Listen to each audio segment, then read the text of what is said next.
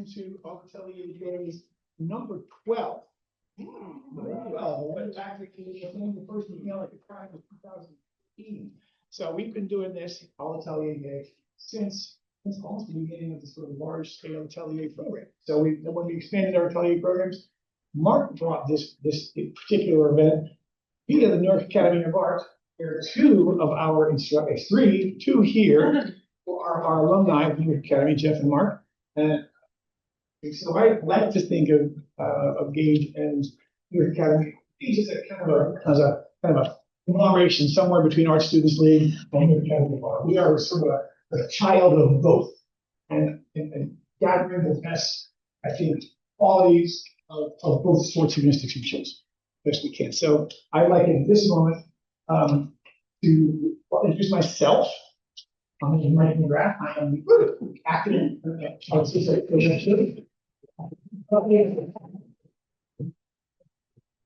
I am taking the stand for Gary tonight, who cannot be here, but this was Gary's favorite event of the year.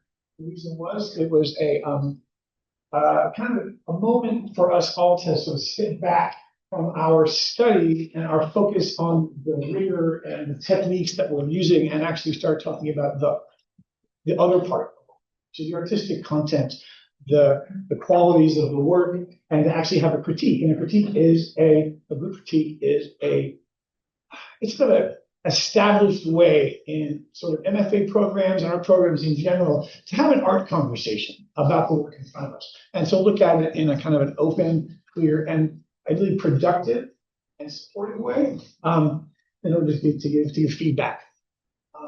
Before we start on that, I want to do two things. If you want to step back for a second and bouncing around on my agenda here to the land acknowledgement. I'd like to acknowledge the land acknowledgement.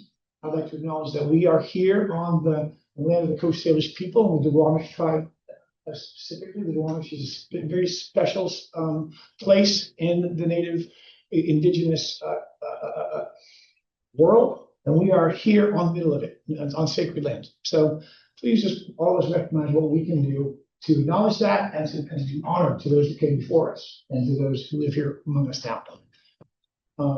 With that, I wanted to have a moment to talk about.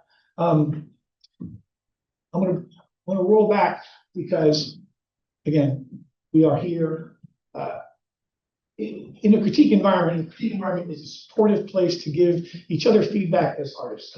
I know it's sometimes a high stress environment if you're displaying, but really, we are honored that you're bringing this work to us, really, honestly. And so for you to show yourselves this way is just great. And I just think that this is a way of sharing what you're doing with your colleagues, your cohort, is a way of learning about each other and what's valued. And I also want to acknowledge, we have a special guest here today, Kim Powers from the New York Academy of Art. And then this is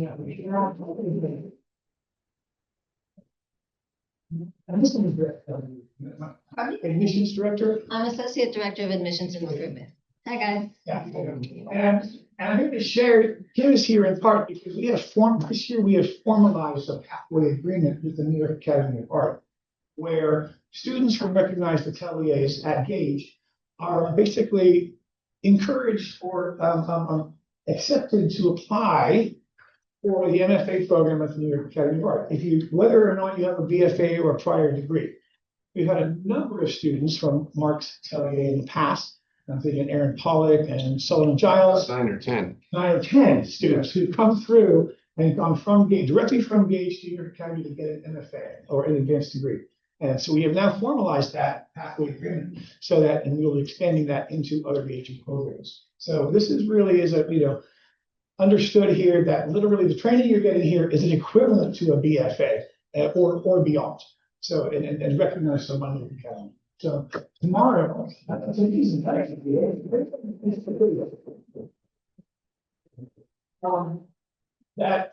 tomorrow, Kim's going to be having a portfolio review for anybody who's interested in showing work and having a conversation. Is it 11 o'clock? 11:30, and I'm also going to present about the Academy and the program, so you can hear more about it. What about the Academy tomorrow at 11:30 at South Lake Union? Yeah, room 113. Room 113. Print drawing room. Environment, exactly. So I really could, I would have gone to Cadigan. I really would have gone. That was my other choice, but Seattle also called, and Seattle, was a little closer. So, but I still wish in many ways that I had been successional film. So thank you for being here. And the other end, so I'm gonna I don't want to talk too much, a little housekeeping. Everybody knows probably that we've got 15 minutes between each student, 12 minutes for critique, 3 minutes for shifting out. We have 17 students today. We'll go till about 12, 15, I think it's 12:30 we have lunch. 12:15 we have lunch. Come back here at 1 o'clock and wrap up. Ideally, we stay on track. We should be done by around 2:45, 3 o'clock. Okay, so during that time, the other pieces of my students are encouraged to talk about their work, but remember, the longer you talk, the less feedback you get. So it's also a hybrid event, so people on Zoom, we're following up with all the attendance challenges of hybrid events. I think we're doing great this year so far. We also have, this is our student lineup that we'll be seeing going through here. And I also now, I believe, I'm not going to introduce our atelier directors because many will be introduced as we go, but our full cast of 7 atelier directors are here. And then we have one guest panelist, which is our usual to have a guest panelist. And this year, our guest panelist is Grace.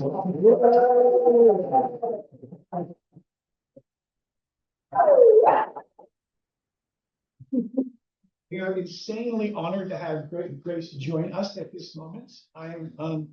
I personally, because my friend Grace, I've had the great pleasure of watching you grow as a student artist in the classical atelier in universities. First doing master copies, I remember, in the hallway, and then later on, I had the honor of having you in a long crochet class with Paul. A year-long crochet class and dove deep into anatomy. And from there, Grace had really charted a really spectacular career, early career for Grace, but in the 7 years or so since it's been, you've really been kicking it up. You're a lecturer, you're a teacher, you're a multiple exhibitions, solo, multiple public arts pieces, as well as most recently, as probably many of you know, the official portrait of the governor of Washington State in a competition that was won. Part of the competition.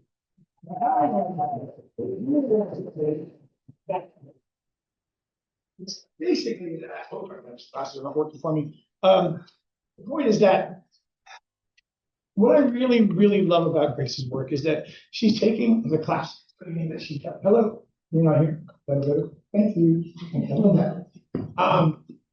She's taken the classes and training that she received here and brought into it critical thinking and really a deep sort of incisive analysis of what it means to be in a body, to inhabit different sorts of bodies, and what that experience is. And so to take this and use it as a tool for exploration and for I don't want to say even expression, but really about I just want to say it's a smart, honest, vulnerable, and kick-ass kind of work that you are doing right now. You're really, I think when I look at your photographs, you're not just representing your sitters, you're really allowing them to kind of shine through. Their life was coming out of here. And I just find that to be just the way to go. And you're doing the other thing that art really does best, which is making us see and question and think about what we're seeing. And not only are you doing this body work, but you're expanding into printmaking and installation. You're really just expanding into other sorts of media. And that's what I also love. This is not a you don't stay here. You're moving. So the final things that I think Grace is a restless, uncompromising warrior for social justice. Wow. I am not joking. You truly are embracing the idea that art can and should change how we see what we're looking at, and therefore change the world. But we, Grace, you are the quintessence of one element of what we're trying to help create and Gage, which are artists who are changing the world. Thank you. Thank you, Grace.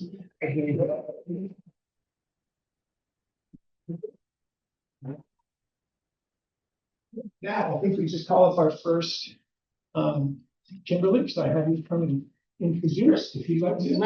Let things up. Need some help to set things up. You can see one will be the first three ateliers, and then we'll go into months. Okay. Yeah, it's a heavy. Nice. The projector can be turned off for more. Yeah, projection. Exactly.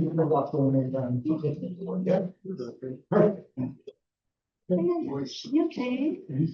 And Sue's going to have it. I'm going to say here. And say what you'd like to introduce yourself or have somebody introduce you. I'm Kimberly Trowbridge. I teach the Modern Color Atelier with co-director Ashley Johnson, and we are so excited to have incredible artist Lizzy Rives, second year in our program, presenting her work for you. So Lizzy.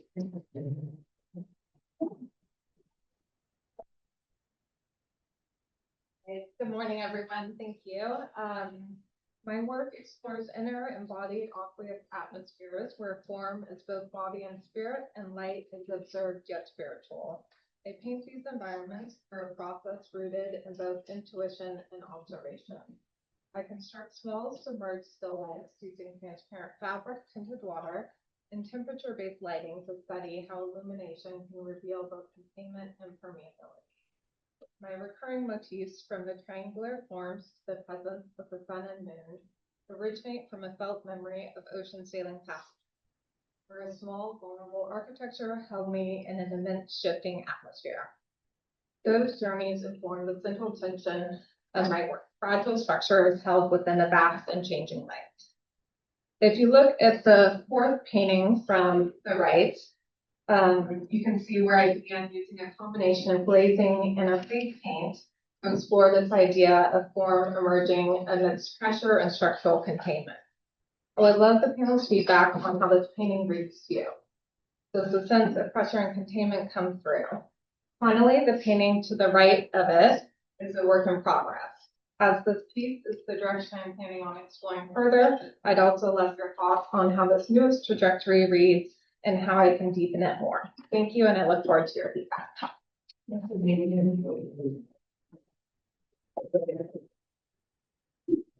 I'll remind instructors to teach your voice or a microphone because they have a hard time hearing.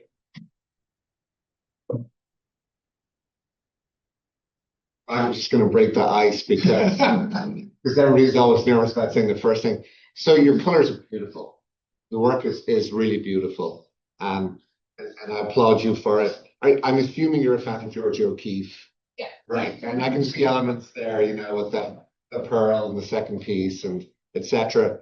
But I do think, I think it's a great way of bringing symbolism into still life. I think we all forget that the still lives, they're replete with symbolism. They always were. Like if you look at all the Dutch masters stuff, it's all about sex and death, right? And so you're continuing the tradition here in a very subtle way, and the lighting is lovely.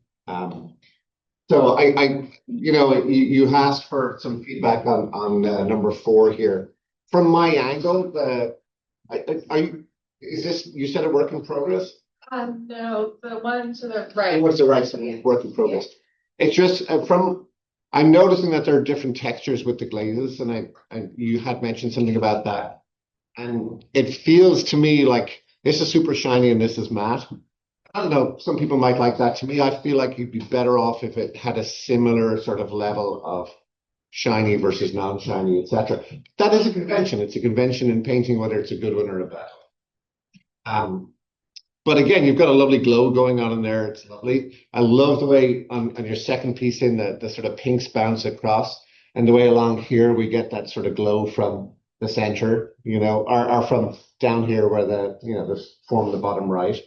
It does also look like, I mean, there's pieces in here to me that look like there's kind of elements of human form in there. I'm not sure how obvious you want that to be or not, but I like it. I think it's, it's always interesting. I think for me, the main feedback is like, A, it's beautiful. B, I would play with that sense of glowing light more. And then play with the idea of whether, you're pushing and pulling the form as the space, whether you're keeping it representational or not, or just playing with it. But you have hit something with the light, and then you can decide how abstract you want to make that. Yeah, I would, you mentioned something about environment and space, like maybe space or not. But that's the question I sort of have for you is like how much you want to represent space or not. And I feel like there's a bit of a battle to like, are we trying to push some depth, or are we purposely like eliminating depth altogether? In some of these, like it's sort of maybe stuck in between. And I don't have the right answer off the top of my head, sort of how to remedy that. But that would be a question I would look to try to answer. This far left one seems to have like eliminated that sense of space and form, and so like that feels like you landed on a decisive, whereas it like sort of in limbo with these couple here. The fourth one, I actually like what the glazes are doing to kind of play with that, like when you see in this upper, look at that disappears in there. Ooh, that's and it's so satisfying to see that glaze of like that rich, colorful green dark to sort of send that back in space in the way that you're kind of like, electrified that edge, in a really fuzzy way. So those are really cool, things to play with. I'm just overwhelmed with color, and it's great. It's very satisfying that way. But yeah, the question I would try to answer is like how, what is your relationship with space and depth? Yeah, particularly love the colors that you got going on in this one right here. It just feels like really blowing and harmonizing together. I think I would have two suggestions. Actually, let me back up a second. I also really love how you're combining organic and geometric forms together with your compositions, and it seems like that's a theme that you have going on a lot here. I think the two suggestions I would have is to like go into a laboratory of sorts and do like a line of studying.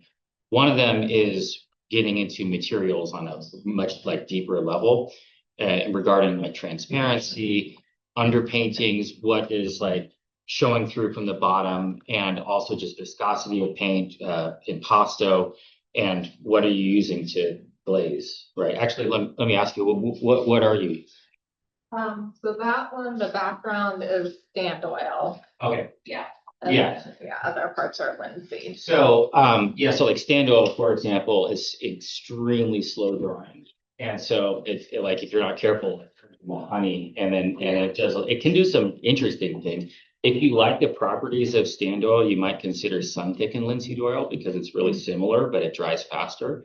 But there's a lot of, in terms of creating transparency, there's a lot of different ways, a lot of different materials that you can use for glazes. And I'd also suggest there's in between, it's not always just, okay, one veil of color, which you're doing here, which is great.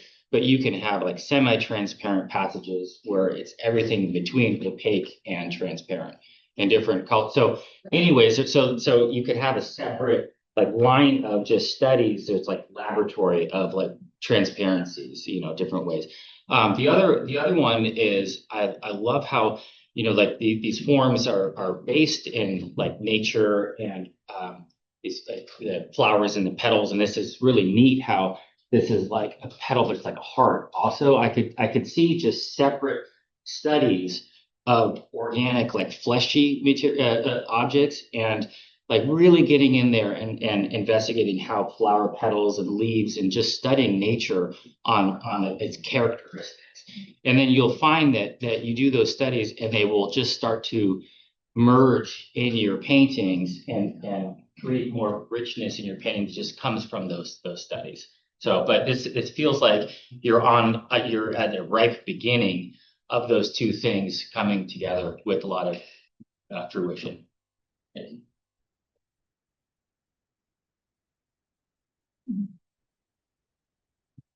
Yeah. The microphone. Lizzy, these are so beautiful. The color is out there. Okay. Yeah, beautiful, beautiful color. I really respond to the fourth one from the left. I think that with the glazing or this transparent layer in the front, and then this kind of vertical and horizontal division of space and triangular division of space, I feel like it has the most depth of any of these works. And I'm loving the small study underneath the work in progress. I think both of those pieces with the high contrast value structure really, for me, are the stars of the show, along with this one here, because the color contrast is so vibrant. And I love the strength in those pieces. I wonder how important it is to you for us to read these as body forms. I'm just curious about how much you want that to come through. And I think what I hear from other folks is like, how much of that representational element do you want to be part of the story? Yeah, so do you want to crank it up more? Does that need to be more frontal? Or are you interested in the more formal spatial elements?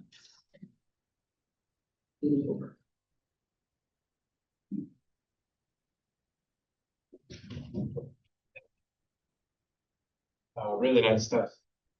One thing I think about a lot is trying to get the most variety while keeping it unified.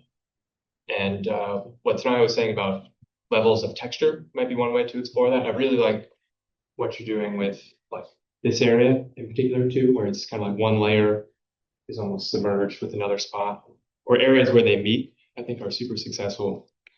And I would encourage you to keep building on that, where you can kind of speak to those levels of depth where those kind of sections meet, and then incorporating texture into that as well.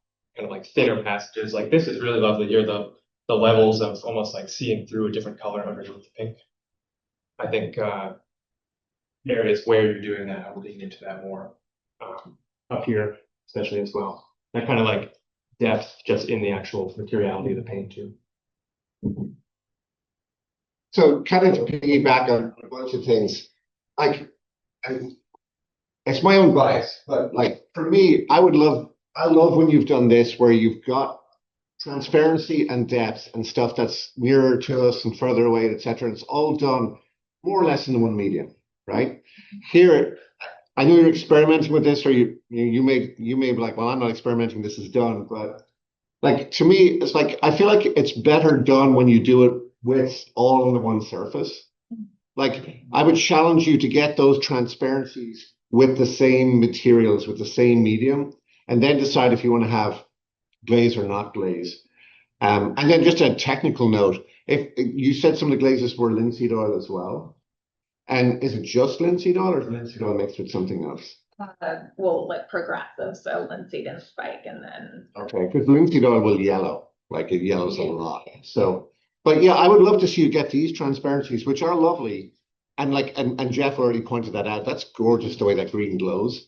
But to get that and you captured it in paint and it's enhanced by the glaze rather than using the glaze to kind of try and get to transparency, if that makes sense. Thank you.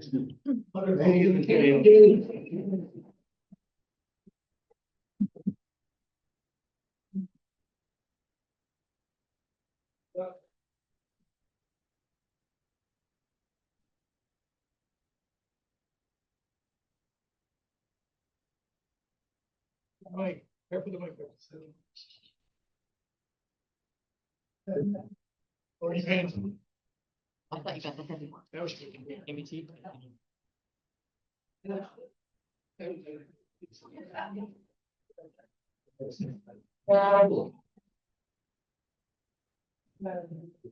Yeah, well, I could say, well, they were true, like, I don't know. Oh, that was the.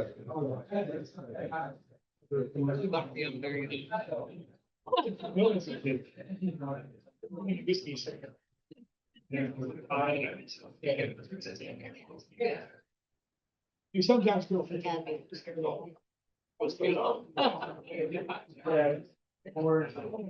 That looks all the different lessons.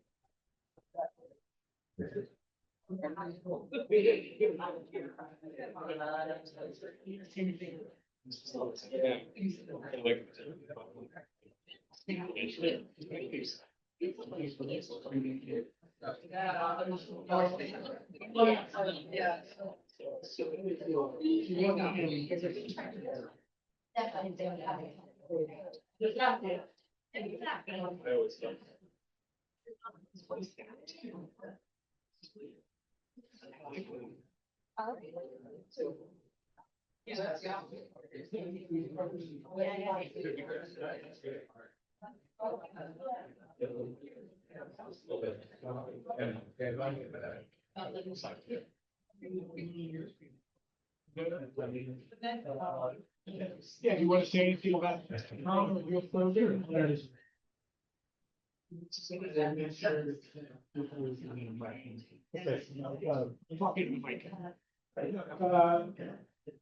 My name is Jeff. I run the drawing atelier. And one of the exciting things about the program is we have sort of a landing place for graduates of the atelier called the Advanced Drawing Seminar, which is what Tom is in right now. He studied with me for the first few years of my program a long time ago. So this is Tom's current work he's been doing in the seminar. Yeah, thanks, Jeff. This work is basically what I kind of enjoy doing. I go to my personal self and say, I like construction workers. I was in construction for a while, and if I'm walking around the city and I see construction work develop and stuff, and lollygag around. And long before iPhones, I even took pictures of them. For whatever, I had a camera with me, and I took pictures of them. And so it's fun to come back and be able to draw them. The other group on the other side, the far right, again, that's kind of a personal thing. I commuted from Bainbridge Island to Seattle for 40 years. You see an awful lot of people doing a lot of funny things. And this just started as a group of them and grew. And then the two in the middle are, one of my favorites is Charles Sheeler. And that the green silos to the left for him. And the small one on the right is just a scene that I saw almost every day walking across the ferry.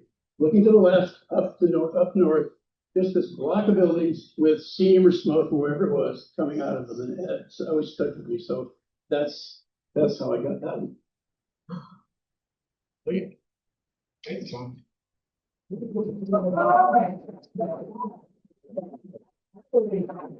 I would like to take a moment because I never get to lead off because these are like these guys who I'm enthralled with these. I love you so much and what you're doing. George Siegel, the sculptor. No, look up George Siegel, the sculptor, especially these guys over here on the right, the FDR Memorial. Students take notes for it because it's just that sort of that mise en scène, these sort of genre-painting people in life and becoming art objects or art worthy of consideration. And so I love the negative space that they're creating. It opens the question. The only, I know these two guys here. The one on the second one on the forward side here like this, I know there's something going on there. They were carrying something. and I don't know what it is. And I feel like it just needs a little bit more indication because it's just like, it's only right here that that's happening. It's the only place where you're doing it. I want to see more of that. So it's just like, it's just almost there, but not somehow quite. So it's a mystery, but but that's, I mean, that's the only thing that I want to think. Everything else is just, excellent. So, thank you. Yeah, Tom, so wonderful to see the work. Thank you for presenting it to us. I'm really attracted to the groupings, the abstraction of the individuals or larger unity or shape. Really, really interested in those. I'm also very attracted to the layering and the texture that are happening in the two smaller sort of city scene ones, the urban scenes. And that relationship with the materials of drawing, with the surface of drawing, to me, I'd love to see that in some of these bigger ones, not necessarily integrating these into a specific context, but some kind of relationship with the page a little bit. I find the white space in the page not working a lot of the time in these bigger pieces. And so I immediately am going to those and just looking for this kind of atmospheric quality that you start to get in the spaces that the larger groupings are inhabiting. So I would love to see kind of the next round really initiate more play with that larger surface that they're a part of. If I may, Kimberly, the one on the left was a reject. It's a navigation map, ocean navigation map. My granddaughter had This one here? Yeah, had painted on. And then I looked at it and I said, maybe I can do something with this. So I threw some gesso on it, and then I put some pumice on it, thin layer of pumice on top. I would patch, and then I drew this on top. Yeah, and So that level of grappling with the material, I think, is really exciting. Like maybe these pieces of paper need to just hang out on your studio floor for a while. Walk on, them off of a construction debris. I was thinking at a construction site, and yeah. I really like this one on the bottom right here for the similar reasons Kimberly was saying. The texture and the materiality to it, the way you're suggesting the rain. And then also there's more of a sense of space. I think what Mike said is super important with this one, how I think it's still not fully successful yet, but hinting at like, why are these in a blank void? I'm kind of distracted by that. And this one starts to speak a little bit more to that abstraction and, an actual spatial relationship. And then that one does as well. So just having the figures on their own in the blank space, I'm not so sure that's adding too much at the moment. But the way you're using it in this, as well as leaning into that kind of texture, I think is excellent. So again, congratulations. You've done a lot of hard work and some beautiful results. I would echo what other folks have said about the blank space. Part of me likes it, and part of me feels it's kind of gimmicky. But I think in between both of those, there's a real opportunity there for a sort of existential inquiry, right? Yeah. And so, like when I look at these are like actors in a play. Like if you look at the first Doctor Who episodes, right? Black and white, you stand up close, and you're like, ooh, that little lad, so yes. Even though the other guy's 2 feet away and someone can't hear it. But like there's a narrative here that takes us into like humans' thought, isolation, infinity, etc. You could go to town on that, right? When we get to the builders, it's kind of cool, but it's a bit of a shtick, right? Like you see all like building paintings in particular in New York, builders doing this, that, and the other. Although kind of when the guys are in the corner here, I'm like, that could be interesting. I don't know what's going on there. I think about these in a similar fashion. Like, okay, so do you know Jack Vetriano, the painter? Yes, yeah. Right. So anytime I see anybody with an umbrella on the beach, I'm thinking Jack Vetriano, who's a Scottish painter who does work that looks like it's from the 1920s or 30s. But he was actually from the 80s and 90s in Scotland, and he shows so many versions of those paintings and reproductions that he's like a multimillionaire, right? And they're just, they're kind of charming and awful paintings, right? And so these are interesting. You have humans collectively in an environment doing stuff, I would encourage you to, like, I know it's them in the ring, right? But it would be also awesome just not to have umbrellas, and then we don't know what the fuck's going on. Then you've got a bunch of humans standing there, and you can give us lots of information or not. And so it can be a very interesting experience into like human collective activity, or what it is to be the essence of a human mob, for all better and for worse, right? So I think you could play with a lot of sort of ideas that way. I do love what's going on here. You mentioned, was it Frank Stella?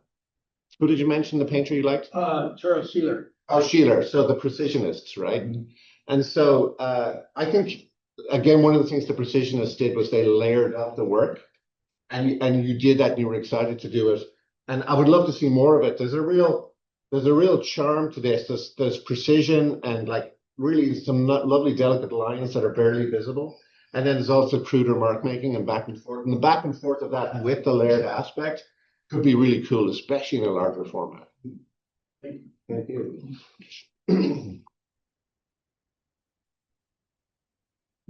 Sure. Thank you so much for sharing. You obviously have really strong facility with your materials. And I think what Kimberly noticed in your textured layering is really, really lovely. The word that comes to mind when I look at everything together is sort of ghostliness.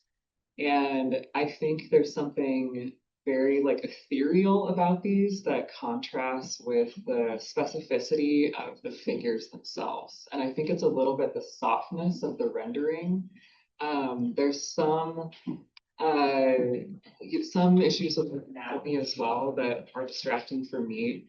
But initially, I really responded to these. I do like the question brought about by the space. And it's true that there are so many artists who work in this genre. I think I'm just curious, like, what more can we do or say with it? It would be interesting to see it like at a really different scale, to see how that might impact it if they were really large. Kind of speaking to like, you know, this revaluation of like labor, right? Working with your hands could be interesting. I think my favorites are the silhouette as well, the silhouette groupings. Yeah, I love the atmosphere in them, and I love the I think they're a small scale, but they have the impact of a sculpture because you're so strong in that kind of rendering. Yeah, beautiful. Yeah, I think these are the sparseness in the context of the workers is really interesting in terms of what's visible and what's not, and what's invisible. You know, we see all the buildings, etc., and then the workers become just an afterthought. And so it's interesting, you know, like on this one on the left, like what are they looking at? Is there something there like, oh wait, we can't see it. And then you know, these over here, it's like it's missing everything except for the people who are building it. You know, so it creates an interesting context, I think, in that regard. I was looking at these and I was thinking the same thing of, well, you're doing a lot with texture and abstraction and like the washes, and I was like, whoa, these two worlds can kind of come together in the sense of like those shadows could be, you know, washes, or you could use like denatured alcohol or different techniques, kind of like what you're doing here. And by the way, like that like discovery you made just because it kind of happened, pay attention to those things a lot. You know, like you look at a palette and you're like, oh, that's kind of a weird layering that happens on the palette. How can I reproduce that, you know, in a consistent way? So I was thinking, oh, these things could come over here, but I don't know. I'm not sure if that would kind of give it too much like pizzazz or something like that, and take away from this kind of ethereal quality that Grace was talking about. So I don't know. I would agree that some of the some areas where I think you want to get like more specific, like with some of the anatomy, and some areas where you maybe let it go and just decide to like maybe this is a little too blurry here. Think about like broad to specific, some areas like where you really hone in on the details and let other areas, because it's all kind of the same resolution. Yeah, beautiful. Thank you.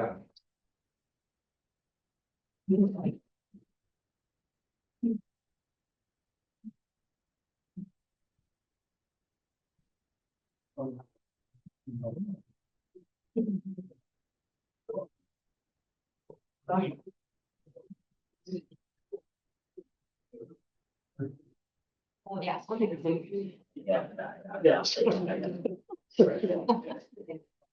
That is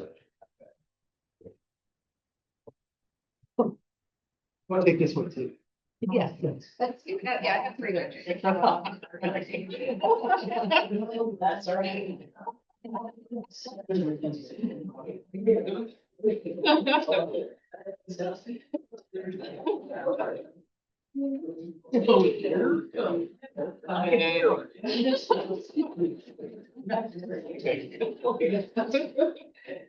It's for you, too.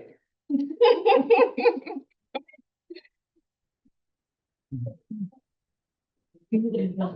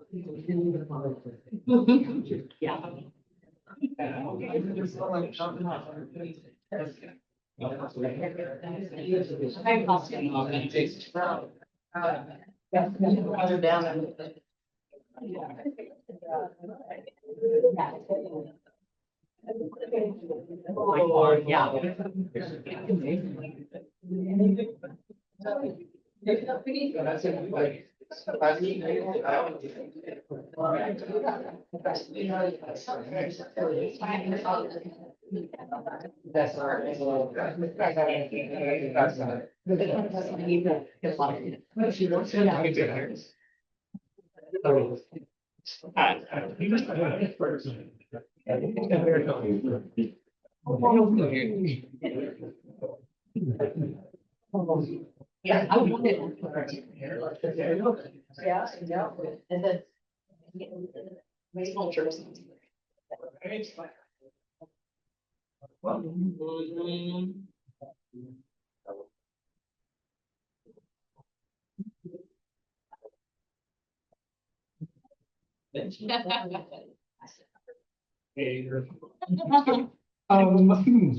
So.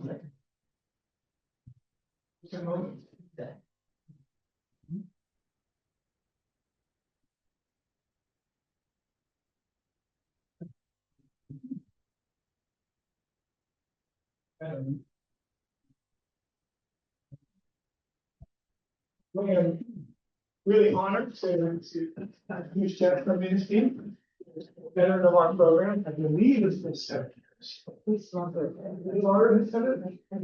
Maybe not. Program it's a part-time program, and it's flexible to depending upon how much you have. A little closer, thank you very much. It's flexible to people's lives. It's an ongoing program. So Jennifer has been here for. The foundation before the Atelier. We were in the foundation program before we had an Atelier. It was the initial foundation program, pre-Atelier. So Jennifer is again, and after this year is her culmination year. So very honored to have this body of work, which you've been working. This body of work is still fairly recent, last 2 years, right?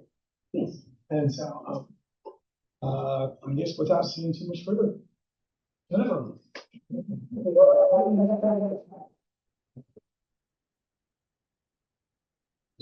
Thank you. It's a scary honor to be here.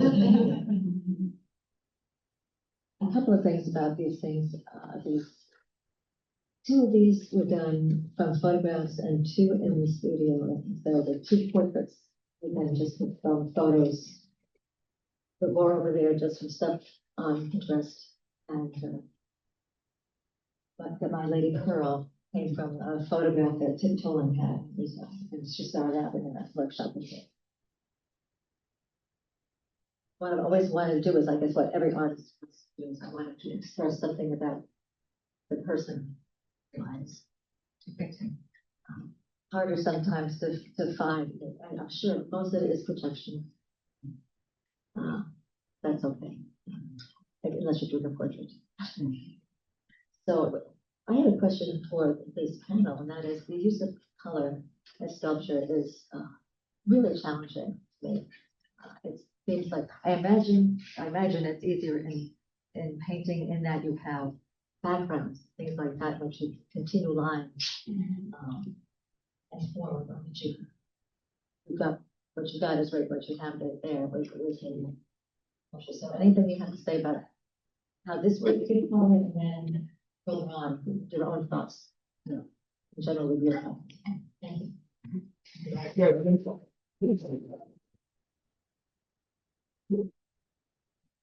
One germane fact: the piece on the right is not fired, so it's just green clay. Meaning it's in its most fragile state, and it's just clay color. So that's part. It's in process. Just so people.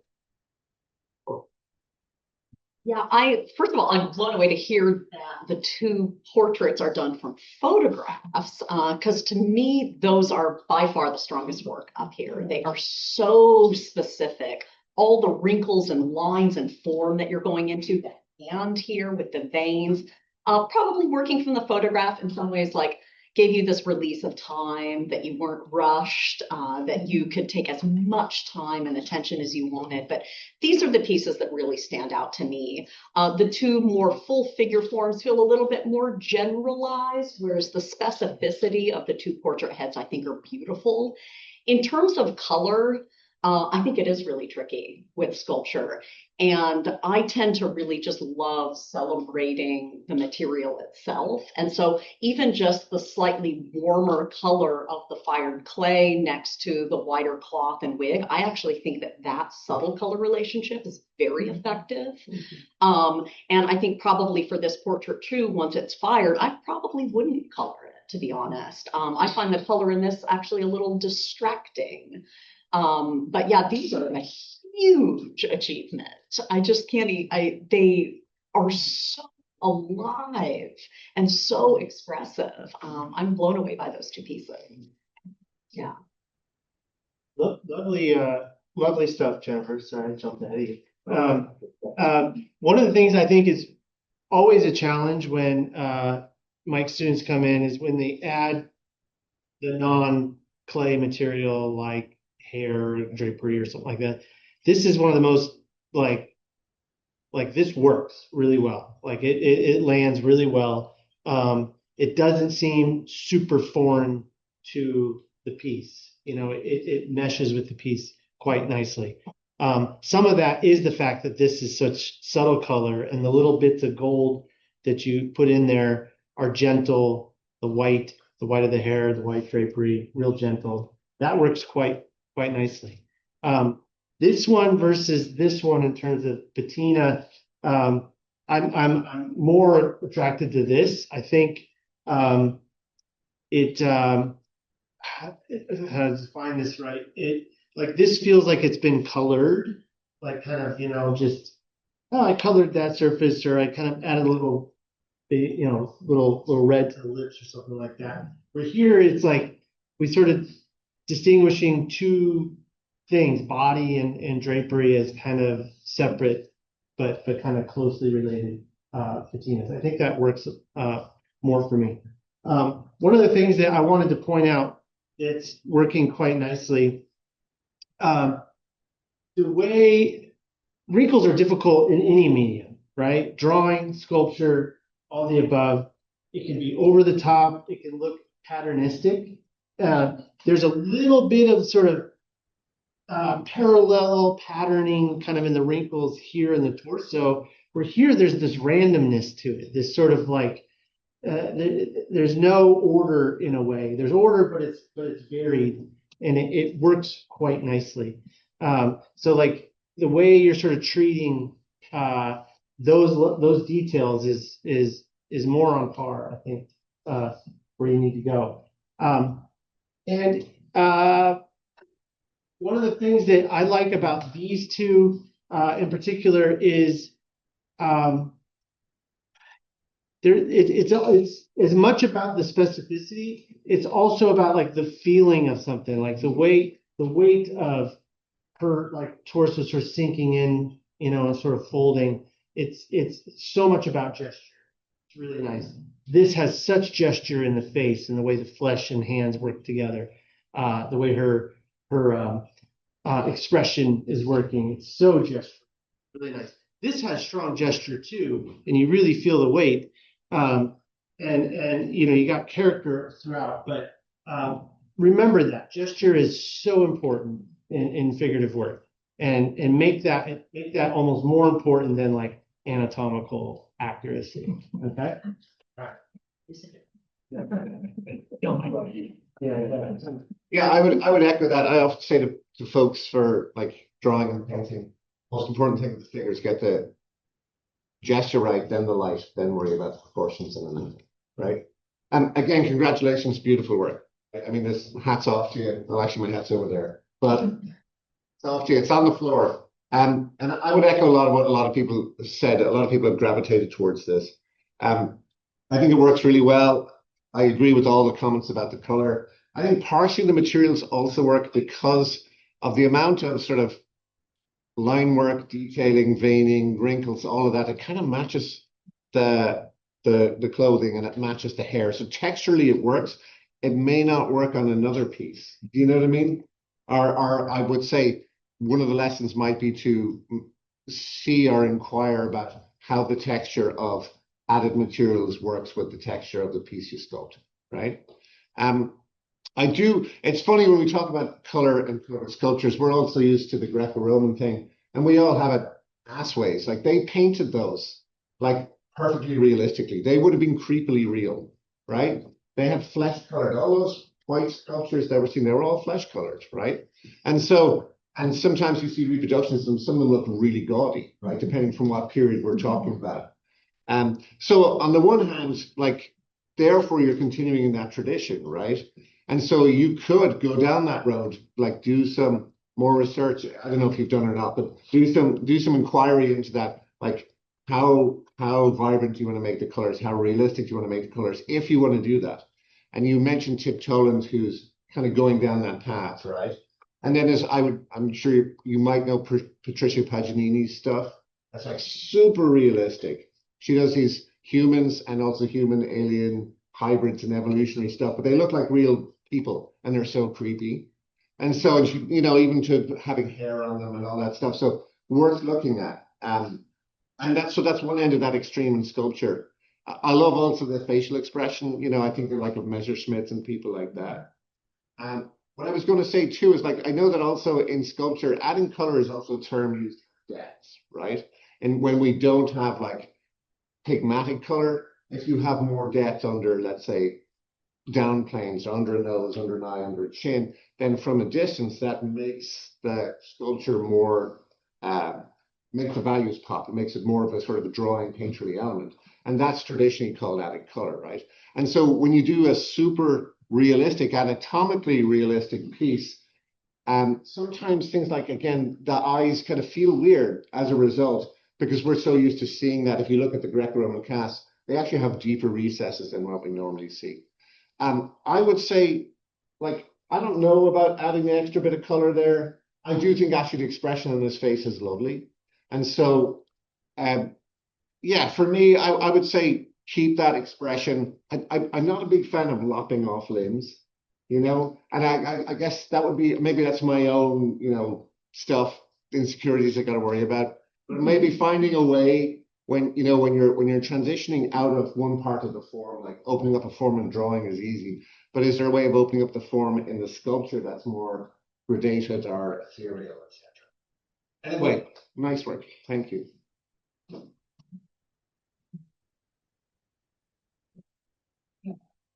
These are just, well, congratulations. I love this auntie in the middle. She is a saint. Well done. I don't know if I have much to add. I think the color response, I feel is like they actually work really well. She to me is the strongest. I love the lightness, little touch of flesh tone makes her feel alive. I think otherwise it would feel a bit like a kind of funeral mask. And then I think the color works really well for this more kind of like the sadness and pose. I agree that the leg lopped off kind of becomes part of the narrative. So something to look out for. But the expression and the gesture is outstanding. And this pose here, we've seen it so many times. It's so well done, and it is part of just this very common motif. So something to watch out for. The color does, to me, assist with that kind of like languid, lounging, you know, and the expression of this like self-contained voice. So I enjoy that.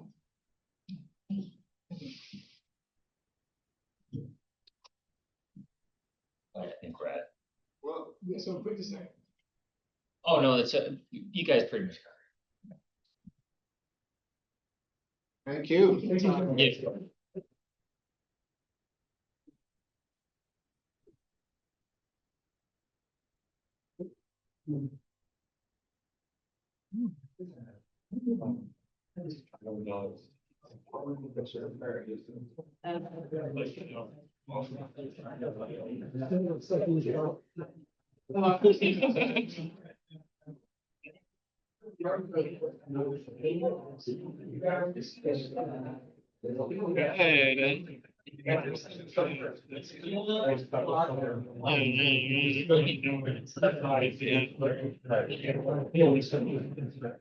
Oh, really?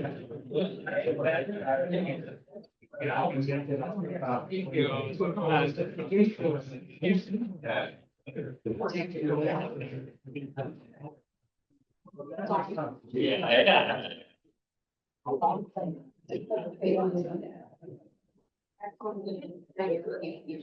That's all right.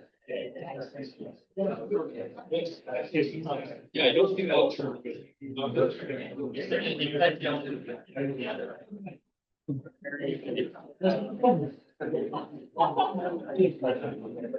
Yeah.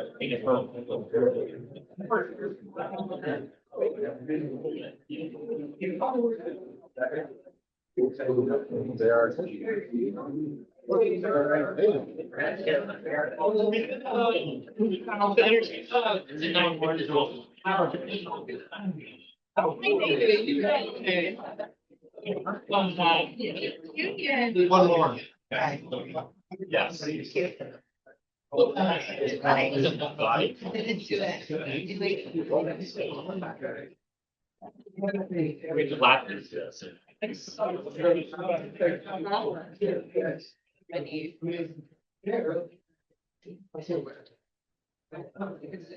Really good studio.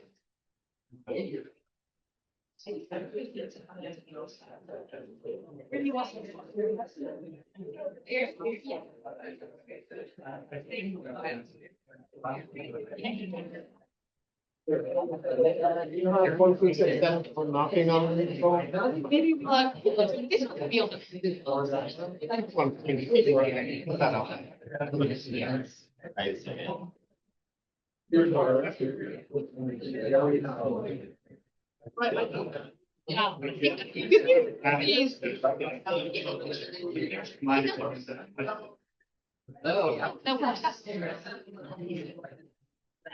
Hello, mate.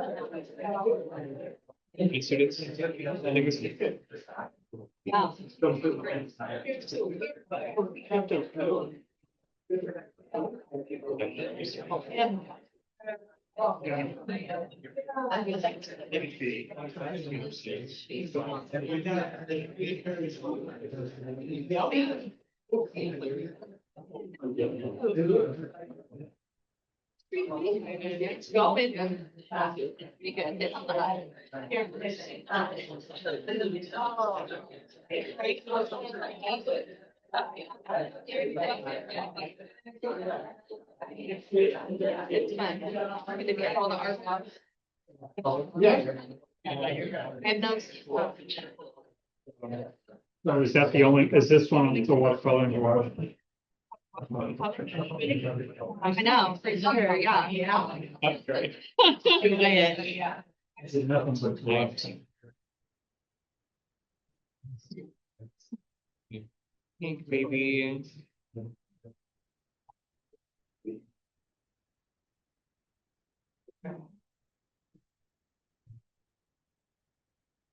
So, folks, we do what it says on the tin, kind of all styles. We do have a step-by-step observational program, but it's optional. My job as a teacher is to find out what the student's interest is and then try and build curriculum around that so it's like you follow your passion and build your skills at the same time. And here's an example of that. So with that, I'll hand it over to you.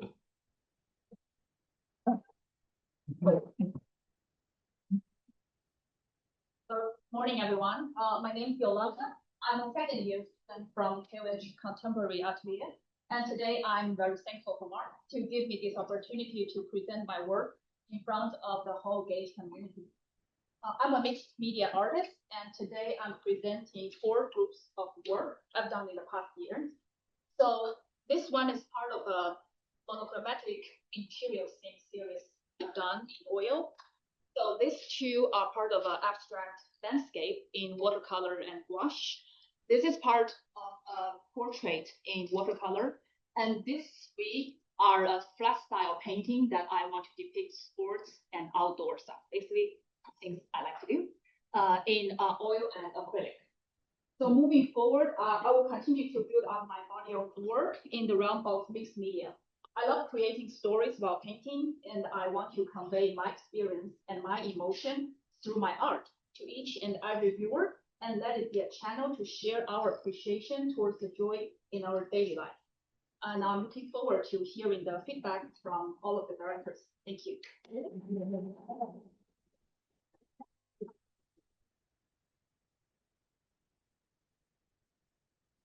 You speak first. Nobody else. I'll go. Congrats. I mean, what a spectrum! Like such a, you know, like you're a shapeshifter, you know, in a way. There's some overlaps, but you wouldn't necessarily look at these 3 and say, oh, that person made that right off the bat. So really applaud you for sort of seeing what it is that interests you. So one of the things I think is a strong element of yours is how you design your rectangles. Over here, especially, very thoughtful in sort of how you are placing your figures, placing the landscape within that rectangle. So really well done with your compositions over here. The far right piece with the tennis players, the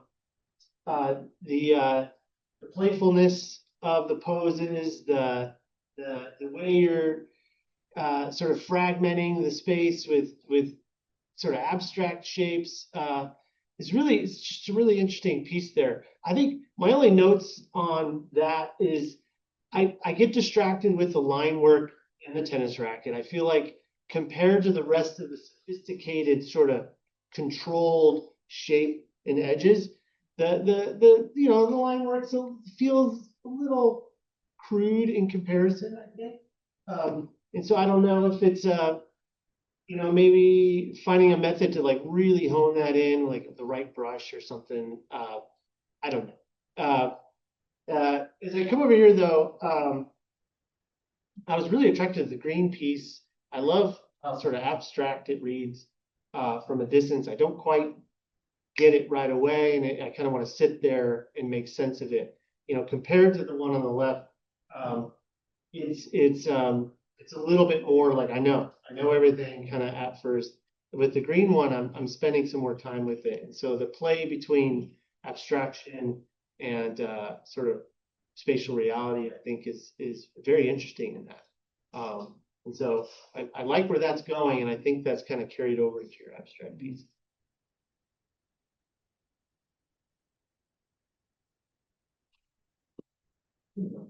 Can I? I'm so excited about the work here. In particular, love these ambitious compositions, figures and landscapes with activities. Love the shape orientation here. I agree with Jeff that the way things are composed and designed is really, really exciting. The kind of more monochrome or analogous tone of this one, having neutrals and warms, but all within a kind of pink purple range, kind of reflecting what's happening here, which I call color key. You're keying it to a specific universe of light and color. You clearly have a real facility with water media. These are, especially the portrait in this one here, there is a real advanced relationship with the material, which these don't yet have. These feel like underpaintings to me. And so also these, like, I love the design, I love the content, I love the color. I get up close and I'm not happy with the surface. That there's something about like the buildup, the level of opacity. There's a thinness to them that I don't think has as much hardiness or richness as they could have. I think this one is starting to get pretty exciting and starting to let the material, the more opaque material, celebrate what it is in itself. And so I think that that's going to be a big part of your journey moving forward. There's a tentativeness here to the way you're using oil paint. You're wanting it to be like a watercolor, and it is not. I am really excited to welcome you into the watercolor atelier next. I'm so excited to add on the concept of temperature, and within these contexts to think about the temperature of the light and color key as a way of really amping up kind of the emotive quality in these.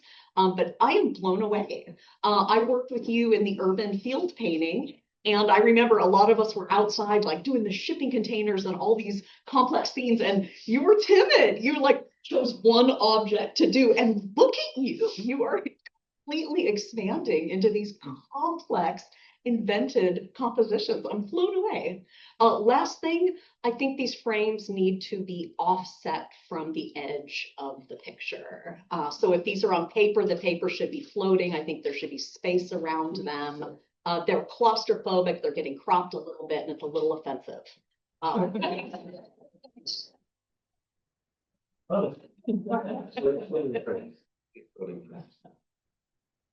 Yeah, I forgot to add, by the way, sorry to jump in again.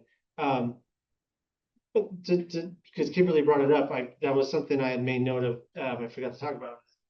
Really, it's more than just the portrait and just the landscape or whatever. It's also about the watercolor, right? It's like celebrating what watercolor does.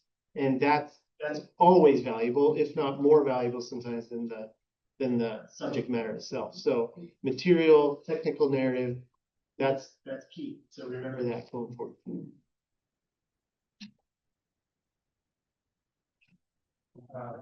I love the sense of movement you're getting in all these, particularly these two. There's such a, almost like the space is breathing. There's a beautiful flow and kind of rhythm to all the shapes. This one has maybe a little bit more variety of colors, kind of moments for the eye to rest. Kind of like the overstimulating components to this one, but it is maybe a little bit like all in your face, like with the areas where you're finding more kind of subtle echoes of the other colors, more neutral versions, might allow kind of a little bit more of a hierarchy of point. But overall, really, really nice. The only thing that this one, the shapes are super alive and flowing. The only thing that bugs me a little bit is this area, the white shorts, and then maybe the cast shadow. I might revisit this, particularly the white shorts, just kind of getting a little bit more specificity to those shapes.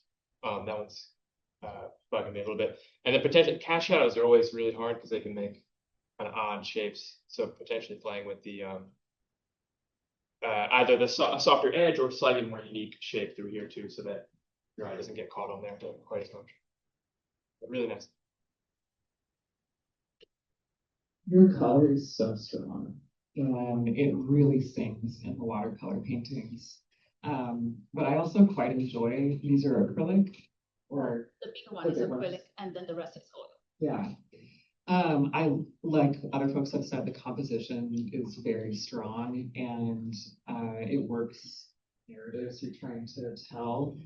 I agree with Kimberly about getting up close, and there's something in the surface that feels more tentative. And to me, when I look at these from a distance, I could see them as designs for a mural or public or making them in screen print or some kind of printmaking that's very flat to just really boost that quality in the work. So I quite enjoy that. Yeah, the watercolors are stunning. I would love to see in your oil in the future, like bringing in more of that facility with color. I think with the limited palette, there's so much you can stretch into that, right? With the temperature. Really amazing color and composition. I think that does help to unify across the mediums. Beautiful.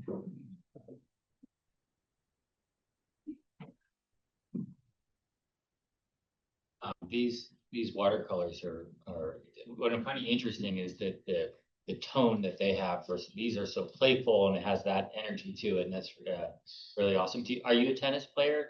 Yeah, I think it's you can feel like the motion that she's slicing it and the ball is spinning down like you know, and it's just like, oh, I'm stuck in the back of the court. It has to get to the front. So there's a real playfulness there, and then these watercolors are very like this dreamscape, and they have a sort of a psychological kind of drama to them. They feel like, almost like this one with the clouds. You're like looking at all these shapes and the clouds in this red landscape. It's almost like this looming darkness also. So it's interesting that these are the tonally they I mean, this does have some playfulness, but it's interesting the range of sort of vibe that you're getting, and so that's fun. Yeah, beautiful. Yeah, and I particularly love the colors that you have going on in this middle one here too, and it's mesmerizing. And I want to piggyback on this. I think you get like, I feel like these are like celebrations in your mind of these activities, but there's a really surreal unease about a lot of them, especially the one with the rock climbers, where it just, I mean, it becomes kind of topsy-turvy at a certain point. So there is a unease in all of it. And I like that. I think that to be just celebratory is wonderful, but to throw a little bit of shade into it and a little bit of like questioning into it actually takes it to another level. And I think that having that gives me more than just a graphic celebration. And I think it's in all of them. There's a little face in the darkness of that tree in the background. It's there. I think you can explore that. Good. I just want to say real quick, I think Jacob Lawrence is a really thinking about. Yeah. And I love that Grace brought up printmaking, because printmaking is definitely something you should. Yeah. Thank you.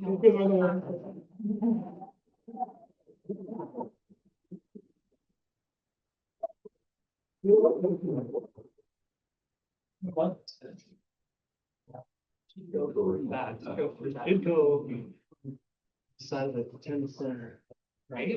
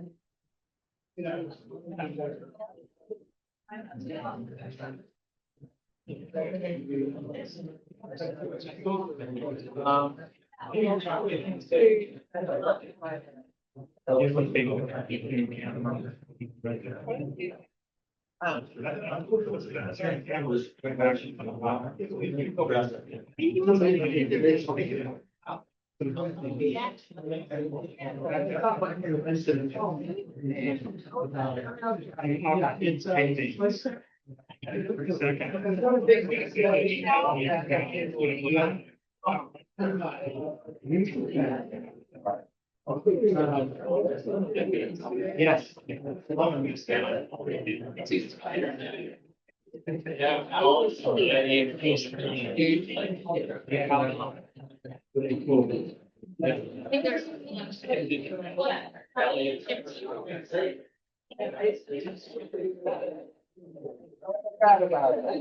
Are you able to screw it down a little bit more? Yeah, that's good.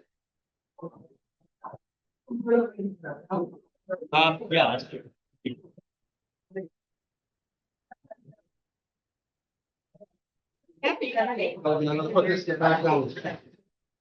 Come on, man.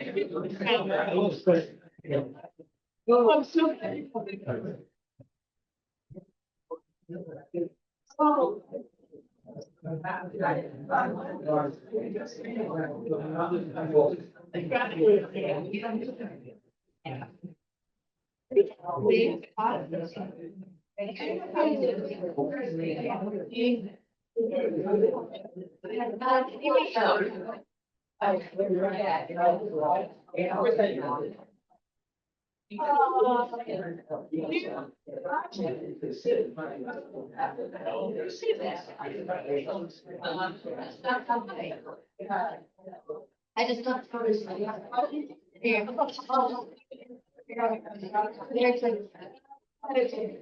Yeah, you are great.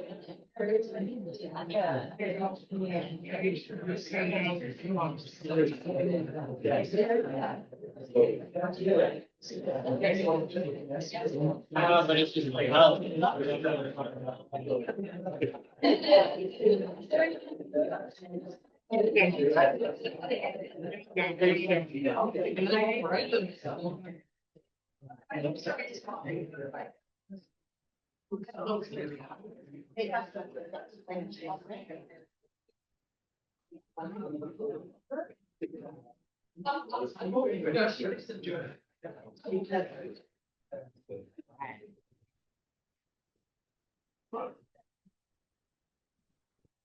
Whenever you're ready. Okay, am I into the mic or just speaking? If you talk towards the sound bar, or just or the microphone.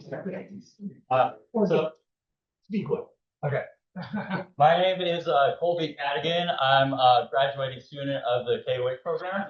I work mostly in oil paints. I like to do animal portraits, but try to incorporate some sort of like narrative element to it.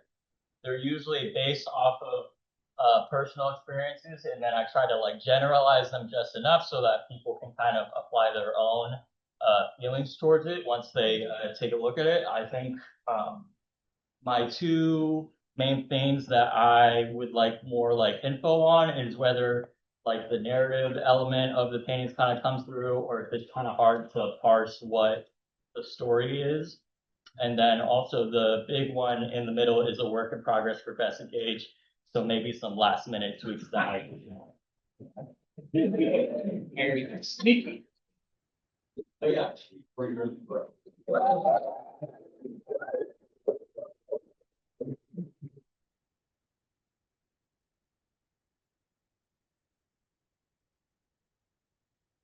These are look at. I am really blown away by the layered narration and color choices in each and every one of these. I think they're really, really exciting to look at. I'm in particular interested in the three here with the cats. Love the blackout of the cat, kind of clawing at perhaps the projection on the wall. Super interesting tiers of space. Something that seems to be a theme here is real life, digital life, analog versus digital that we are all a part of right now. This one in particular really spelling that out. Something that's starting to happen in this one, the one that you're saying is in a little bit in progress, that I'm interested in is the space that's happening between more the foreground cat versus the background cat. There's a bit more sharpness here versus a softness there. I'm not totally sure where the leaves are. Are those closer to us? Should those be sharper? And same thing here, like edge quality is kind of homogeneous. And so I'm wanting a little bit more push and pull over what you want to pull forward, what you want to push back. This one I think has really interesting difference and variety in edge quality, the sharpness of the graphicness of the bedspread versus the softness of the cat behind. This one here of the doorway with the chains has a richness to it that the other ones don't. And I'm not sure if you're maybe using a different medium or if you're varnishing that in the way, but I'm wanting some of that deep, dank richness, especially in the darks on these paintings, which kind of fall a little bit flat or a bit dry. And so that's maybe something I think that could really enhance how we're reading these spaces. But I really applaud your narrative layering. It's exciting. Yeah. On the technical side, what Kimmy was just talking about with sort of a flattened feel, I think you have a lot of opportunity in this to get these like super colorful,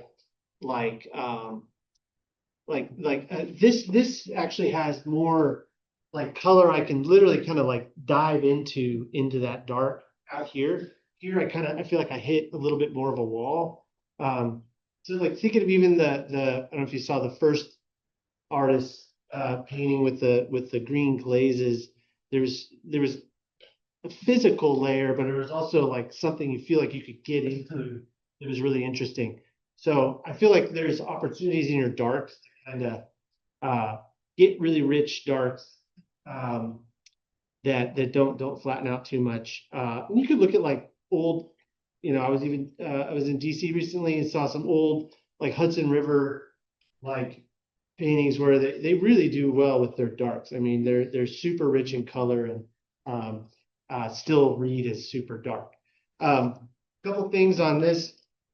The intensity of that color and the glow that happens in these pinks kind of outweighs what the phone does, so it's like there's a little conflict there, but whatever. That's sort of beside the point in a way. This like anxiety level starts to like really ramp up.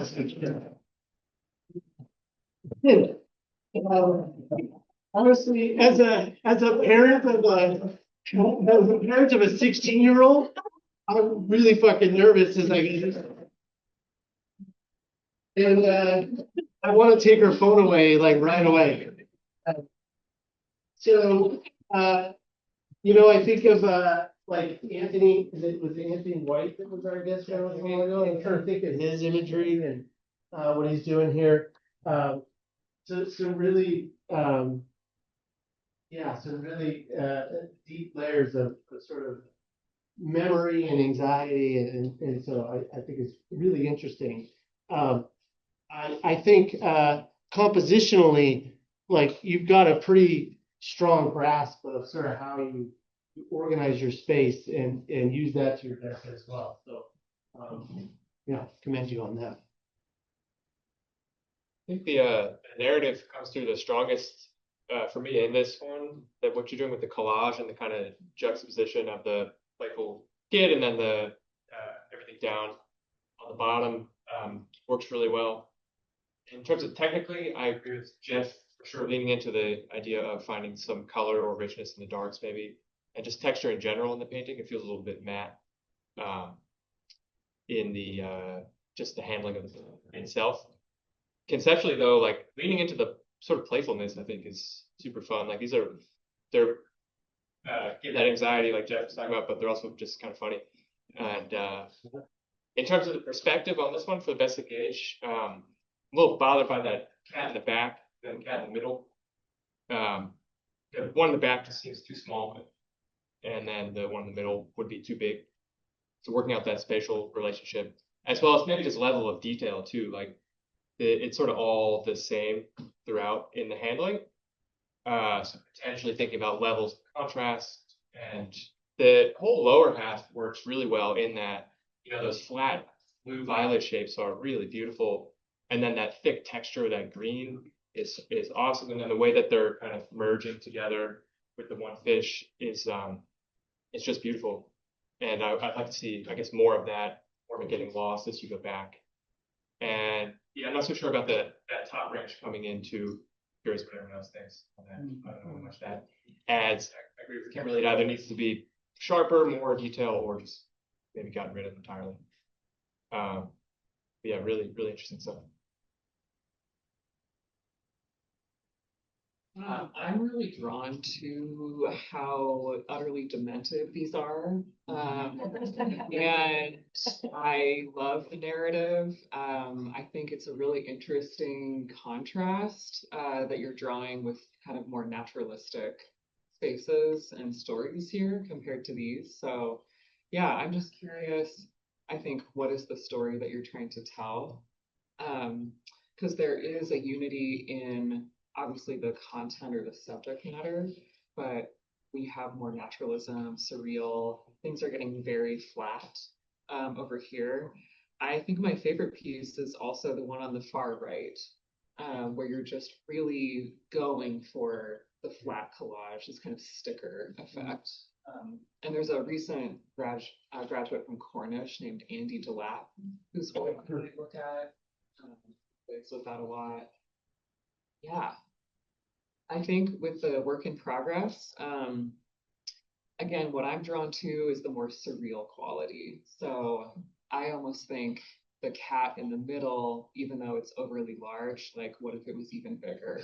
Like what if you take some of the elements over here and really crank it up in this painting? And technically speaking, I agree that darks are feeling very flat, even in the pieces that you are wanting to be more naturalistic. So introducing a lighter, more saturated color would assist with that. But yeah, I love the story. Well done. Yeah, I think you have a really good knack for storytelling here, and just in the sense of it's like telling a story, but it leaves room for the viewer to complete it in their mind. I mean, I'm with this one and with this whole like, oh, birth of the internet, here we all go into the belly of the beast. Whoops, click, gone. And then this one over here that also is like trapping yourself in your own room, and it's this creature, and it really feels like the storytelling here is this one and this one really is captivating and is suggestive, but leaves room into it. This one for me is maybe a little on the nose, and I know that you were asking for narrative advice, but my advice in terms of the narrative is thinking very much about how form meets function, how like flatness versus all the technical stuff is the means, the vehicle in which the story is delivered. This one on and then the cats over here. This one you have to look into it a little bit more before kind of finding the story, but then you sit with it, but you're like, oh yeah, it's to me it's like going to sleep and you're on, like you need to be talking to somebody to fall asleep, or it's a video call kind of thing. It's a little, I don't know if that's what it is, but it's it has that aspect. The one over this one on the left because of the visual kind of chaos of it, I didn't really even realize what was happening, you know, with these like cats like pawing at the screen. Like it took me a minute to figure out what that was just because of the kind of the compositional stuff. This one on the cats, I think is really fun with that one in the back looking into viewer. But just kind of, I agree if it was, you know, spatially it's kind of caught in between realms, and then either you'd want to like lean into it and make it huge like what I think Grace was saying, or make it a little bit smaller. But if there was more leaves and that it was like hidden more behind, it's peering at you through these leaves or whatever, you know, it's like, oh, there's the predator, you know, kind of thing. This gentle one over here, and so it's like possibly hiding it away a little bit more. Well done.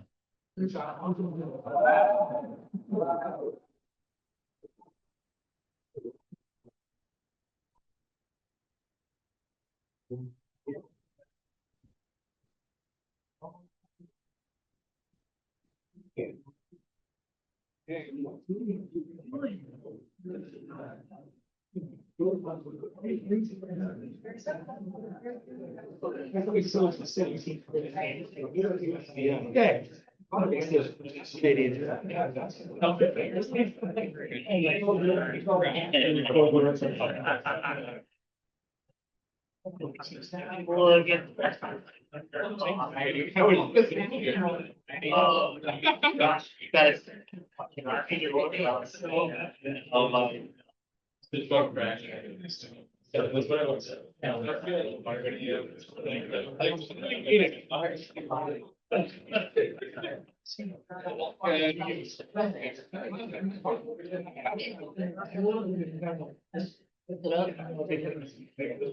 And you need a board?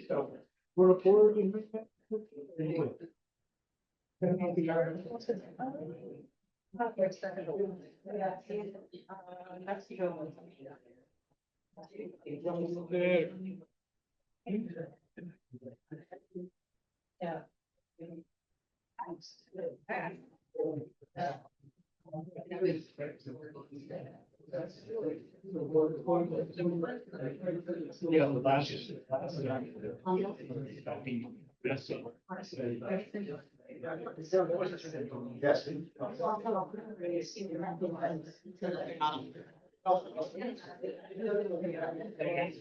I request to raise them up a bit. Good evening. Oh, I'm Robert Meredith. We'll just raise them up a little. You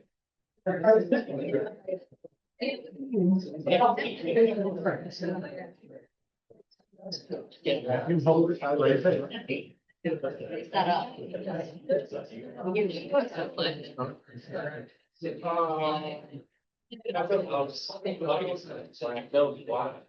can hold it.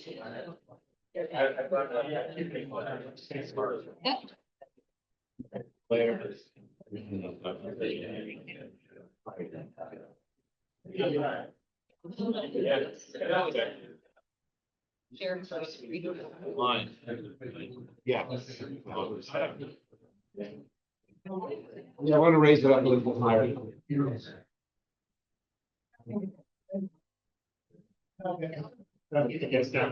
Yeah.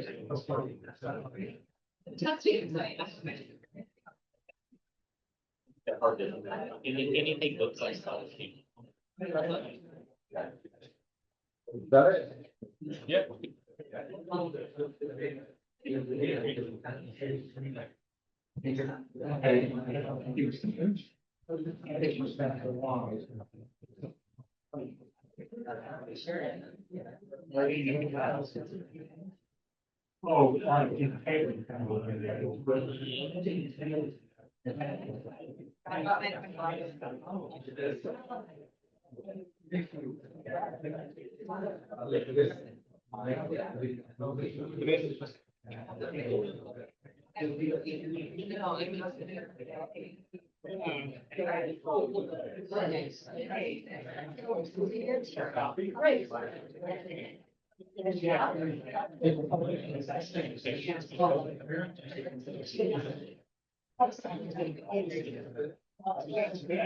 That's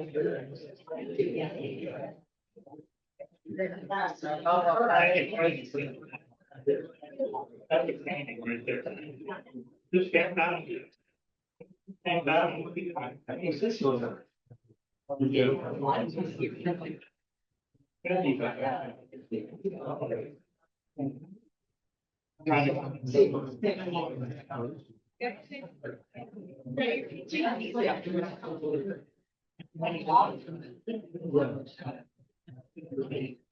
Really weird is flowers. Because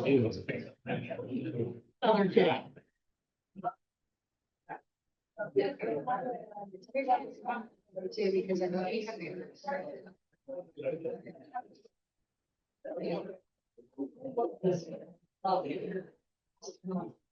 yeah.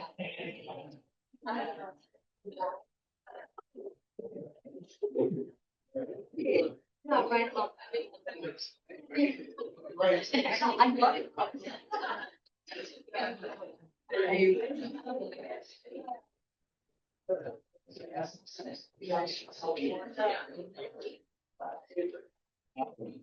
Yeah, I think you can.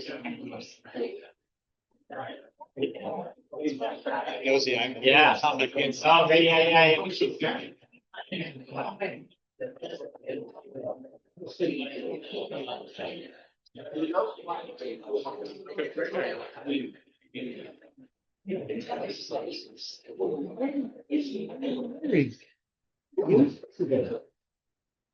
Okay, folks, we're ready to start off. Some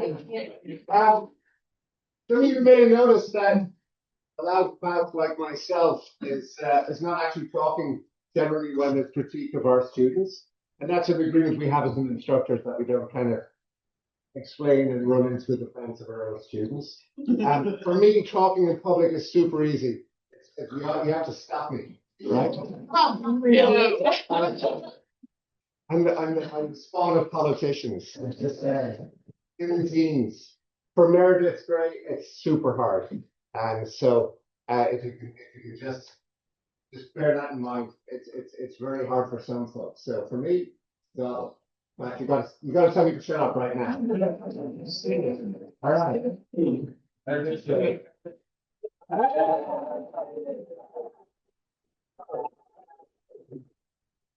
Hi, I'm Meredith-Gray. I have two first names that always confuses people. I'm from the South. I got my BFA 20 plus years ago in photography, and I came back to painting about 8 years ago, and I tried watercolor for the first time.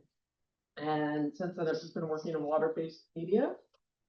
And for the past 3 years, Mark has been really gracious and just let me experiment while I figure out what I want to make as a body of work. And I finally kind of figured out what I want to start doing. And I'm at this weird crossroads because I think I actually want to do it in oil paint. That's brought up like a lot of conflicting emotions. I really like to paint about things that are emotionally connective and hard for people to talk about. And I really want to paint about grief and loss and nostalgia and the occult. And yeah, I feel really torn because I've kind of just been doing studies and I'm chomping to actually do things narrative and expand and make bigger paintings. And now I'm like, oh, I'll have to relearn a whole new. So that's been really intimidating. But thank you for your time and your insight. And oh, sorry, I should also say these are chronological for my first year. And the one on the end is it's literally, I just started it. It's an underpainting that I've just started slapping down. And the images that are printed are paintings that I'm working towards. I will be making, will be much larger. I want to do a lot more figurative work and fantasy. Yeah. Thank you. Yeah.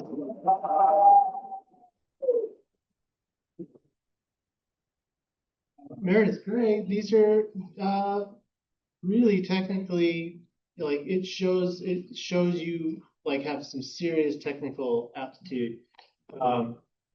And quite amazing. Don't think of it as like learning a new thing. It's expanding upon. It's like enriching it, and like, so working with oil could change the way you think about working with water-based media. It could change the way you think about drawing, and like that's all really good for you.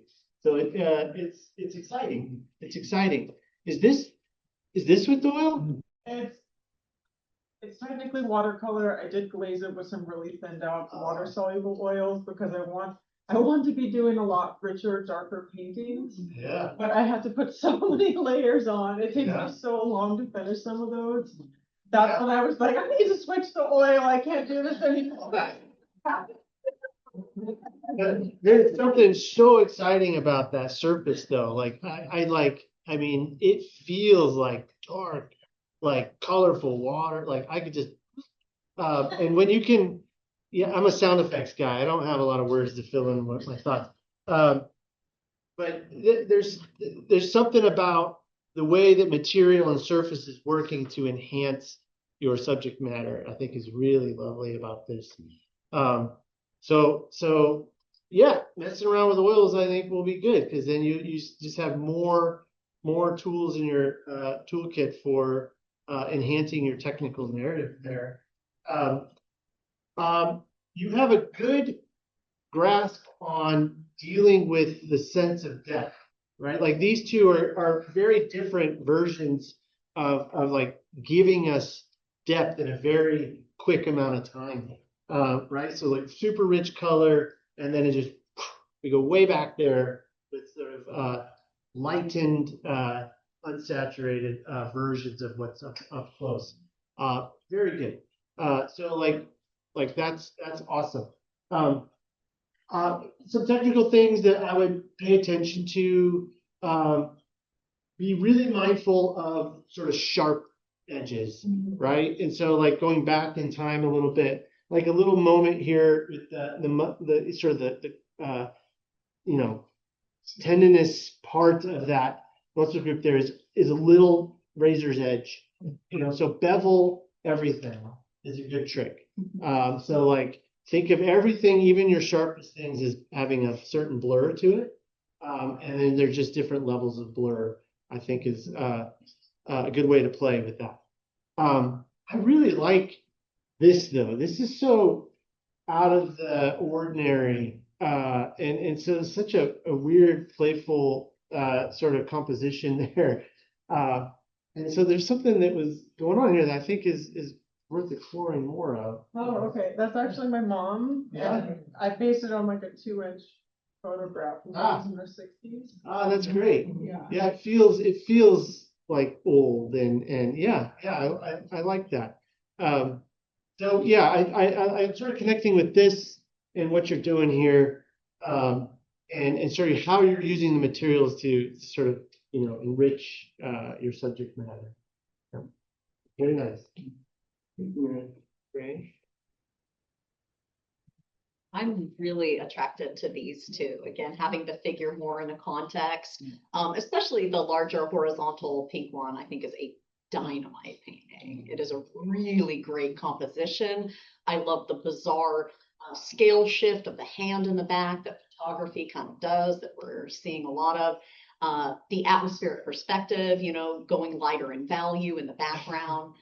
But honestly, overall, like I'm really interested in the marriage between a really linear, technical, illustrational way of rendering and a celebration of color and texture. Is really interesting to me. Like that we have this sort of softness in the same composition as the really technical linear stuff here. That's really beautiful handling. And so it makes me really excited to see what is going to come when you start playing with oils a little bit more, having rich, slightly more painterly passages, but also having this wonderful specificity that is incredible. And that's probably going to be one of the biggest challenges for you, if jumping off into oils. But at the same time, one of the great things about being a contemporary artist is we have so many tools available to us that you can do a water-based media painting and do oil glazes on top of it. And that it can, a lot of contemporary artists are working in acrylics and then adding oils on top of that. So that might be a fun kind of middle ground for you, sort of in the same way you're using the water-based oils here to start to explore that territory. I love that areas here, like Grace and I were pointing out, just the sparkles here and kind of the wetness, a little bit of the tongue and the lips. And so again, it's like these moments of different textures, I think, or like dissolving into the water and then coming up. I'm thinking of someone, is it Madeline Dahl or Marilyn Turner? Yeah. It's like all the like shiny diamonds and lips and tongues and just like richness. And that's coming to mind for me. Yeah, beautiful work. Excited to see the image down here again, more figurative, more space. I think more is more for you. Yeah, these are like vignettes. I want to see the epics.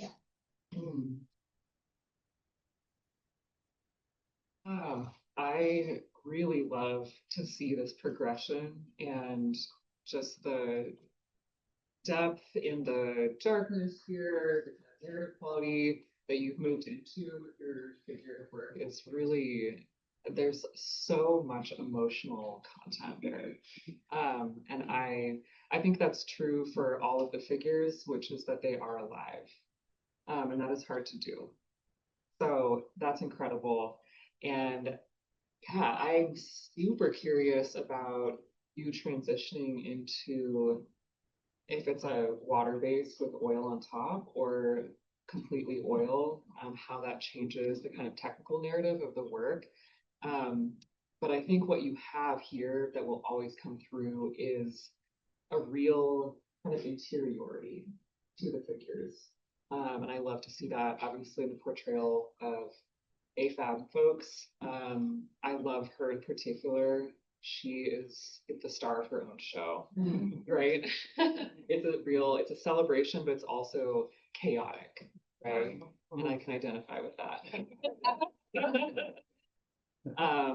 And the pathos in this one is just pulls you in. So I think continue to explore your compositions, become more complex. And yeah, it's just a wonderful celebration of that emotional content.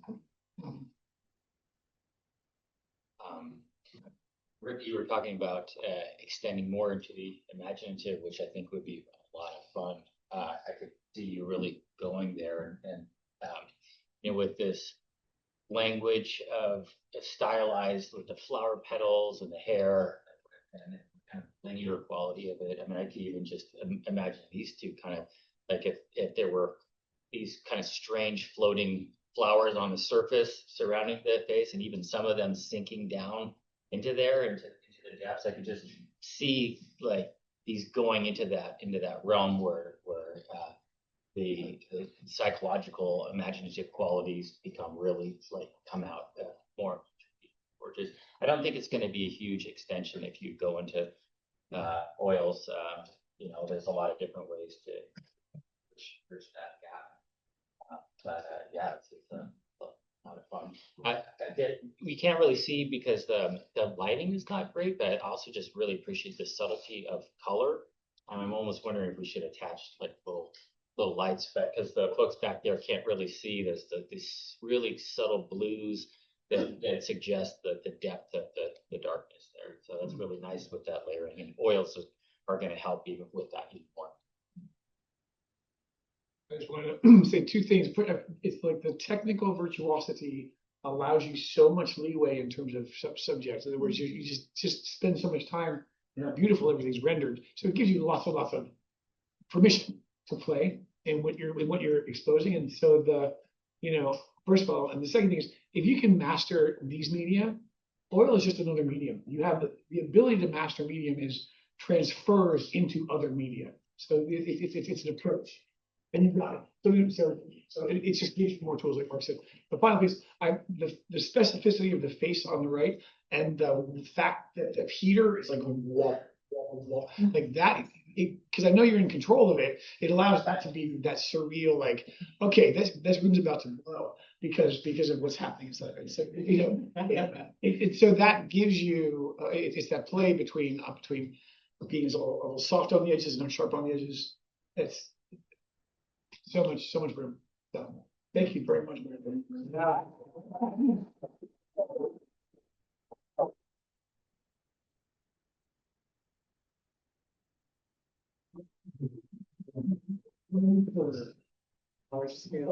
Like sure, yeah.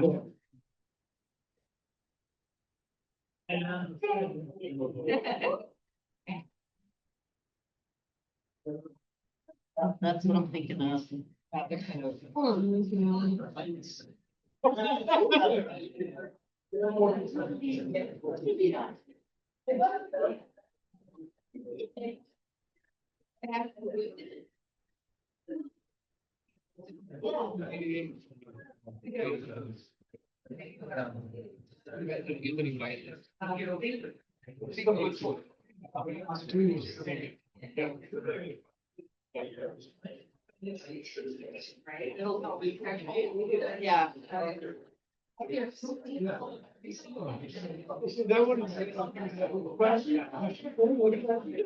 No, I'm ready. No. Sorry. We're seeing Gary in this last period.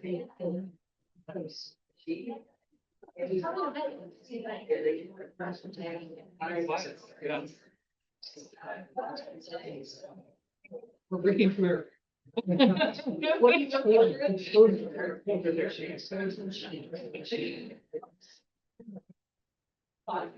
No worries. Thanks.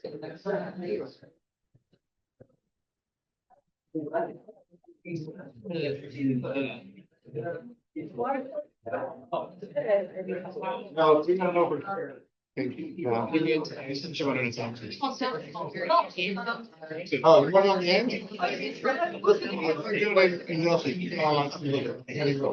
And that's on the end. Right, that can go there. We want that straight in. Be there. You connect with me on lady.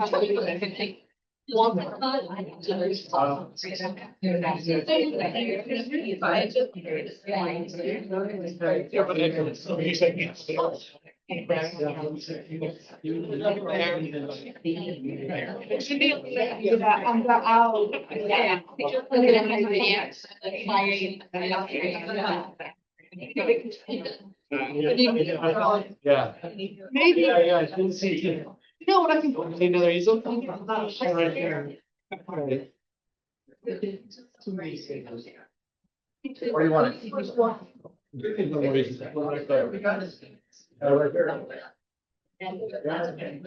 It's up to you, Alex. Why don't you push her over there and we'll have the booth here? Anything. That's a mess. I don't know.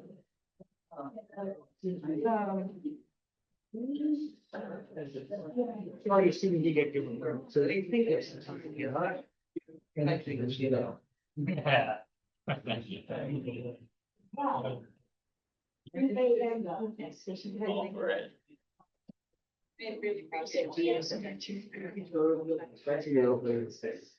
Yeah, okay.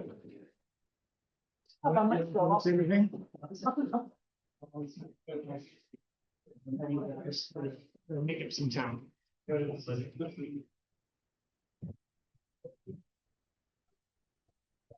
Yeah.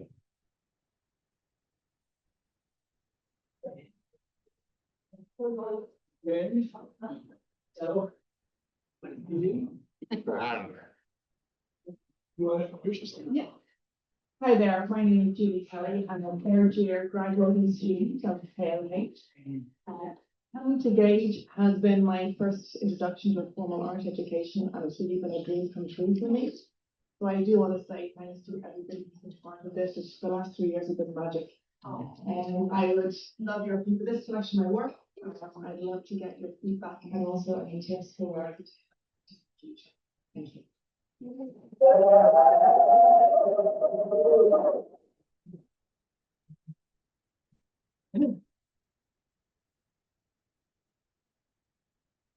Hey, I'm jumping in. I hate that. That's what you say it. Julie, I'm excited to see this body of work. I love your energy and I've loved working with you a little bit. The two pieces that stand out above everything else by quite a ways are the portrait here and the owl.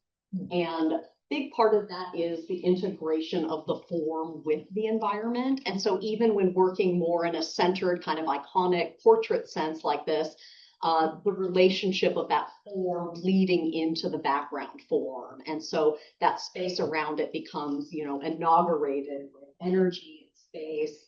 I think the color in the owl painting is really exciting. And so everything's very centered, right? Every single one of these is in the middle of the thing.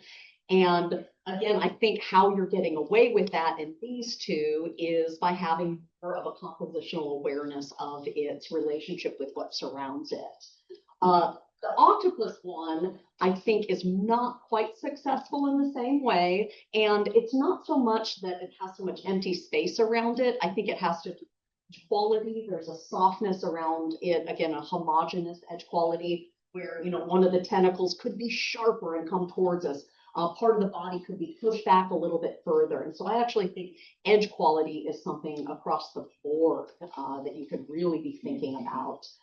That coupled with your relationship with materials. Are these in oil? Yeah. Yeah.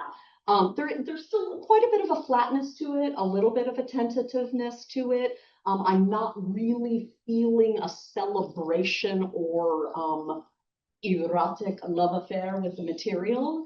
A little bit in the feathers of the owl, I'm getting a little bit of that. And I'm saying that, and it's funny, but it's true. Like, you're going to use a oil, let's do it, And so these two pieces start to have a little bit of that going on. And I guess I just really want to support you in your journey of, again, more is more. I said that to the last artist as well, like that these are vignettes. The owl starts to be part of a larger context and story.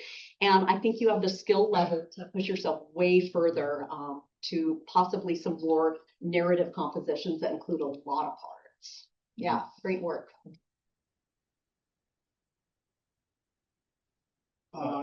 To kind of go a little bit into that, I'm looking at like this one here, a little bit how it happens a little bit in the owl too. The use of that red is maybe overused is the wrong word, but like I want to see more of like this other stuff kind of get over it and on top of it a little bit, and it adds variety. And so you just want to be careful not to like kind of repeat the trick too much throughout. And so like even in this piece here, like maybe there's variety in that sort of red stripe. Like, is there a way like it shifts in its like tonality or sort of green get up into there and mix a little bit? You do more of that in like a couple of the pieces. Both portraits are sort of done that way.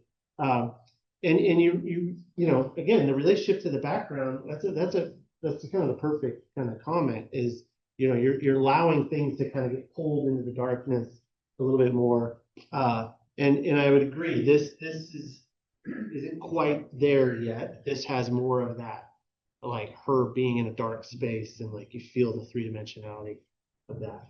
I would look at how you can utilize light that way. Like I think this is going in a better direction for how you utilize light to sort of shift us around form and space. And I feel like you kind of got a little bit more punch to the light there, and it kind of gradates away. Like I feel like a couple of these could just, you could get some of the stronger light sense of light pulled out of that form, like you do here. Right? Looking at Rembrandt or something is sort of the magician for that, sort of like how light reveals form in space. This is a tricky one to kind of do. An octopus doesn't have that sort of Rembrandtian light. But edges are your friend. Edges are your friend for that, right? So what Kimberly was talking about with edge variation can really be helpful for that. Yeah. very different.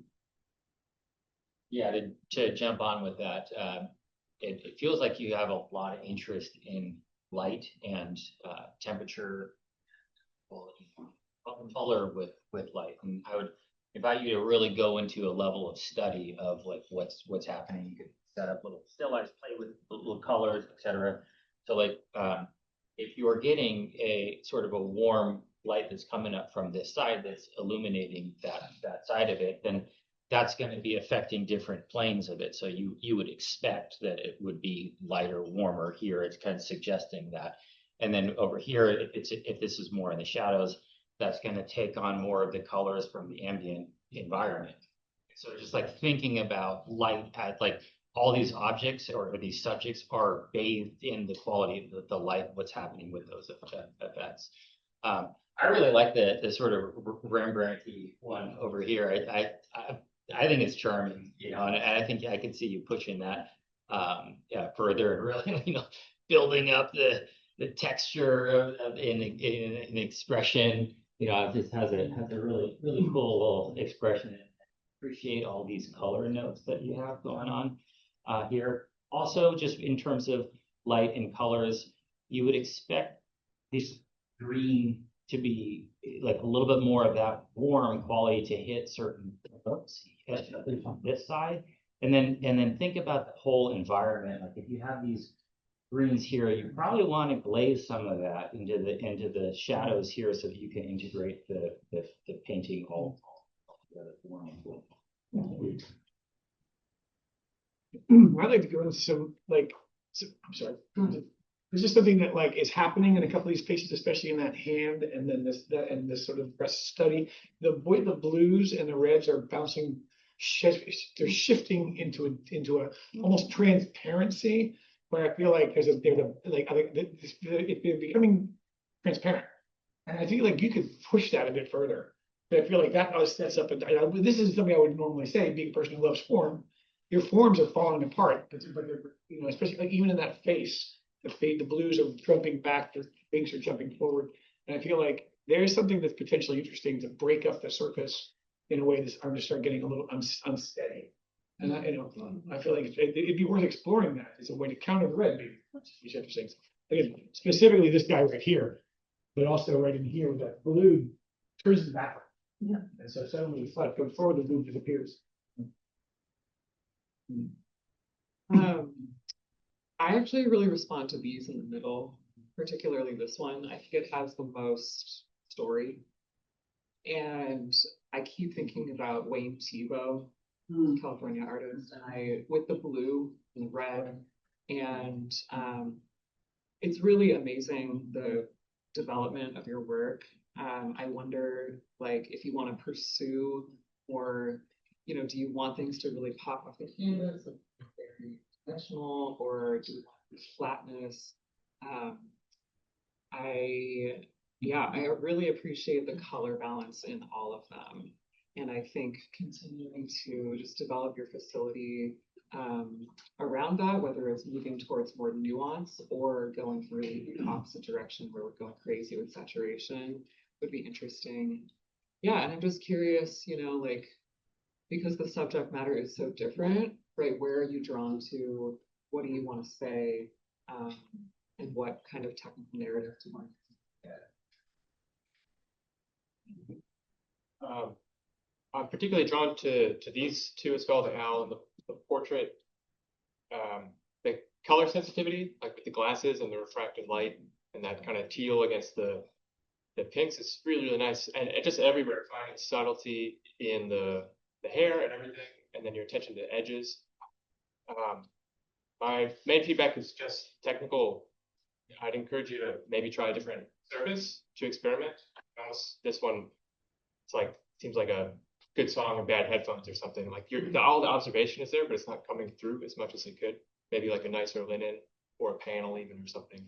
That kind of like cotton surface, maybe it's the varnish or something. I feel like I want the materiality to show through a little bit more, either with more impasto and more thinness, or just letting that color get showcased a little bit more with a different surface.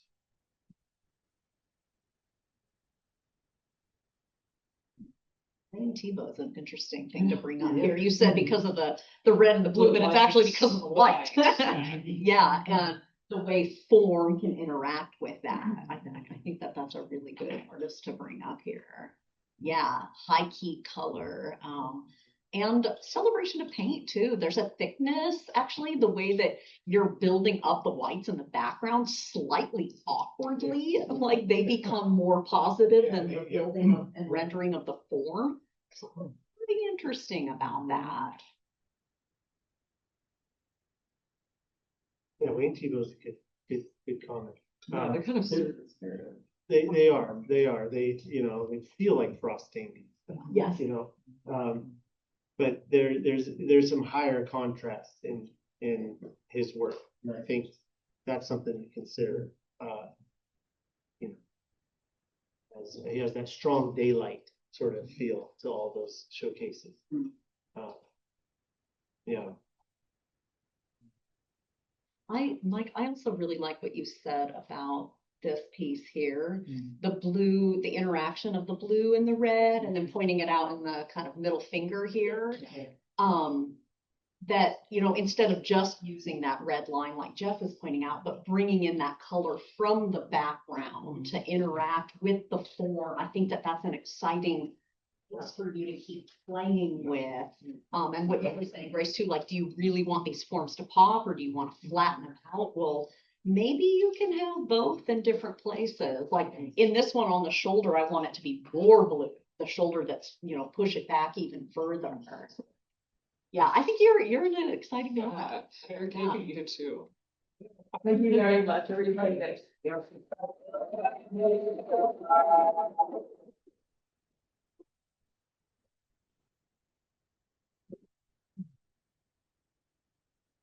Well done, too. You can come in.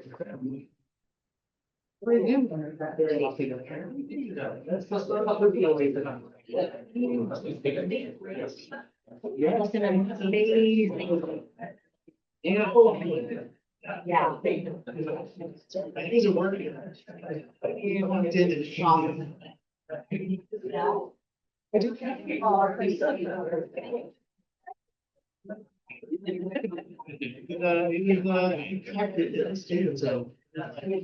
Oh my God, you should bring in the big one.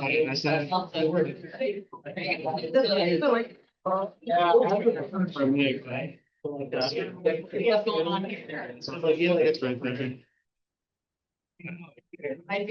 All right. Ciao. Mark wants to go big.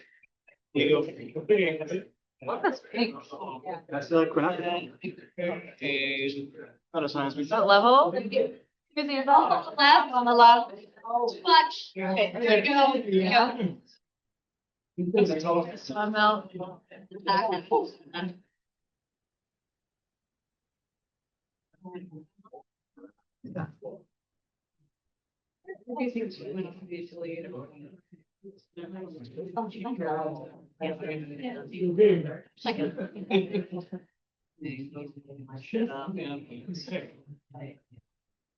She's been doing that for years. Yeah.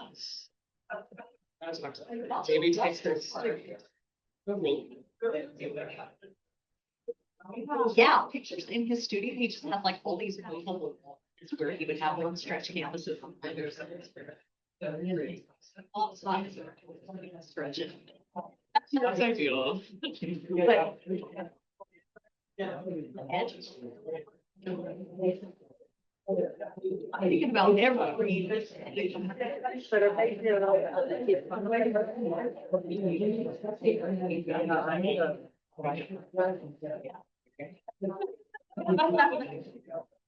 It's so very, very that.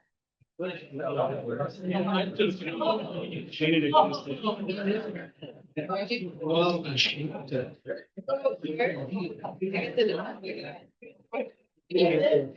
thinking maybe I'll take.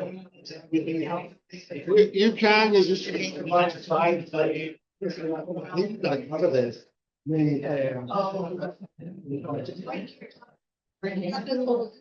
Oh, can you bring this over? Oh, yeah.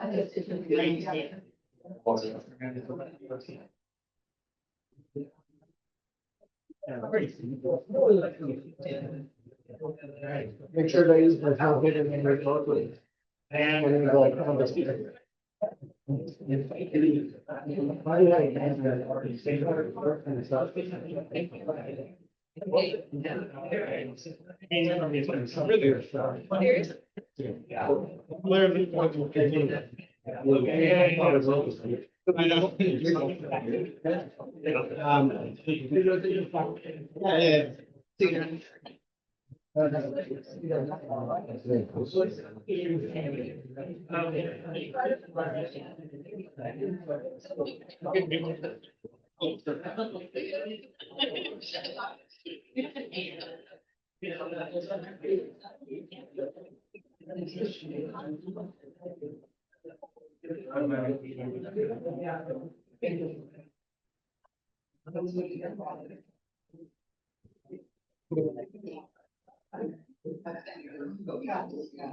Okay, yeah. Great. All right.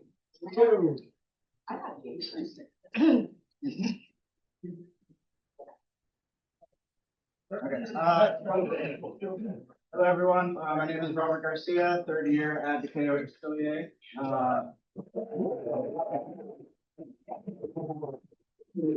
So I like to work a lot in figurative, abstraction, surrealism. I like to explore themes kind of with my mixed cultural heritage and just exploring, blending of these kind of things. You can see with a lot of my work, I've been doing a lot of kind of just like loose and rendered figurative work. And I'd like to do some also, at the one on the far end over there, a little bit more kind of illustrative from imagination.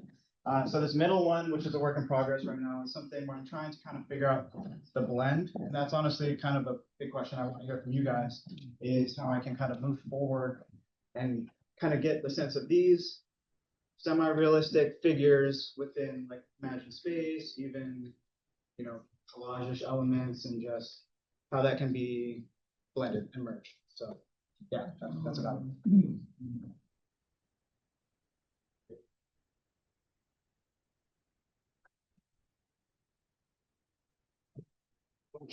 Okay. Exciting, really, really exciting. Really strong, like I'm connected to these two, the couple, it seems like, right? There's something in those two narratives I think is really strong, that the point of view, the aspect, like putting us down on the ground or looking up, not a typical, entry point into a lot of compositions. I'm guessing using some photographic resource, right? So most people just kind of get in front, like, it's very thoughtful in sort of the way you're putting us at viewpoint here. What I think is interesting about these is there's a handful of things I like about this. I love how you're using color as like part of the design. Like this is like a really like eye-catching, colorful couple moments over here, and then you have this sort of loose, open darkness and more neutral sort of things. So you're kind of pushing us around in some really interesting ways. There's a little almost over looseness in some of these, but I kind of like where things are going here. A little bit more like it's almost borderline too tight for how loose some of the rest of the picture. So be mindful of that, of like these two blue angel wings, or butterfly, blue butterfly, I guess that's butterfly. It's almost a little too like a slave to the photo in a way. Here it's kind of let go a little bit and let paint sort of do its thing. When you get to the illustrative aspects of it, how you use line, I think, is going to be valuable, right? Is there going to be some sort of delineation, some really kind of tight, linear elements in there?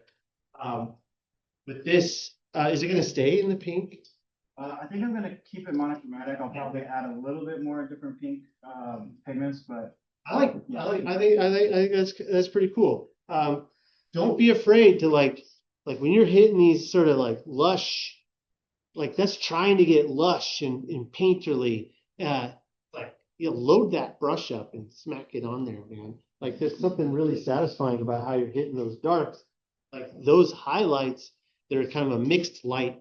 Like load that son of a gun up and smack it on there. Like let us see that. So that it's a great shift in language compared to this more sort of runny, thinned out stuff going on. So again, you're using mark making, you're using, that sort of brushwork as part of your narrative there, right? What else was I gonna say on that? I had another point I forgot. It'll come back up. So yeah, good stuff. I really appreciate, your facility with just the realism, right? So there's like this nice earth palette, very like naturalistic, and it does lend a quality of nostalgia to the work. I don't necessarily respond to that.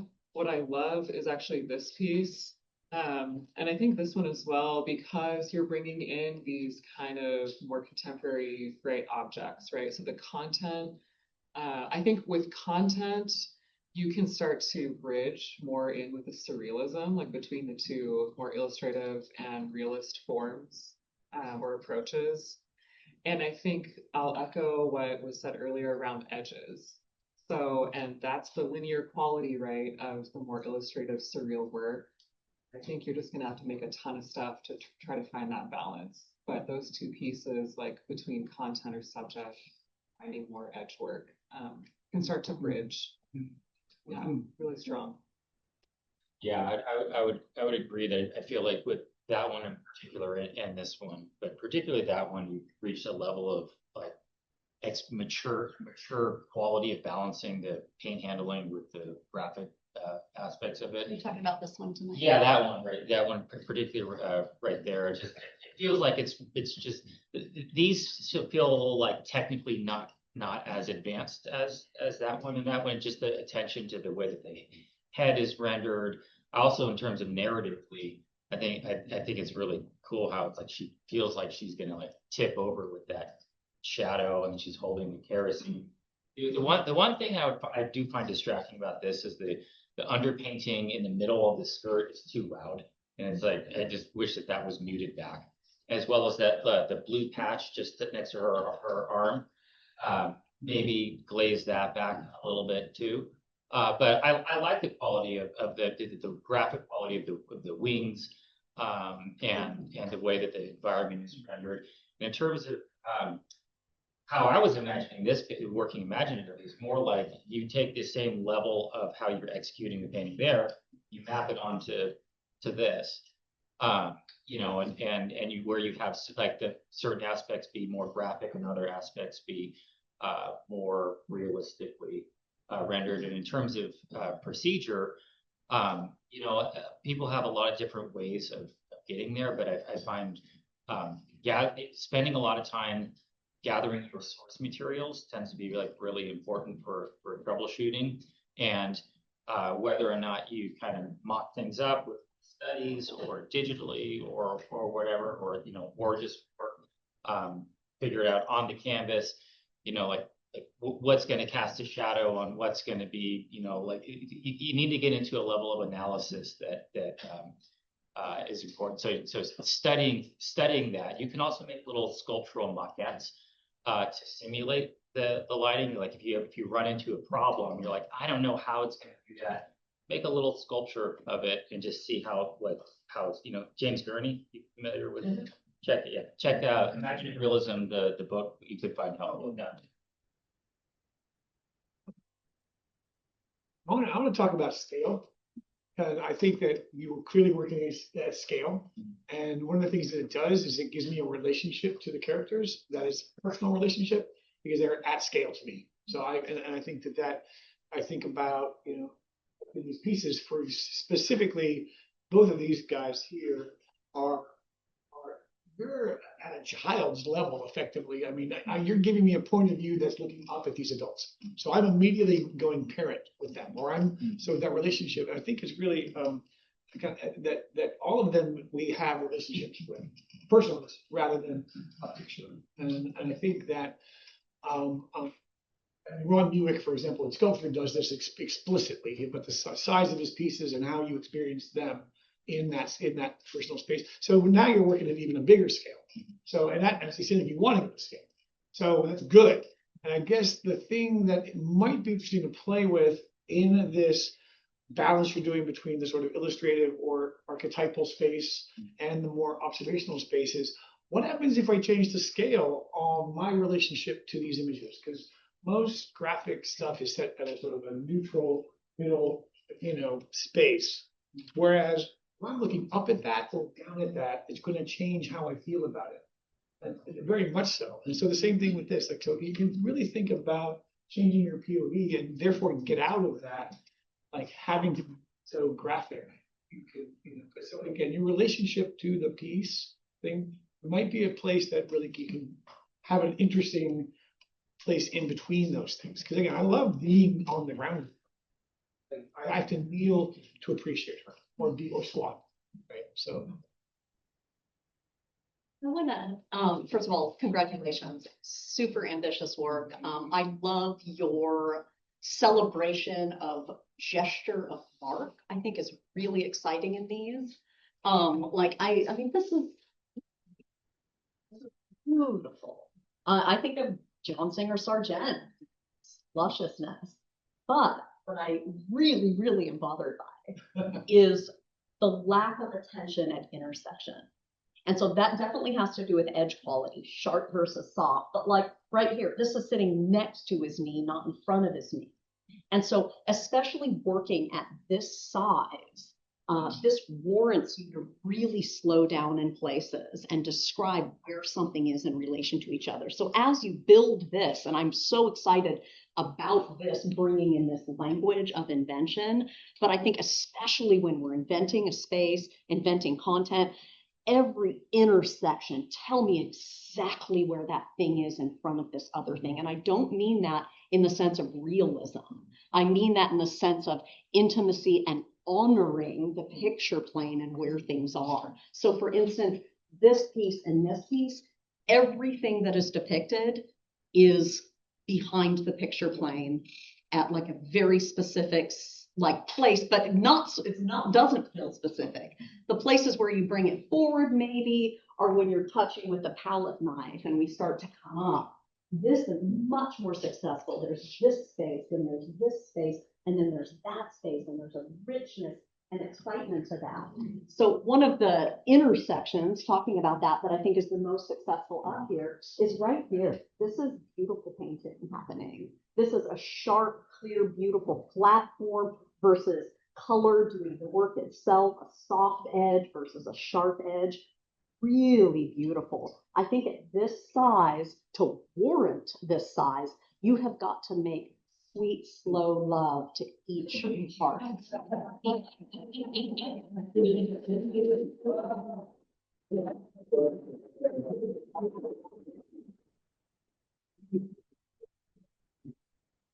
Are you looking at Solomon Tour? Oh, yeah.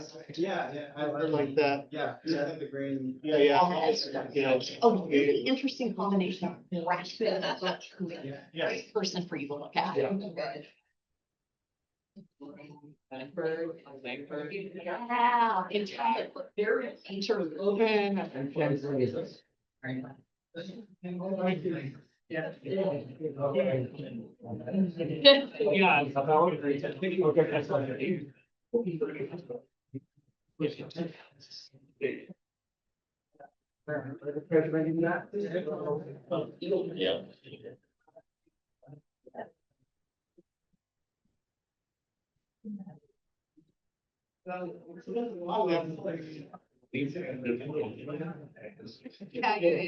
People do that. Yeah.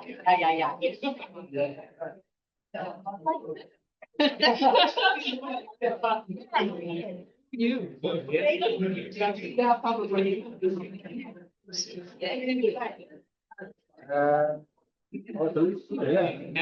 Maybe that's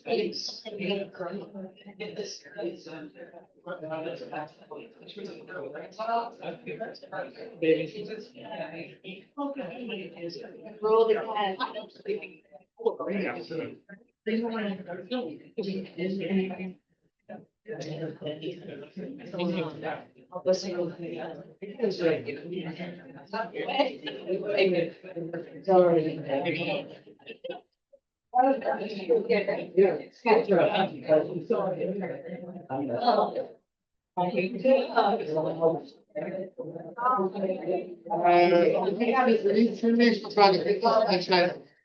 Who's lined up for a large piece?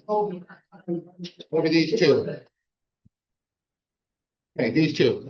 Awesome. Jeff, who's got that piece come off?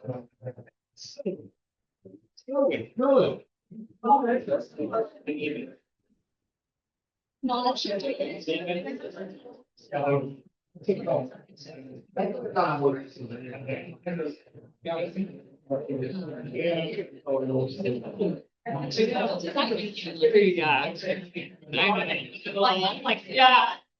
So he goes first. I know. Yeah, that'd be tough. I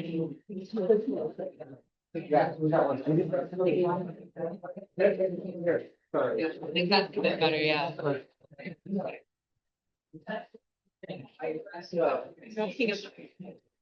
Oh my God. You wouldn't know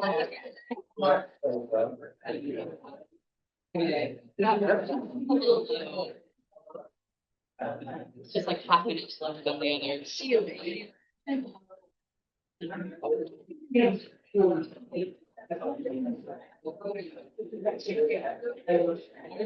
Yeah, we both have. We both have. No, thanks for it. Robert, that's great. Right. Instead of having.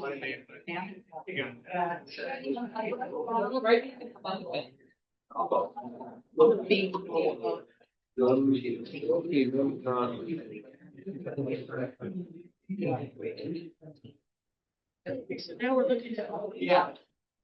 Yeah. Robert, how's that? I'm sorry. Bring it down a minute.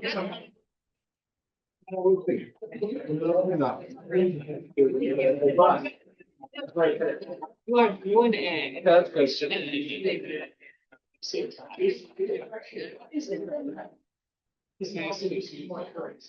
Where is the split conversation? Yeah. Okay.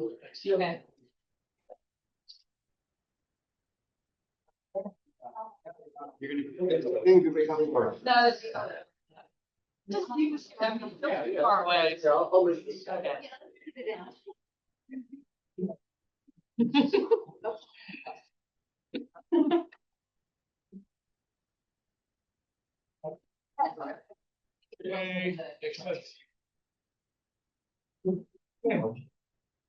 Where?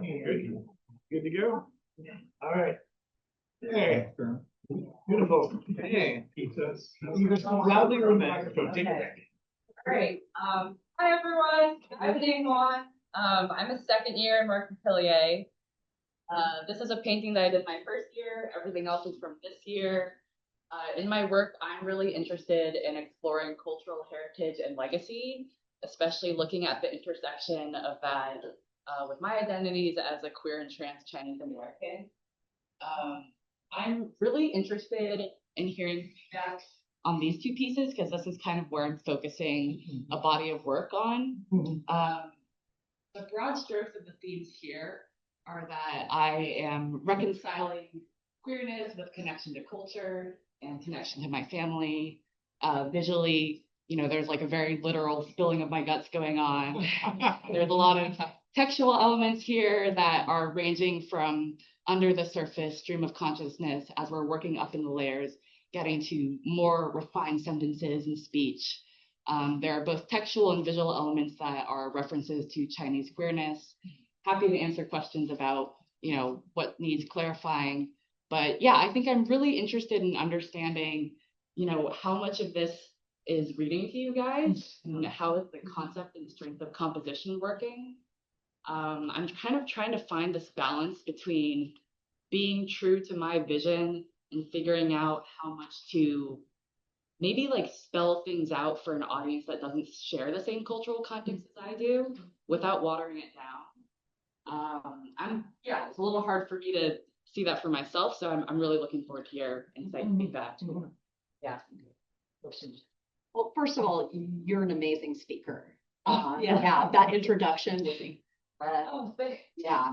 I'm very excited about this body of work you're building, in particular, the larger one here. I think it's more exciting compositionally. It's more dynamic, more elements going on.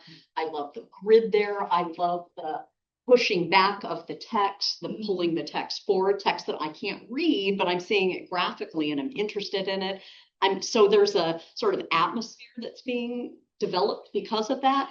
Love the linear elements as well. And when you said the spilling the guts, I was like, oh yeah, I see it. I didn't totally read it as that. There is part of me that's kind of interested in maybe combining part of the lusciousness of language. Just actually as a painted surface, I think is the most beautiful up here. I love the zone here and then the inclusion of line with the painted element. So I'm wondering if like a painted, gutsy, shiny, gooey element can come into this world. I don't know. That it matters how that sits with you. But that would be a way of sort of pushing that element of it. Because I love how you're explaining, cultural reference, sort of this exteriority, but like allowing your interiority to kind of spill out of that. That's the part that to me is the most interesting. And I wonder if that could happen within the technical narrative. Like, can those guts actually slime? Yeah. Oh, sorry. Thank you. One thing I forgot to add, that one is work in progress. Yeah. Thank you. I'm also super excited about these. I love surfaces where you see the history, you see the layers, you see the push and pull that way. Like, I mean, there's nothing more satisfying than something being like I'm a drawer. I love these lines that you're using. It's so like unique and specific and yet varied in its weight and just kind of nailed it that way. So like that slice of nectarine or whatever has to be like nailed, the drawing of that. So you're really hitting your formal elements well. I don't know if it has to be different. I'm kind of okay to not completely understanding it. Like I love that it kind of holds me there. And obviously, I don't know the text and I don't know the exact symbolic aspect of all of these parts of the guts that are literal and symbolic. So I think just on the formal side of it, like the mixture of text, line, rendered form, the layers, sort of the scumbly kind of pasty, like it's super satisfying. I think this is going in the right direction too. I can see where it just doesn't have the same level of like sort of hit it all. So with these earlier ones, there's a lot of compositional like structure there. It's just it's just like you kind of instantly go there and then that's it. And it's like I have to kind of, I don't know. So like there's not quite the balance that this has. So yeah, I would have been like, let's just see what we can do with light in other places or something. Kind of balance that composition. But yeah, really satisfying stuff going on here. Yeah. It's really cool to see the evolution. And I agree, as a painting, this is like so satisfying with the surface texture, light, simplicity of composition. And the craft here is so complete. It's, I agree, like I want to peel back the layers, like we're peeling open the body, right?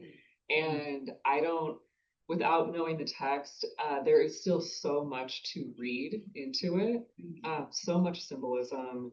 And because it's linear, it's abstracted, we have form, we have just lines, we have to spend time with it, right? It doesn't have an immediate reading, and that draws me in.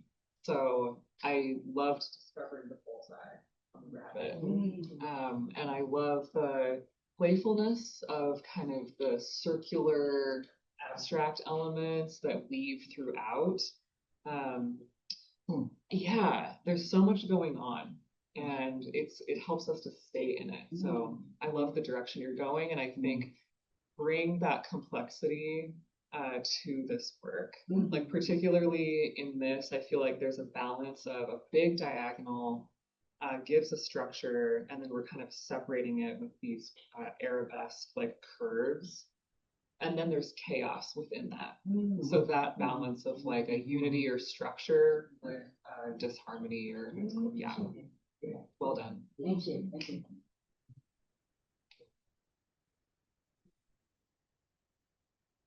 I mean, we're going to spend all our time on this because it's just absolutely lovely, but also the way that you've got the beads and then the horns and then the intestines, and so basically you get symbolism and formalism, and so basically it allows the intestines to be symbolic as opposed to visceral at the same time. So again, it's a really beautiful balance, kind of echoing exactly what Grace said on that. And the other thing, also the fact I do wonder if I could read it, would I feel like it's in my face? Or because I'm wondering, as a cultural, I don't have the cultural language for this, so I'm going like, wow, there's so much richness. Because I can go into it. I actually didn't need to have your text about your presentation to fall in love with the piece by itself. So it doesn't need to be, as it were, about what you think what it's for you. It is something I can go into on my own. So which allows it to be bigger, I think. And I think being bigger and yes, and something like this is really, I think it's important. And so I guess I always wonder, because you have that in it, which allows me to go through it. So yeah, so sometimes, yeah, that's what these I would, if I could read Chinese, would I go, oh yeah, like I'm being hit on the head with it. So that, and I'd be curious about other cultural contexts. Yeah, yeah, that's a question I have for myself as well. Right. Yeah, I'm gonna figure that out. Okay.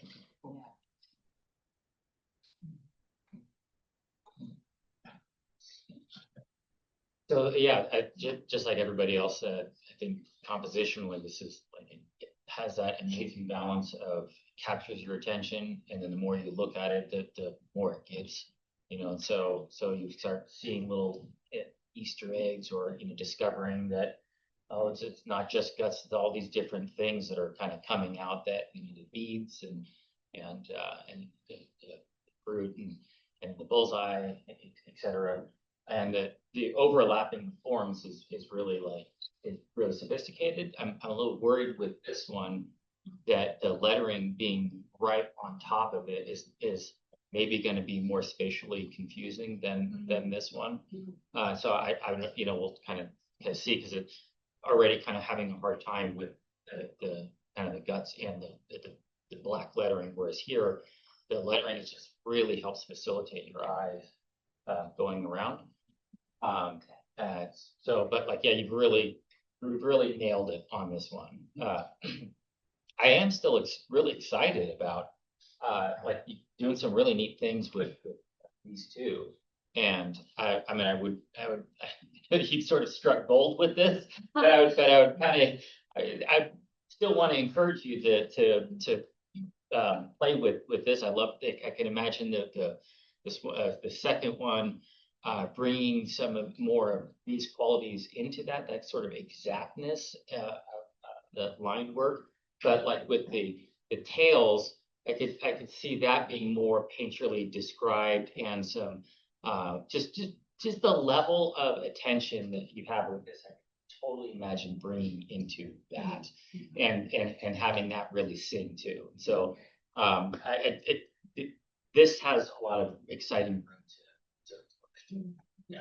So now are you kind of saying like, even though chronologically we're moving here, but like that this language now can inform that language? Yeah. Sitting here. Yeah, and then with the character, like the way that you're painting the sort of bowl and behind the room, I could see that. Like with the tails here is more information, more description. This is coming forward.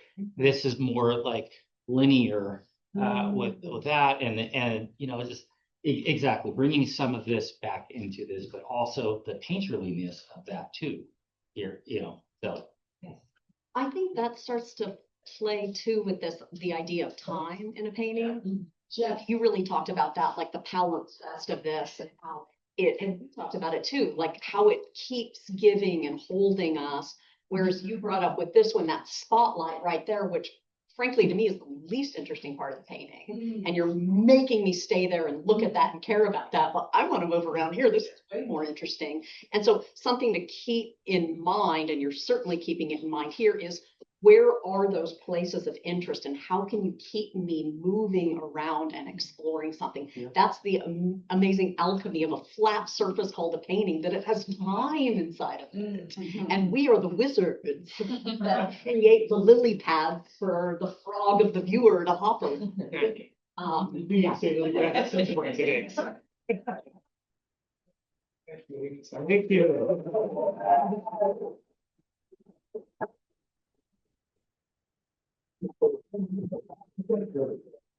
Right now,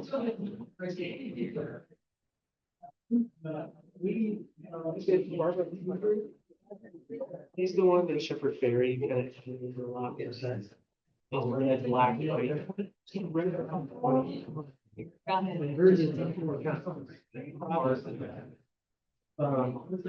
But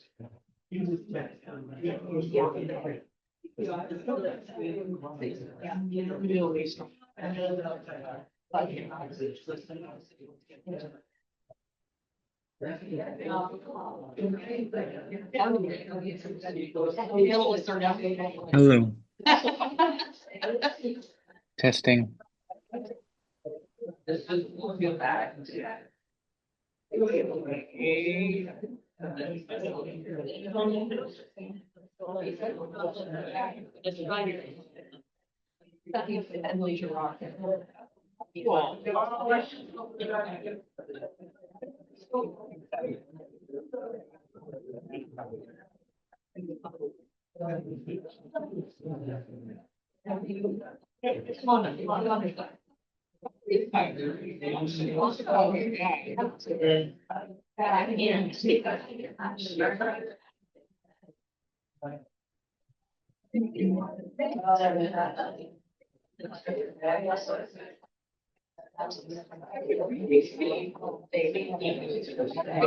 Hello. Hello. Hello. My name is.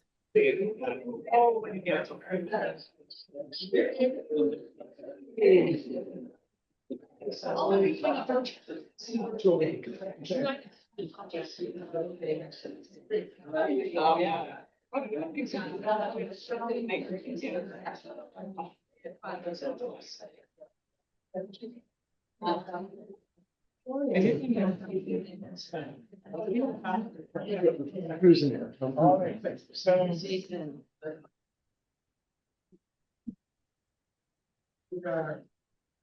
we are trying something new. Jason is presenting virtually, and he's online right now. He's has something to say. Let's say here, and we'll be projecting the work on the screen. So it's going to be. But we have a quick announcement before we get going. Hi, my name is Fatma. I work here. I just have a couple of cars I need to be moved. A purple Nissan Leaf, license plate C1W5150. Jeff. A gray Honda Accord FT6985. Yeah, y'all are good. Well, that's Is that it? That is it. Thank you. Enjoy your class. No, I said. So Jason is going to be presenting virtually and this, and then we'll work on the screen. Okay.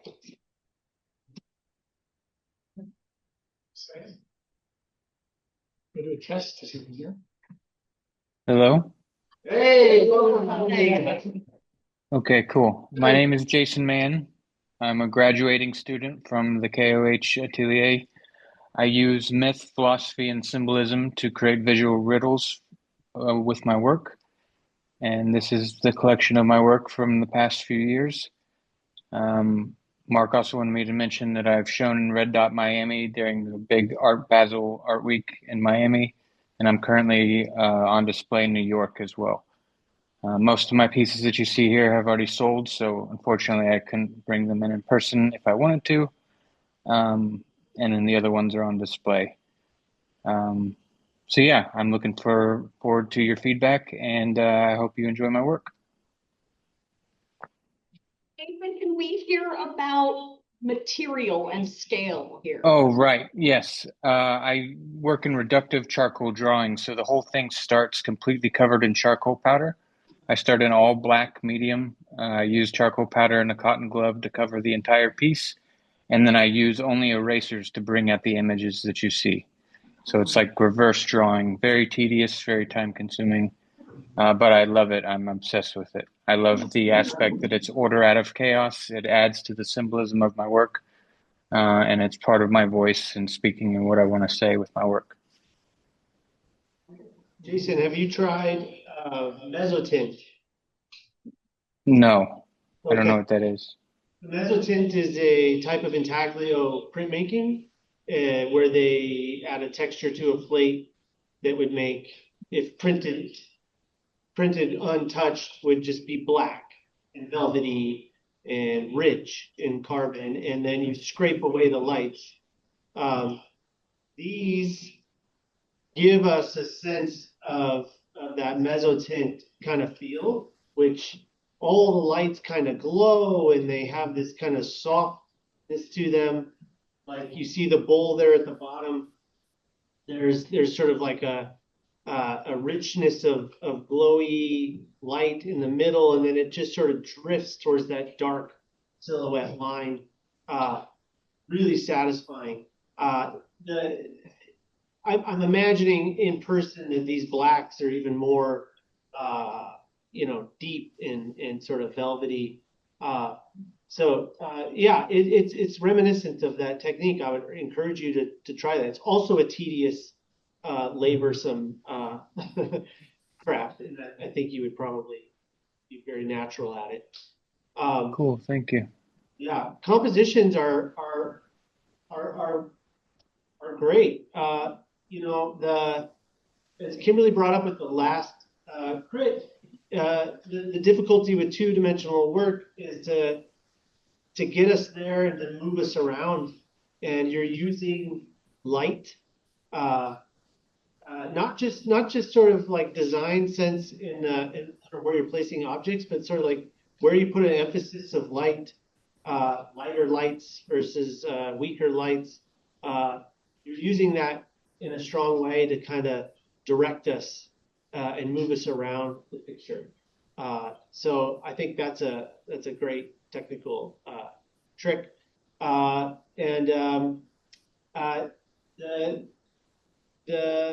handling of information is really satisfying as well. There's obviously sort of an illustrative quality to these, but like you play with form, your use of line and information is very consistent. I forgot, how big were these?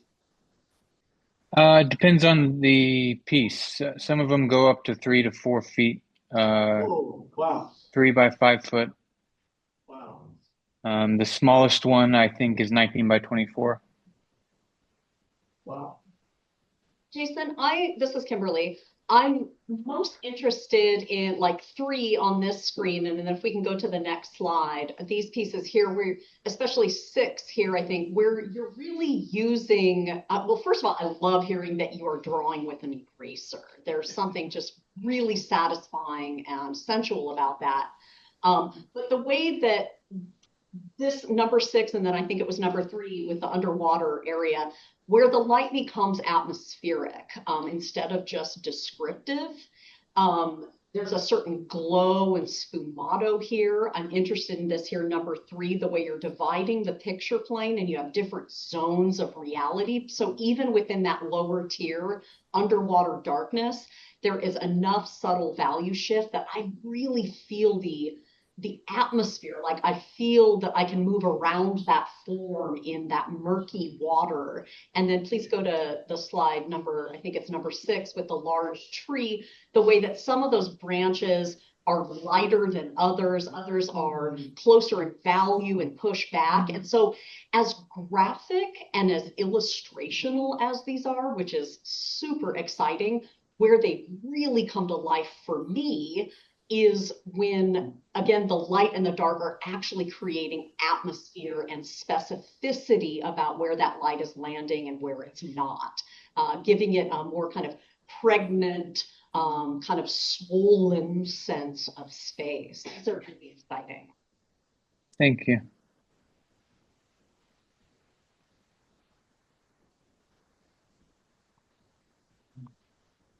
Yeah, these ones are flatter, more graphic. Yeah.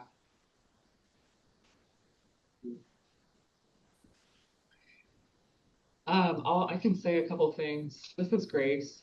I think I'll echo a couple of things that have already been said. I really am responding to the texture and detail, and I just so wish I could see these in person. I love the illustrative quality of it that sort of harkens back to me for like a Botticelli, like the grass kind of like really tight, small little forms everywhere. I do prefer the ones that are more tonal and have the glowing sense of light, and also where we see in like number 4 and 5 and 6, multiple layers of space kind of staged, one on top of another. The tree piece in number 6 is probably my favorite for that inner glow within the tree. Yeah, and I'd just be so curious to see these rich dark of the surface just covered, because I wonder how much atmosphere is retained in the charcoal, in the material, because on the screen it does read a little bit flat. But yeah, where you're developing the compositions and getting more complex, I really respond to those. Thank you.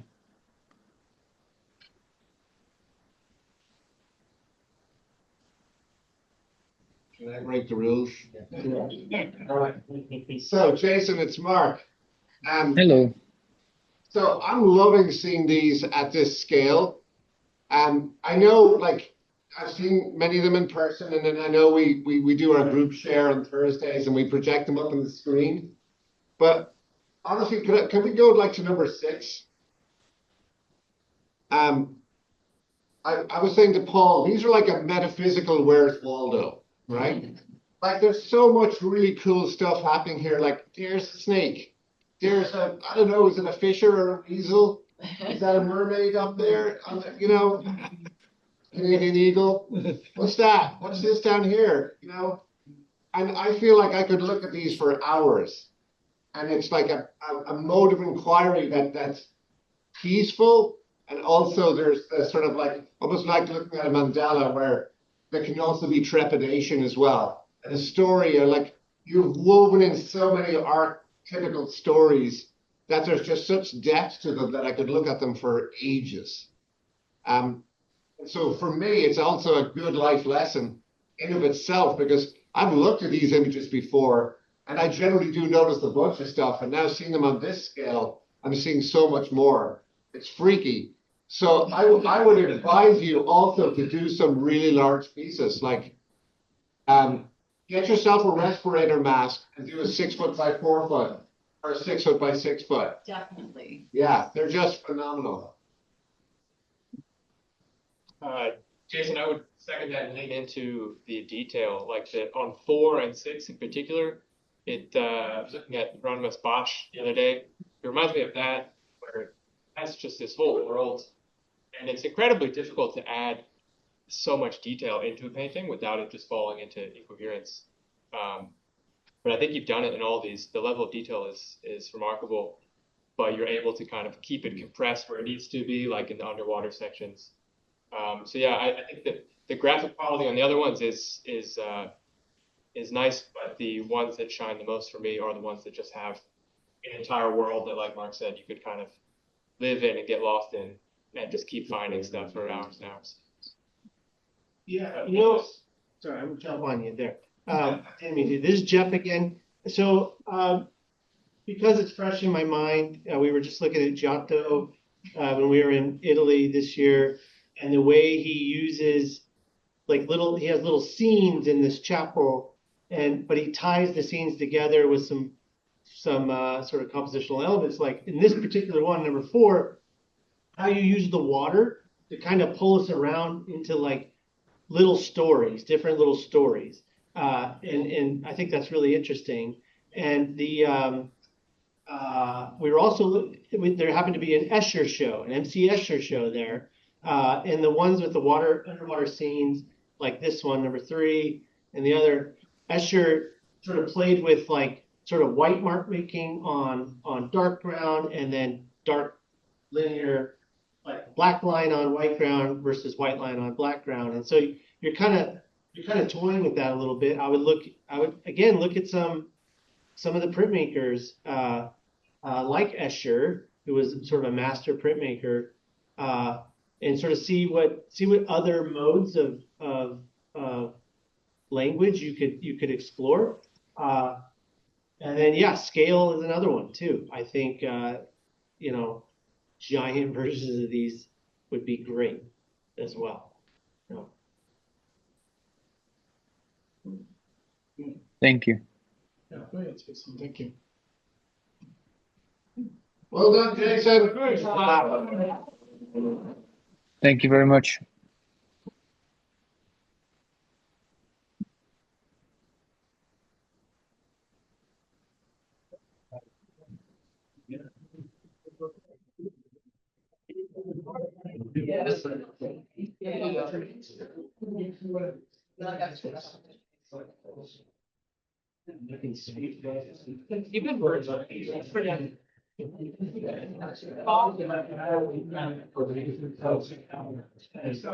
So it's now lunch break, and we're about 15 minutes behind schedule. So due to start at 1 o'clock again, but we're going to 15. That's supposed to be. Oh. All right, that's great. Yeah.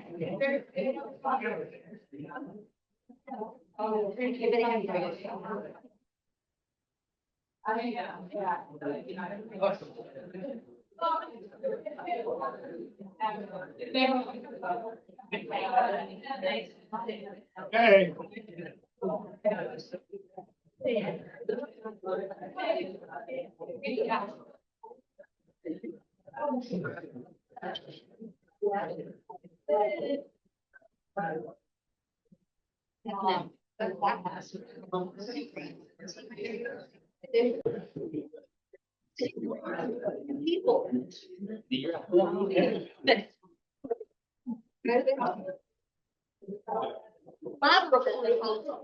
And then garden.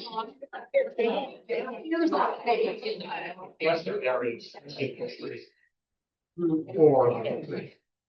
Or so I can have all the fruit, but we actually stay very. But it's bad. So at least it's 2 of those.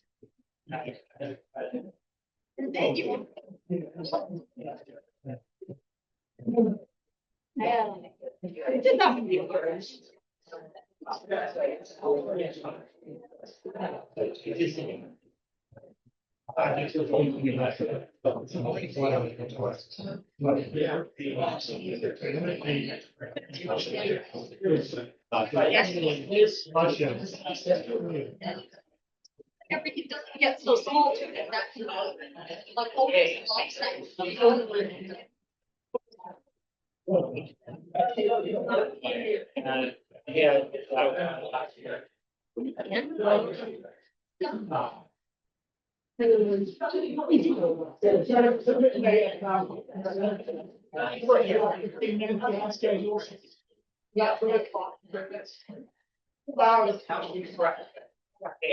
So we have Gloria Alexander left, and she's with the still at Practicum.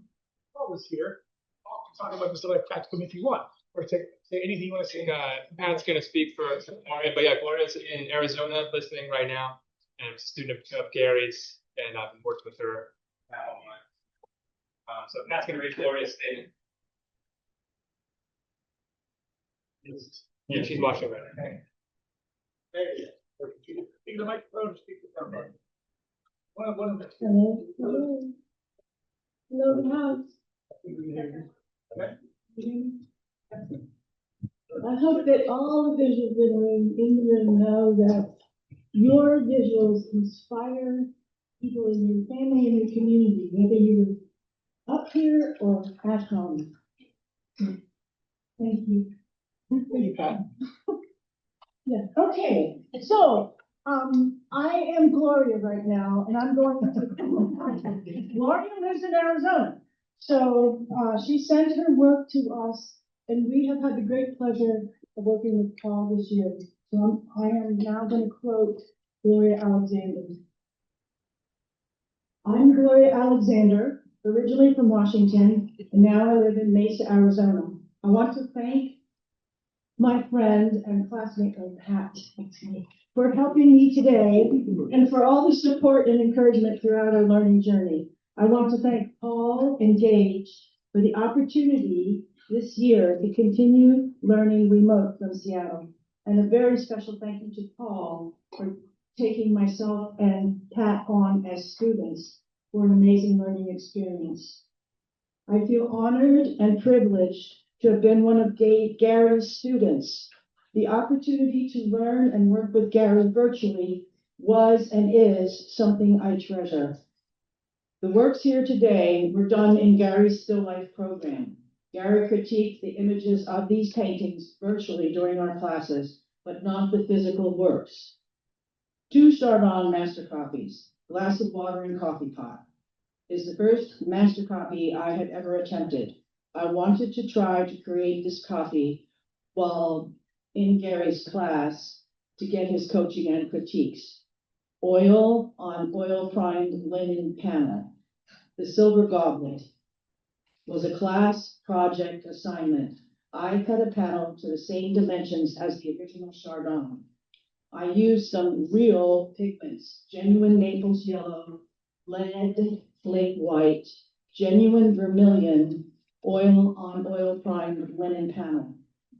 Gary was signing a word of the week every other week that we were free to interpret and then present to the class. One of those weeks, we were presented with the word plunge. The painting Sunset at the Starlight is my interpretation of plunge. There is a real motel and historic designated sign on Main Street with a moving neon diving girl. This painting is acrylic on panel. The Wild Onion is the last painting of mine reviewed virtually by Gary. This is one of those found gems from the vegetable larder in our home. This painting is oil on an oil-primed linen panel, unquote.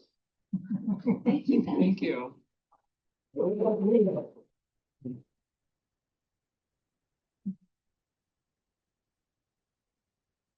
Gloria is listening on Zoom, yes? Yeah. She's listening on Zoom, and one thing I'll add is she's working on a big series coming up next on food and different cultures, and like a series of about 7 big still life paintings. So these were kind of stepping stones to that. And I will say that, this is me making a comment, this girl probably has, if not every color of oil painting ever made, very, very close. So. Well, I'm above and beyond most interested in the Motel Diver. It is an interesting narrative. It's a full composition.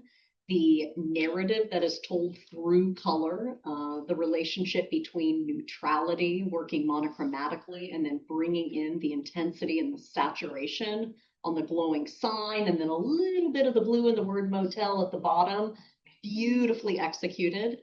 Also the wild onion, the specificity that is executed in that is really, really gorgeous. The softness actually in the foreground on the rock, that we then step up over and get to the sharper specificity in the onion itself.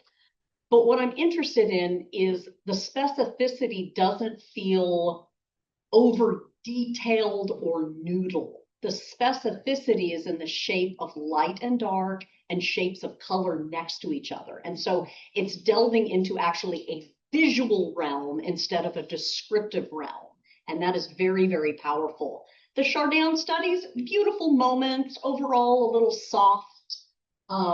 Yeah, gorgeous moment of kind of neutrality and illuminated light on the center of the one with the pewter mug. But the motel one's the most exciting. It's got a really awesome narrative. But technically the wild onion, I think, is pretty awesome. I hope that some of that visual thinking, that visual level of working with light, dark, warm and cool comes through in this next body of work you're working on. Yeah, I would agree. The onion is mesmerizing. Like the the greens of that onion are so like gestural and have the character of what those green parts of the onion do. To kind of echo what Kimberly's talking about, which is the idea of specificity, the idea of detail without literally saying every little thing about it. So it's how those feel and how they look with that light. And so yeah, you're using all your formal skills to kind of illustrate that idea really, really, really well. I think the fuzziness of the rock is a little. I don't think the execution of that is as powerful as the onion itself. I feel like it falls a little short in comparison, and the amount of focal change in that is a little drastic for such a narrow space. So I'm just, that's an area that I get a little hung up on in that picture specifically. And actually, I kind of wish the motel scene had a little bit more color throughout, but I agree. It's really a striking image. For a lot of things, you sort of think of like old timey motels and the signs and all of that, and that time of day. Yeah, there's a lot there that I think is really interesting. And that's well executed too. To paint neon light believably, and especially that scale is kind of bonkers. So really well done. I think there's some great. You learned a lot of good things. You're gonna do quite well. Excited to see. Hopefully, we get to see the stuff you continue to work on. Yeah, I think well done. Really high craft, and I think it's interesting, even though we're looking at still life and then a narrative piece, there is this element of theatricality in both of them, with the onion kind of like spraying upwards in this like surreal way. It reminds me of the historic Spanish painter Coton, who used to hang the upside down, so kind of an inversion of that. I agree with the comment Jeff made about the platform under the onion, I think there's such a range. It's a beautiful range in some ways of edge work, right? We talk about the hierarchy of edges and bringing things forward and pushing them backwards. I think it feels a little bit overly soft, not so much like a rock. You would expect some roughness in there, but it's treated, everything else is treated so beautifully. It's a very lovely kind of contemporary aesthetic with the background, more of like a flatter gradation. And I see that in the sky as well, with the motel. I think I am more interested in the narrative elements, like as a series with the motel, this kind of old Hollywood thing. But whatever you choose to pursue, you've got the skills. So congratulations. I had the great privilege of watching that onion in class. To grow, no, it took a long time to get there. They have to keep changing every day. Gloria, the work is beautiful. Technically, you've nailed it. I agree with everybody else. This is fucking killing me. The onion is beautiful. It's absolutely beautiful. I want that onion. And then this looks like memory foam. It does look like styrofoam. So, I don't know if you're going to go back into this. You know, it might be sold to a museum I'm already. thinking Nod chocolate. Nod chocolate for Mike. I don't know what kind of great chocolate you eat, but if you just brought up a little bit of firmer resolution around this area, and then you could still have some of the edges be softer. Bingo. I mean, people were talking about how you masterfully handled the transitions. I mean, look at from here and here, the way you go from the back of the ground plane into the background. It's gorgeous. Like it's, you know, it's one thing I'm always trying to point out to people: don't put in a really hard horizon line unless there's a good need for it. So you've done it brilliantly. This is a beautiful painting. You can ignore all our comments about it. It's still a beautiful painting. But if you were going to do anything, I'd tweak that. The master copies, they're fine. It doesn't look to me like you need to do any master copies. I will say there's a minor problem, just to be a pain in the ass. There's a minor problem with your ellipse. It's a little bit flat here and a little bit flat there. But, you know, I mean, you did it beautifully there. You did it beautifully here. So I don't think it matters. This is gorgeous. I agree with everybody else. There's a whole world you can get into here. You can go down the straightforward route of just doing paintings of old Americana. And they're all over Seattle, all these old motel signs, and they're out in Eastern Washington. And I always look at them and I'm like, oh, I'd love to paint that. And I'm like, I don't have the patience, but you do. And it's gorgeous. I don't know if you know an artist called Susan Hoffman, but they do these portraits and figurative pieces in New York where it's all black and white. And then there's one really vibrant, colorful piece in there. And you're like, how does that work? How do they pull that off? And you've done it. And I guess the way they do it is they infuse very subtly the colors that are in the main colorful piece back into what's optically black and white. And when I sit back from this, I'm seeing subtle kind of warms in the grays here and the yellows. So you've nailed it. I think I'd love to see more of this, whether it's this subject matter, but more of a narrative like this. And Gloria, I'm Gloria again. These are her comments. Thank you. Yes, I want that too. Thank you for that brick feedback. I would love to share the series with Gage that Paul was talking about the food, international foods. I want to fix the brick. I agree. Just getting real brick. Thank you for that reference. No worries. I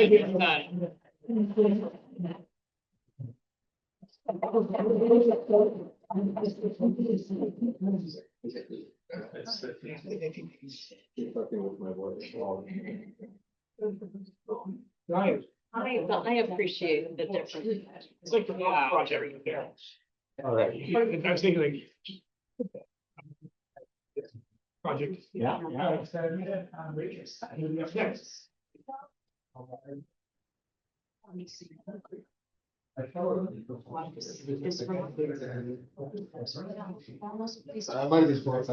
Shout, they can hear it. He's not speaking to someone in. Oh, sorry.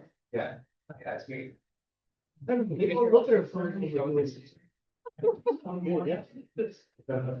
why are we protesting?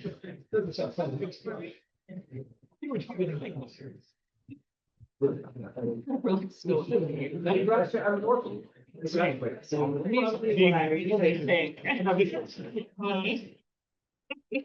you mean? Now there's like.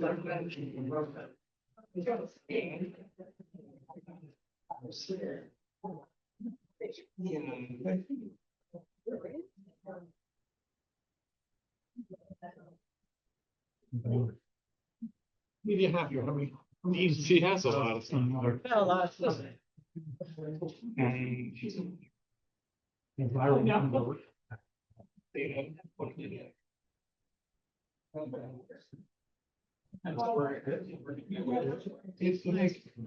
3 years.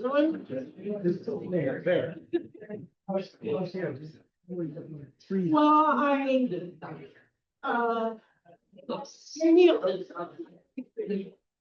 have a whole bunch more. Where are they? Start. What happened to go?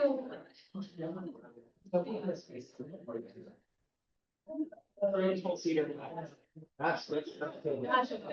Raise that one, that You is. can envision yourself. I can direct them. Yeah, guys, put it up there. Thank you.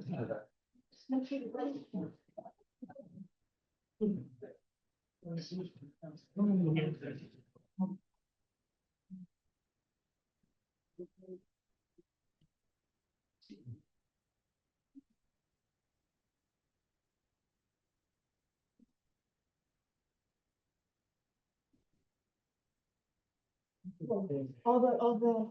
They all go through. Last year, they are, but they're a little farther along. I'll talk about that. Yeah.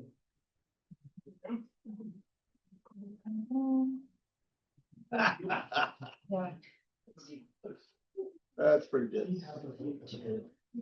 There's at least 30. So. Yeah, I was thinking maybe we could go this way. Might as well go. Okay, pull up here. There's that one with the down. My goodness. All right, maybe the most. No, just. We have to get. Okay. Thank you. All right.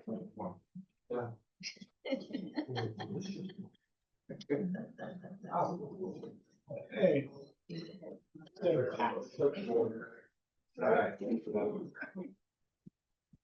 Pat Pepper, still life practicum.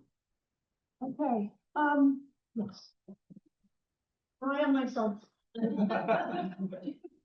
Sign yourself. Okay. I would like to jump and I'd like to say, thanks to Gage for allowing this atelier to happen. Thanks to Paul Rosiak for being willing to step up and take us on Broken Ankle.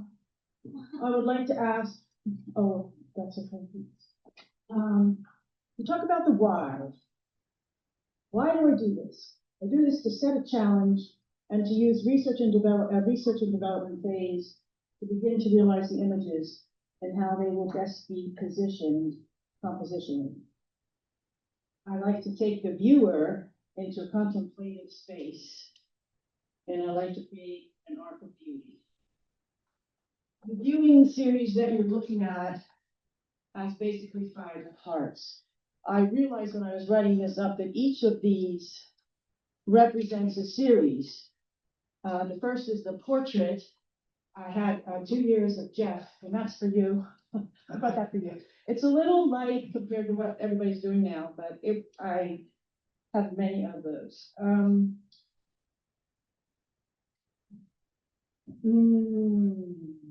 The second one is part of a series called Waiting for My Car.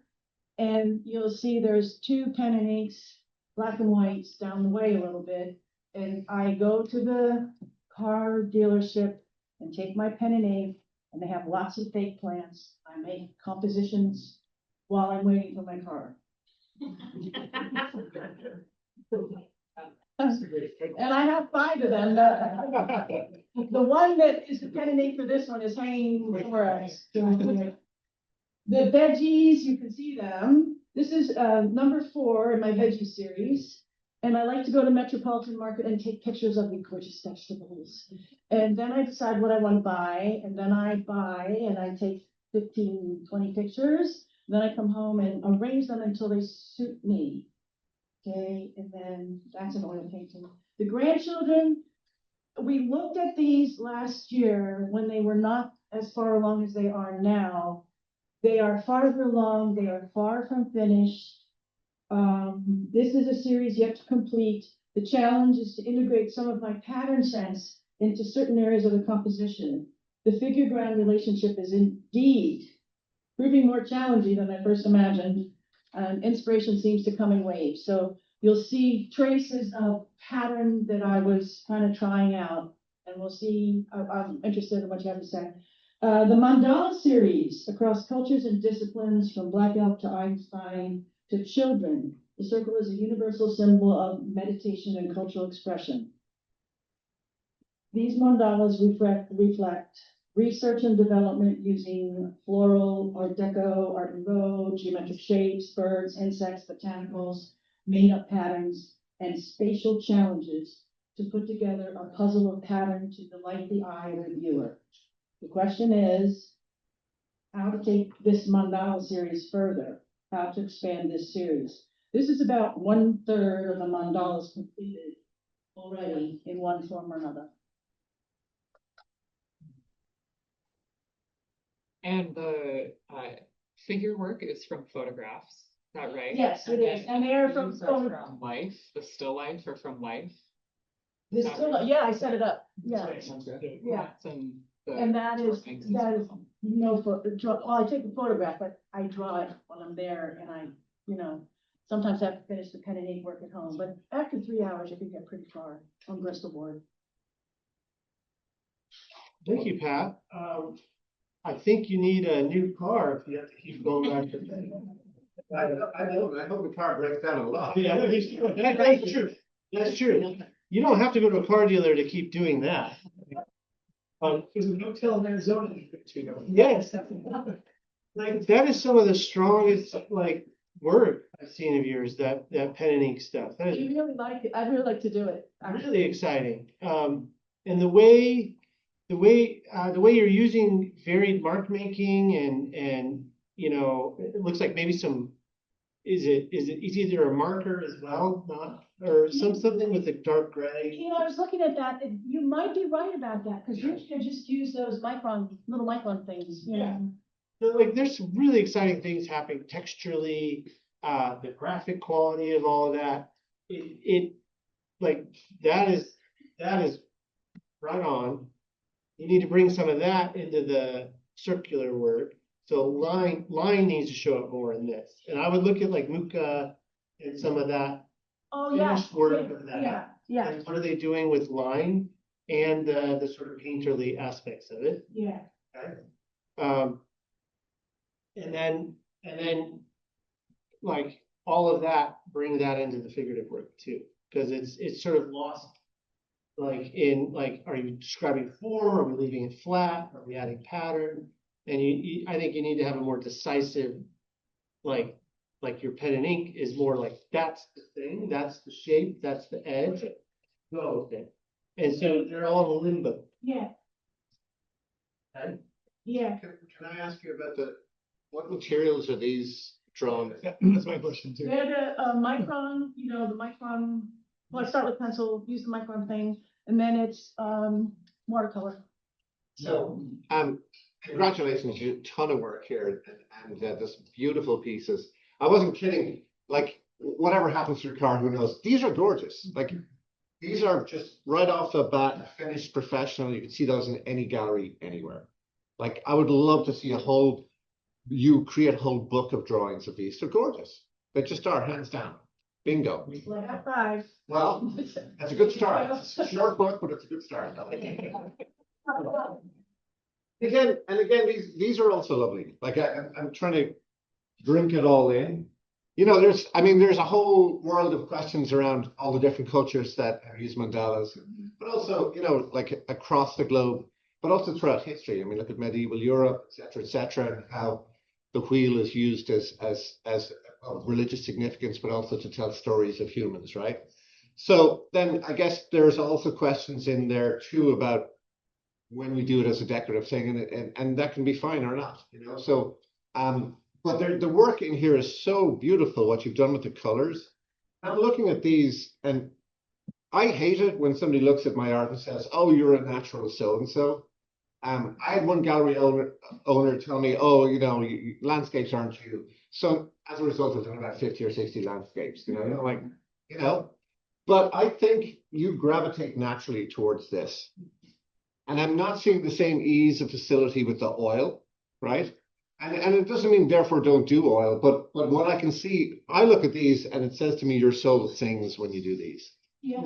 And I look, and the oil, I think a lot of people do oil because we're at Gage and we're an academy and oil is a thing and everybody sees oil as being way better than sculpture or drawing. Sure. But you know what I mean? Like, so I would say don't if you love doing this, do tons of this. There are interesting things happening with the oil paintings, but it's always hard. Like if you're a parent or a grandparent doing renderings or paintings of kids, right? You have your love and your meaning with them, and then generally as normal humans, it's pretty universal, right? But like I look at this first image, and there's like that dark shadow behind her, and the weird light around what's maybe a trash can or something. It's quite creepy, right? Yeah. But it also makes it really interesting. I don't know if that's intended. I don't think it is. And I know that before, because when we looked at these before, some of them were on the black background and you're picking up. Right, they were just right? mostly outlines, I think, last time. Yeah.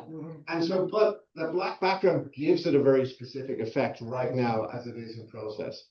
And so it adds definitely a sort of stranger narrative. The thing about personal paintings like this is a lot of them are very appealing and exciting to you. And then the question is, how do you universalize that? Yes. How do you bring that to the viewer? Now, what I have a question to the group. This gold gesso, I found a painting I love by an artist called Carla O'Connor. She was selling out her stuff, and I saw a painting I really liked. It had this gold background, so I wanted to try it. But the oil paint doesn't handle quite the way I thought it would. And the other thing is, does anybody have suggestions about when you're working with oil paint? I was using a really tiny brush, but I felt like it wasn't quite the right kind of brush. And I also felt like the oil paint doesn't sit the same on the gold as it does on a gesso board. So Have you tried egg tempera? Are you into that kind of stuff? I've never tried that. That would be much more. Egg tempera sounds to me like it might be your thing. It's kind of old school oil paint, Renaissance, pre-Renaissance as well. And it allows for a really, really fine detail and really strong finish. I mean, acrylic in some ways and gouache is made to mimic it. Yeah. Might be worth looking it up. Yeah. Egg tempera. Egg tempera. Yeah. Jump into and just say the drawings are wonderful. And to me, they're actually very connected to the smaller drawn mandalas in terms of we as the viewer get to see and experience your level of attention. And that is really, really provocative. And I don't see that in especially the observational paintings. They're very generalized. They don't have that same level of incredible focus. And so I agree. I don't actually think the mandalas need to be in oil at all. I think that the marker media that you're using for these make those larger. This is such a strong voice and frankly more contemporary, really interesting to see it in the marker. I love some of the abstract ways that you block in these figurative pieces, really interesting abstract thinking. But I think that this is really where the interest is, when you can just slow down and meditatively observe something or invent something. And I want to just say something that's going to sound a little harsh, but I think you've really got to learn to edit the way that you present yourself. There are so many different things going on here that are canceling you out a little bit. Like, you don't need to show everything. Like, focus on one area of your work. And I think this is strong work. Thank you. Thank you for your comments. I really appreciate it. Thank you. Thank you.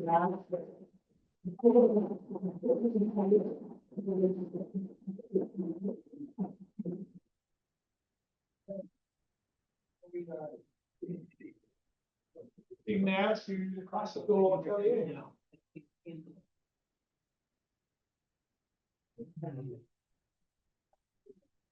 This reminds me of Freud's work.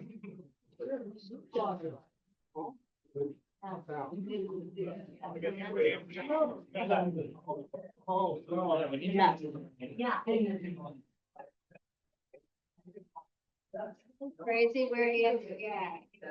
Very visceral there. Yeah, right. Yeah. And these weird like space.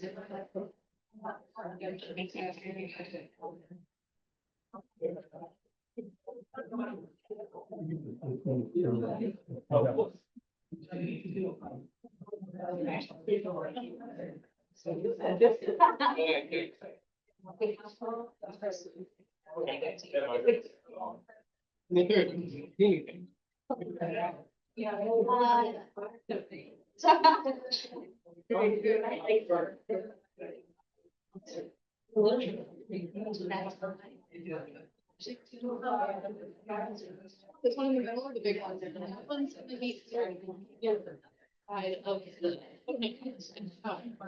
We're gonna have to see the.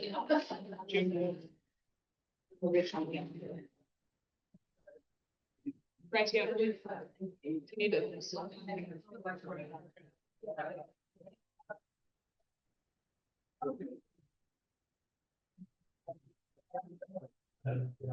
to. That's gorgeous.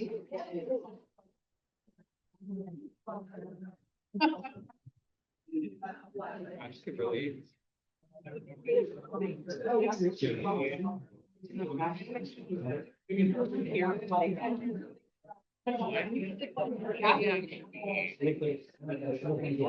Right there, and if being with this,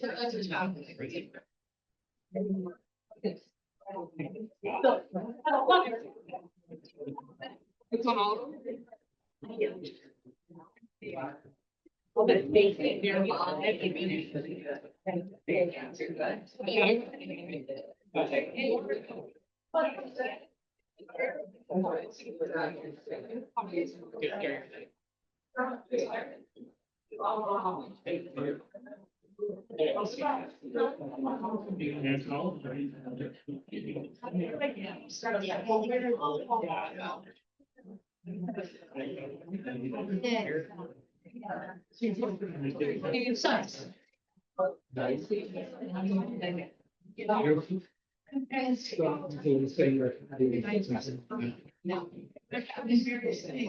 Not quite that happy.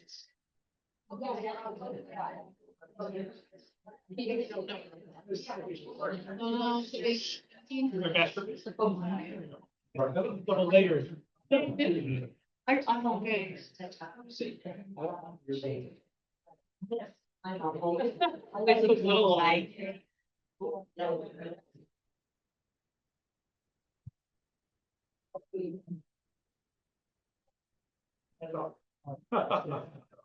There you go.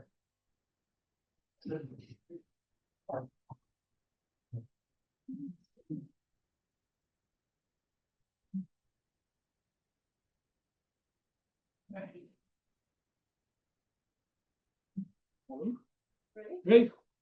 Hi, everyone. My name is Madeline Dahl. I'm a third-year student in the Practicum Atelier. So for the past 3 years, my primary educational focus has been on through foundation and skill building, really focusing on techniques specifically through this kind of traditional Western lineage. The 4th year of my program broadens the curriculum to kind of make way for us to start to experiment with our own conceptual theses or personal expression. So my main questions to the panel today is kind of general assessment of the strengths and weaknesses of the technique that you see, but then also if there are any like stronger personal or emotional threads that pop out to you that would be worth exploring in my final year of study. So thank you. Thank you.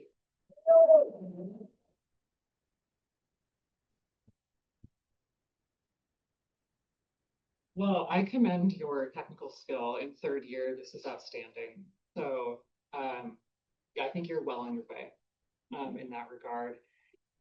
Technically, what I appreciate is for control of light, right? So rendering the form. Yeah, after 3 years to have this control of the oil and overall the anatomy is pretty strong. So great job. I think I would focus on color and also figure to ground relationship. There's a little bit of a halo around the figures that is separating them from the environment.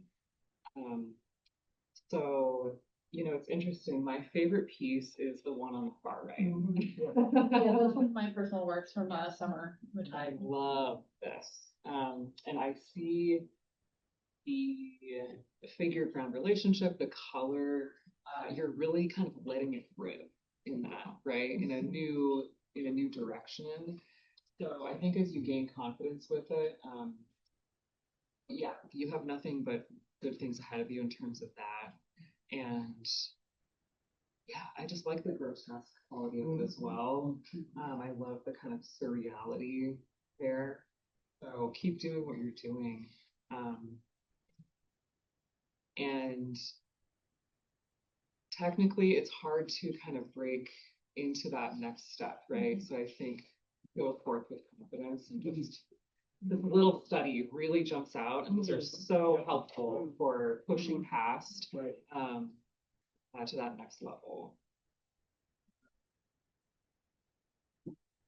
Yeah, I'm attracted to that too. Again, the grotesqueness of it, but also just letting paint be paint, which feels really exciting. And I imagine that is probably what you're going to be moving into. I second that this little study is just delicious. Absolutely delicious. Paint being paint and being light and form. Yes, please. My favorite painting up here is the. Yeah.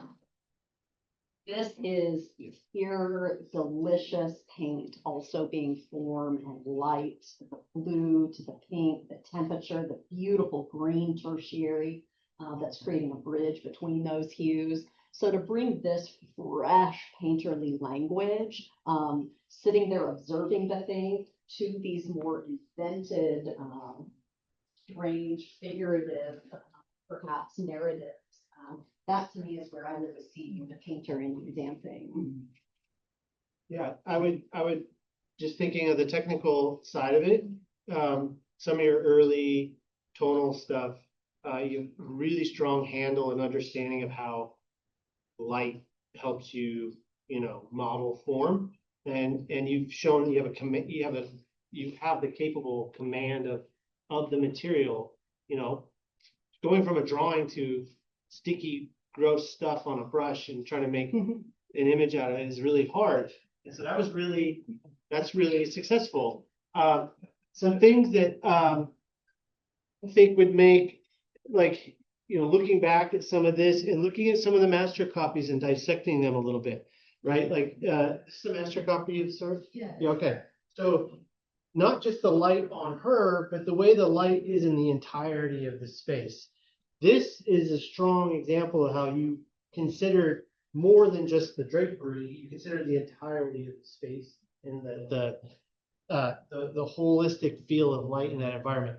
Here it gets a little like out of order a bit, and it's like a little too bright, maybe a little too dark and stuff. It's like here it's a little bit easier because it's small. Like you're showing that you can do it in other examples. Remember that. And then the figure ground comment that Grace made is great. You're definitely showing us that you can dissolve some edges. Like really talk about how like it's like, yeah, that disappears into that background. So you're turning us and pushing us away. So soft versus sharp, all these different varied edges are fantastic. Make note when you're looking at a master copy of where do they simplify and where do they punch up specificity. And so it's hard to do that early on when you're doing like a bar or like a cast study or something, because like you change your focus constantly. Like here, that's a different type of focus than in here.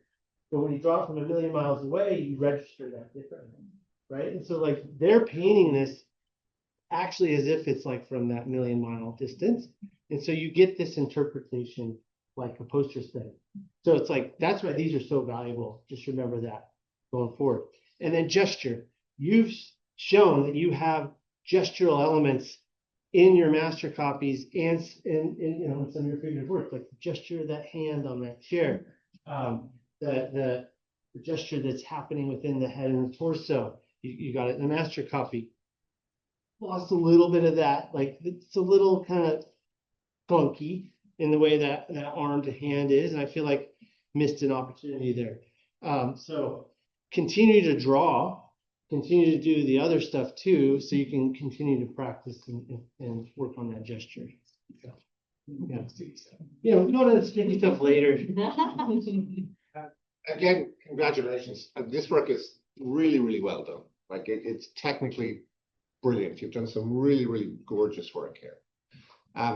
Like big picture for me, I just want to see you being, you know, just go for it. Like everybody has said it, and so I agree with what everybody else is like. We'll see you let off the leash and just go there, and you've shown us, oh, you can do it all. So let's see you put it together. And I know that you know you'll be next year in your program, you'll be doing personal projects, right? So I'm really excited to see what you do with that, because again, these are wonderful, but that's what we all want to see. You know, I'm surprised Kimberly didn't go for this as her favorite painting. But like we got, you know, it's the same logic. You've stated all your punchy values there, and then you've put them in here, and it's gotten a little too subtle.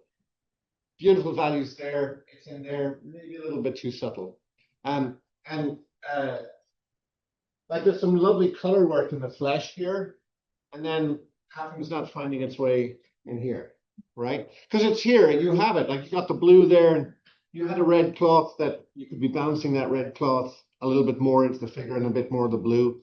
I think, but I also know you're doing a controlled palette, right? I get that. And so I'd be excited to see what you do with a wider palette next year. And of course, that's me, my bias. I love pushing the edge of color and see how far you can get away with, right? But I think that with the sort of narrative that you may bring to it will be really, really interesting. So well done. Yeah.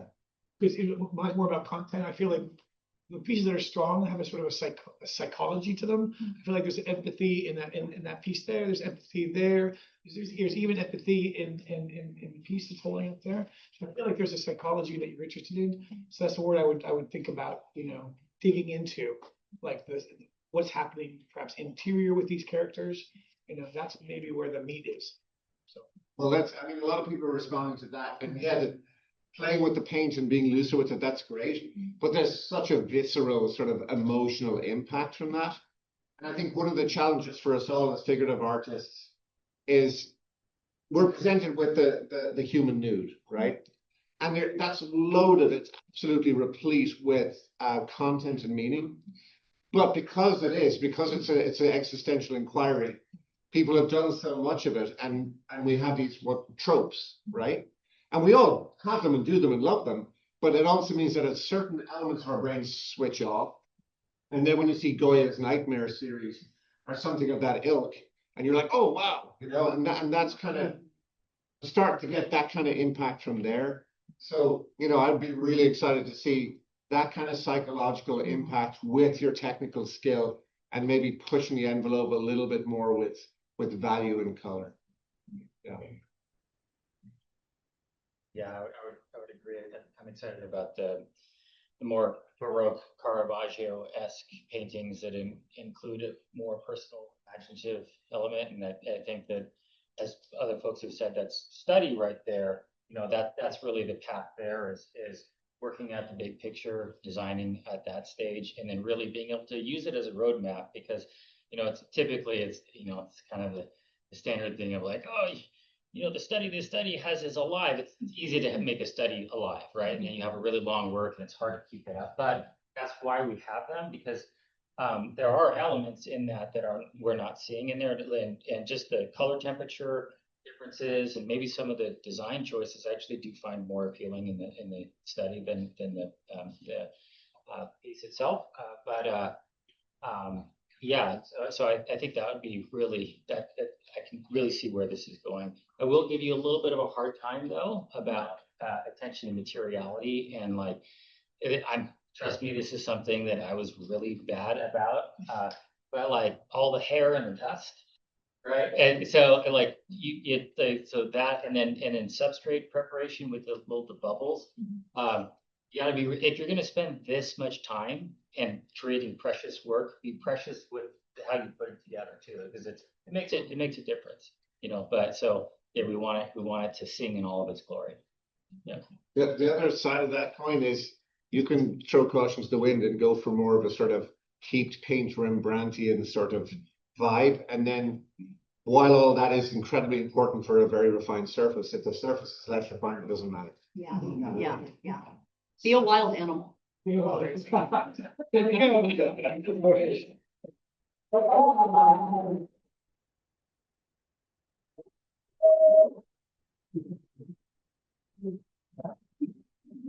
we can see I think. Here it is.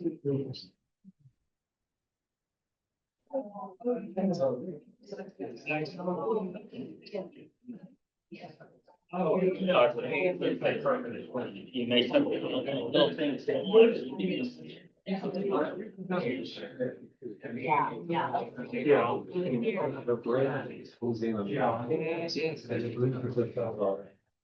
You can't look at it. We're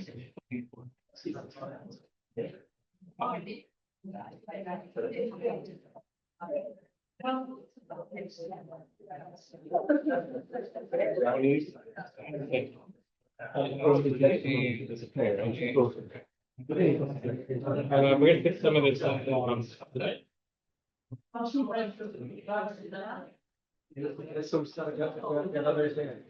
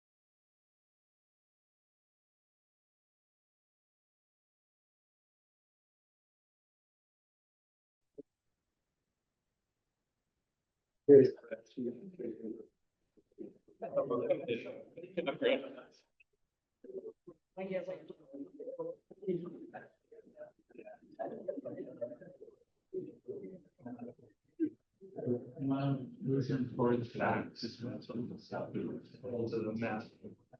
I think it was. So.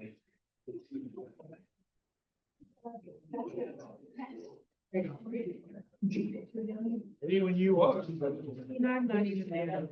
It was just the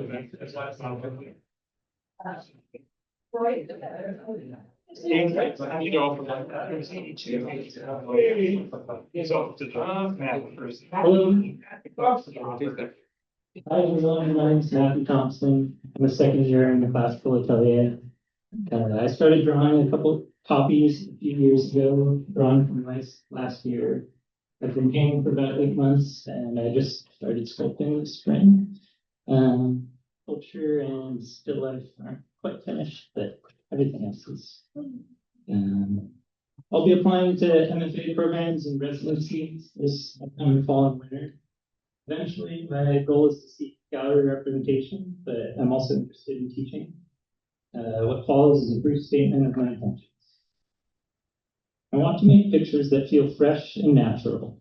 I want to convince the viewer of the picture's quality with the resources internal to the picture. Factory, composition, and subject matter. I do my best one picture at a time. I can only hope that the quality I want to achieve will come about through following my intuitions and interests, hard work, study, and persistence. At the moment, my facture is workmanlike. I work in any way necessary to finish the picture in the time I've got. I strive for my craft to be honest, naive, and experimental, doing as little as necessary to achieve the desired likeness and picture. As I continue making work through practice and refinement, I hope to develop a personal facture that demonstrates mastery. My compositions develop in an intuitive manner, influenced by years of photography, of practicing photography, and a close familiarity with the history of art. They arise from my encounter with the subject matter. I paint from observation, which to me means including the environment.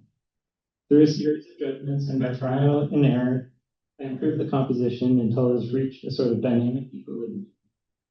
In trying out different scales, I'm always searching for the scale that's harmonious with the subject matter, composition, and facture, and that best expresses the picture's intent.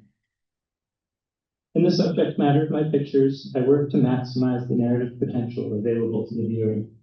This means I generally include environmental details, psychology of the figures, or compositional lines and references that suggest stories, ideas, or that might act as springboards for further reflection. I want the viewer to write their own story from the fragments of stories that find their way into the picture. While in the atelier, there's been an overarching narrative in my pictures that's developed. Namely, what it's like to make pictures from a live model every day at school. And looking at my pictures, I'd like it if the viewer was able to imagine themselves as a painter in a room with a model, making the picture in front of them. I presented today looking for feedback and criticism in order to better prepare for approaching applications and help develop my practice in the upcoming years. Thanks.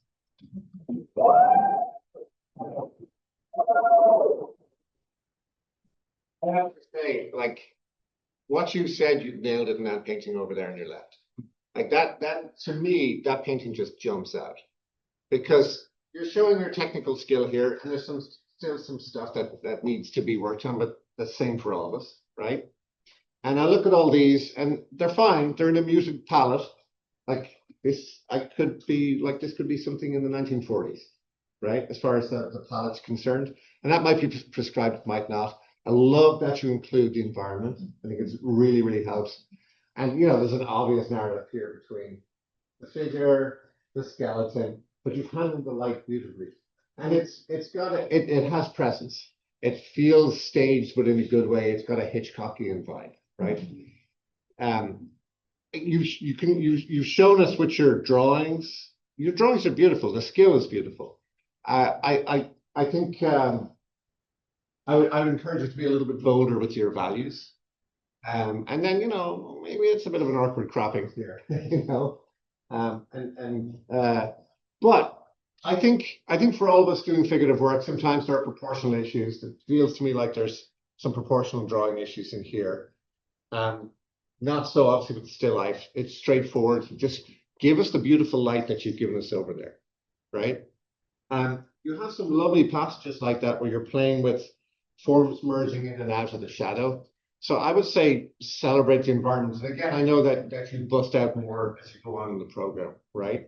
So like this really, really like captures that essence of what makes this program great is the attention to detail, the skill, and the story building in that, right? And so the more you can hone in on that, the better. Yeah. You have like your ability to see things graphically is like keen, like so well done. Like your little studies, your investigations of master paintings and so on, and then that's carrying over into some studio work. Well, and as Mark said, to complement that, your ability to kind of get at the sense of atmosphere, how light gently like kind of passes it. And you know, like this is a very strong example of just you understanding just the movement of light in that space and how you can utilize different effects, how edges read, how light, you know, hierarchy and light changes and so on. Remember that like being graphic and being able to define and find the structure of a picture through those graphic ideas are pivotal. Like you have to do that. I think honestly, your that stuff is just a little bit more ahead than your understanding of the human figure. Like you can get there really dang close. But listening to some of the things you kind of want to do, continue to study sculpture. It's a great way to get applied anatomy, study anatomy, but don't just do it in a medical sort of scientific way. Look at the design, look at the rhythm, look at the all the things that kind of make it all come together. So like structural anatomy and stuff like that is really important. But that's to me the weakest part of all your figurative work is like there's just a few little like things I want to just kind of finesse in that. Be mindful when you go big. I love this painting and I love like that like what you're doing with that ear right there. I know this little study. I know the big version of that. There's an ear like that. There's a globe. Anyways, like those are beautiful moments. A picture this big, be mindful of the appropriate viewing distance, right? Like that scale is meant to be kind of seen first from a distance. And so you have to manipulate, you're in the studio, so it's difficult, but you have to manipulate the vantage point to make sense of the perspective. And like right now, because of the scale, like that just feels too small. And it's not your fault. You were there. And like you were at that distance, so it read that small. But if you back all the way up against the wall when you paint it, you might not have that problem as much. Yeah. Yeah, I really appreciate the paint handling here. It's actually, I think working at this size really seems very natural and comfortable to you. Love seeing all the thumbnail studies where you break things down into abstract value design shapes, which I would love to see in a painting like this. This doesn't have much of that. In terms of how you're thinking of zones of light and dark. But what I do love in this is that difference in edge quality. Overall, though, the thing that I'm the most excited about in your work is that you're not just painting the model in space. I love that you're understanding that as a setup, as a theater, and showing the theatrics of that experience. That is so exciting. You could do the rest of your life to be that narrative. It's so good. And so this is actually the most exciting piece up here to me. It has the incredible design that these studies are giving you. In terms of the paint handling, I'm not as interested in it. I would love to see more of a freshness and a letting go and celebrating of the paint. But this is really interesting and exciting how it's composed and divided. And why the hell is this on the floor? Yeah, obviously, the painting up here. Go like this. Thanks. Go like that. That is just so beautiful. The relationship to warm and cool. The figure ground dissolution. I mean, what? And the paint hill, it's delicious. You have a lot of good bits happening, and you're at the place where you got to start putting them all together. Yeah, that painting hand and that design.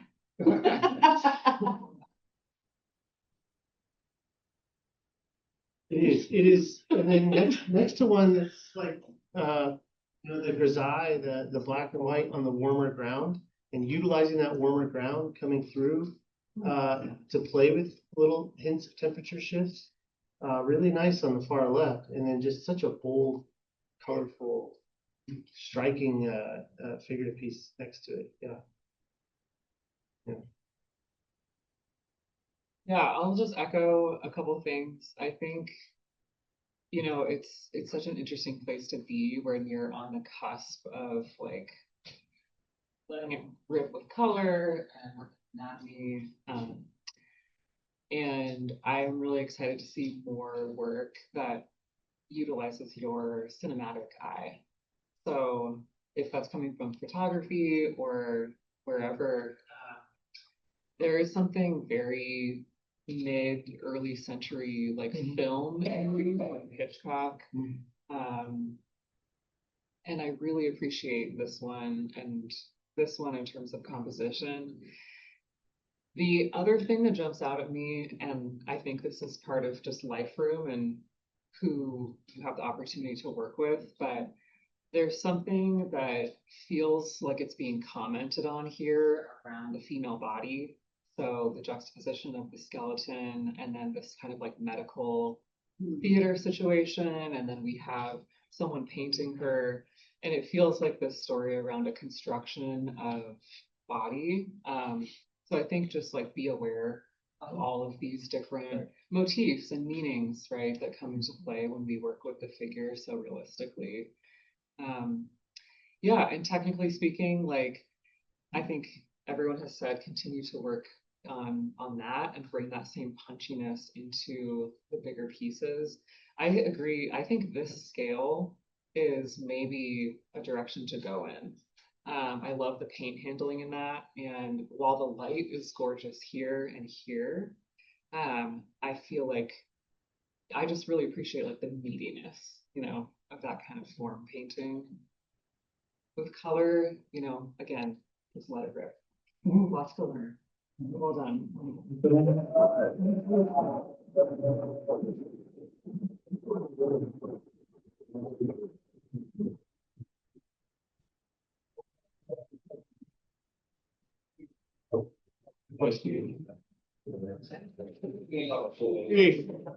Georgetown.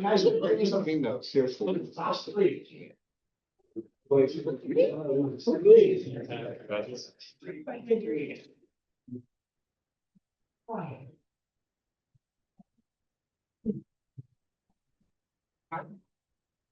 Here we go. Teeny bit, a little bit.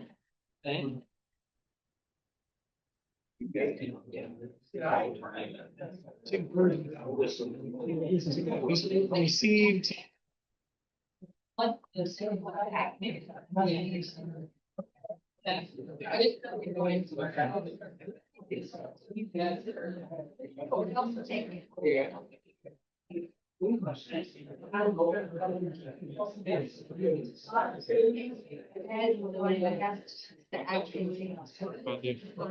They put it back in the same spot where you.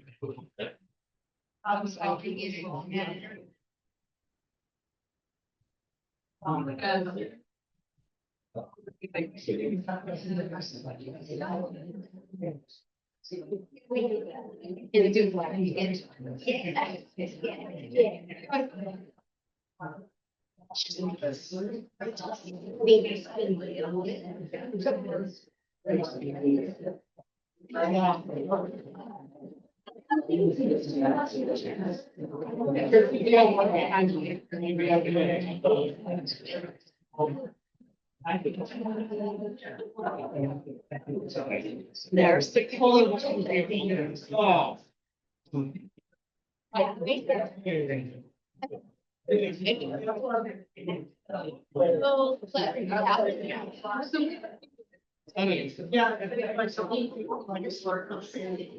It's a drawing, yeah.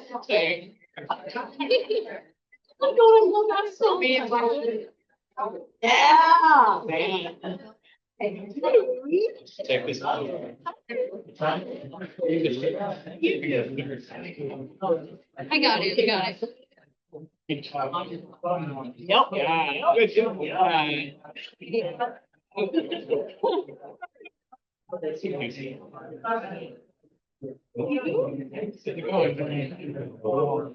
Taking all day? Do whatever.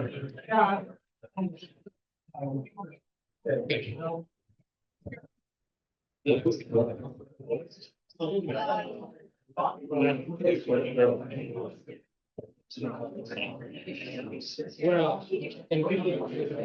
that's part of it, and also and like students. We have a lot of we're consider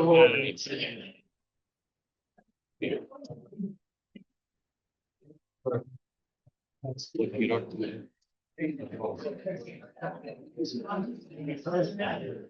Yeah.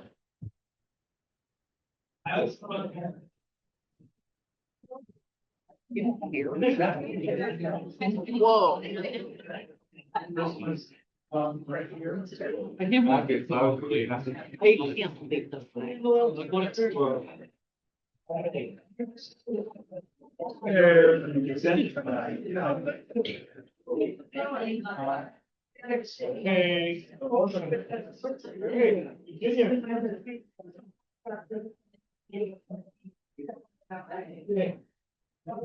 Either speak to the bar or speak to the microphone. I'm Virginia Felder T, and I'm so excited to kick things off for Georgetown Atelier and share my work with you all today.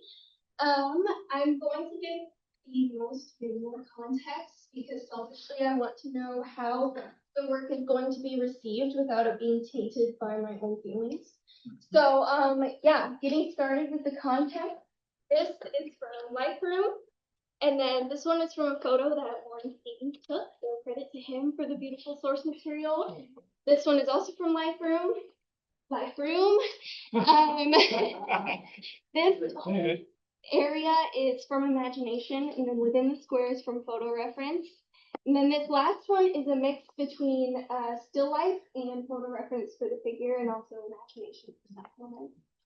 So all that being said about the context, if anyone has questions about the inspiration or anything, please ask away. I'm an open book. So yeah, take it away.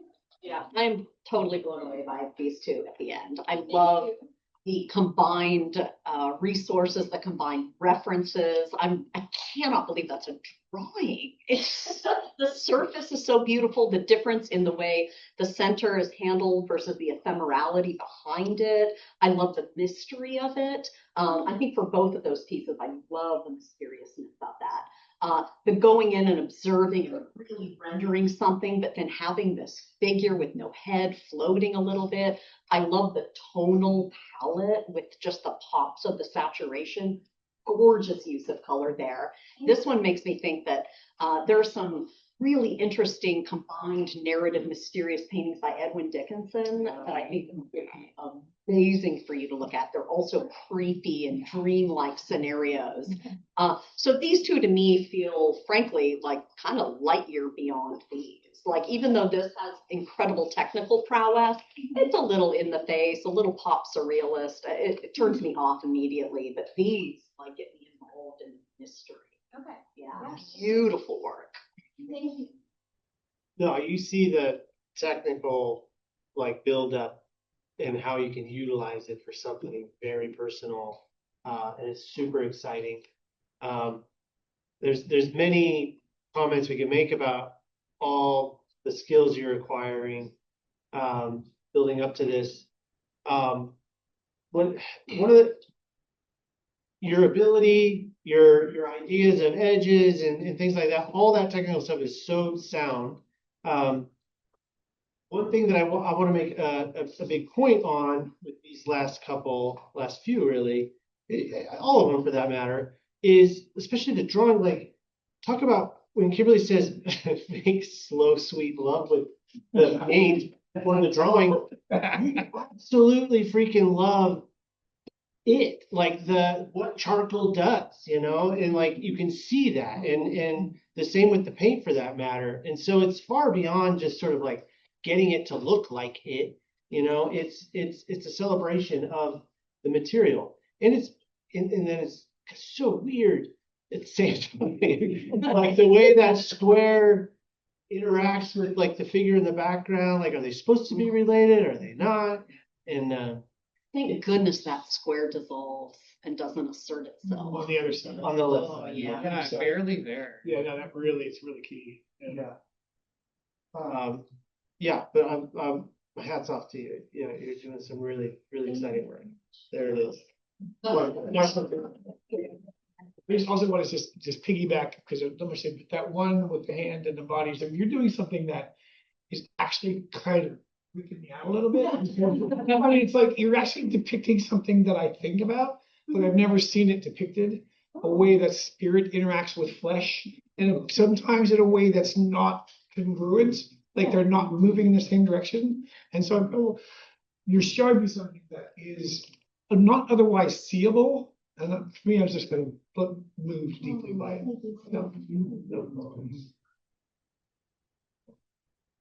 Just gorgeous. I want to commend you on, specifically on your edges in the drawings and the paintings. They're just outstanding. Just everywhere throughout, attention to the surface and where it meets the figure meets the ground. It gives it a real sense of environment.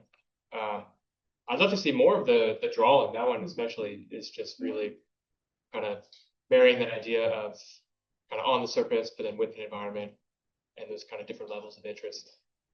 For the other ones, the only note I have is maybe explore the color more and have more fun with the color, particularly in the shadows and in the darks.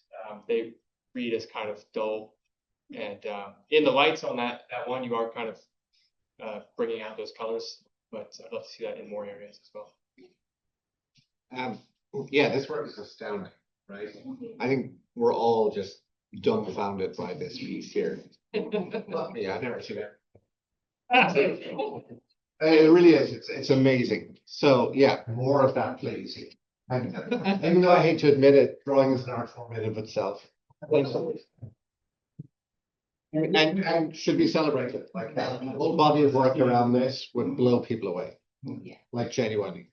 And yeah, this is just genuinely creepy but brilliant what you've done with the colors. And I don't have such issues around pop surrealism as Kimberly does.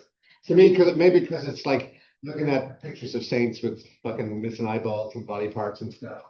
In Ireland, it reminds me of that. It's got that whole sort of alien meets beatific, weird, grotesque vibe to it. And I think it's working on that level. It's working extremely well. Another thing I'd like to point out is you framed it beautifully. And sometimes people don't do that with their work. These two pieces here, they're fine and they're lovely and they're just like meh compared to everything else. Because you're showing us your skill.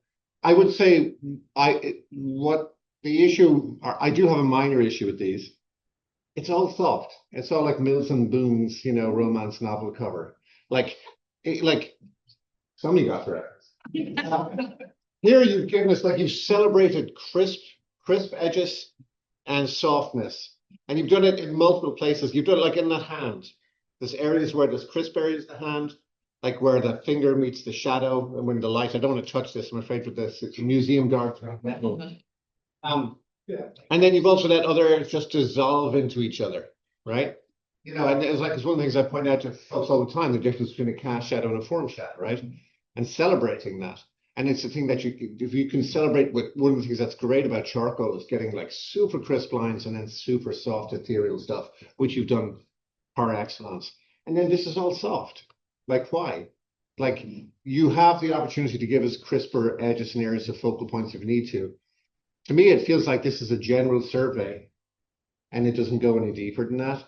And maybe that's sometimes what Life Room brings out in us. And so it takes a particular like mode of inquiry or mindset to for all of us as artists in the lightroom to make that figurative piece about more than just a survey of whoever we're looking at. And you can clearly do that here. So if you're doing more lightroom work, let's see more of that.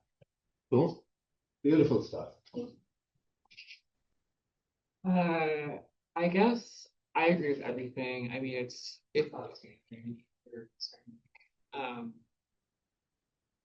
this piece belongs in the museum. There are so many, there's like 3-4 different places that you're giving us, and yet they perfectly merge together.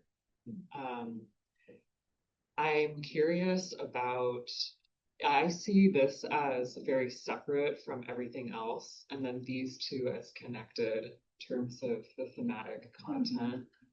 And I get so much empathy and love and intimacy from this. And these are much more of the, playing with pop surrealism and kind of the undertone or overtone of violence and grotesquerie. And I'm just so curious, which direction you're going to explore. So both, I think you should do everything. Color. I'd love to see what happens when you start to play more with color. The world is your oyster. Oh, thank you so much. Yeah. Oh, thank you. Yeah. Should I answer about the direction? If you want. Okay. Yeah, I have about 6 more ideas for the drawing series with the squares and tons of reference for those. And I do, I'm sorry, want to make this one into a series as well. And then the last one, just kind of like play back. Yeah, that's the short The one. last one you're saying? Saying about the last one? So I'm gonna keep messing around my whole life, so maybe I'll be like that too. Yeah. I want to point out, like, what we talk about this a lot. There is as tangible and sort of realistic as a lot of this feels.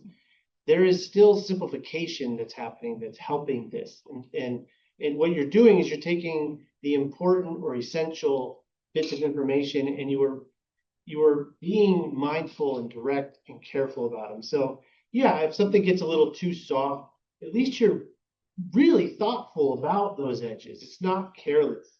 And your passages between things are very thought out. But generally, like, that's all of this is fairly graphic, and it's got sort of order based on like sort of big chunks of darks and big chunks of lights, and then the passages in between.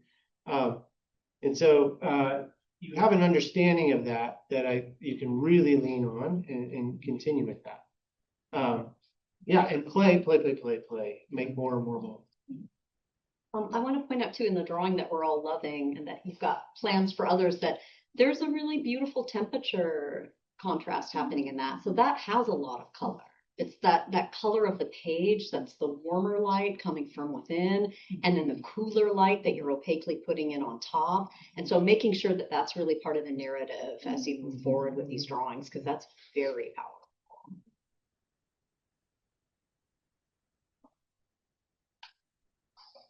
Awesome. Congratulations. I want to say one big thing about authorship. Knowing that you're a woman and you painted that picture on the right side changes how I do it, because I feel like if it was a male painting that picture, it would have a very different connotation. Yeah. To me, I would never touch that.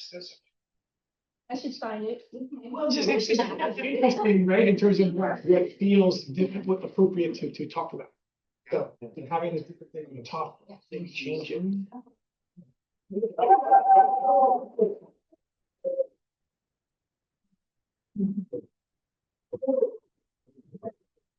Can I take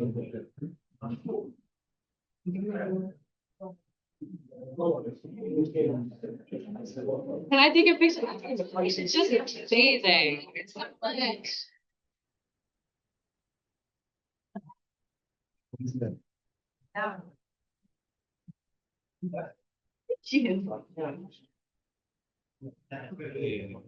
Yeah. Just usually perfect.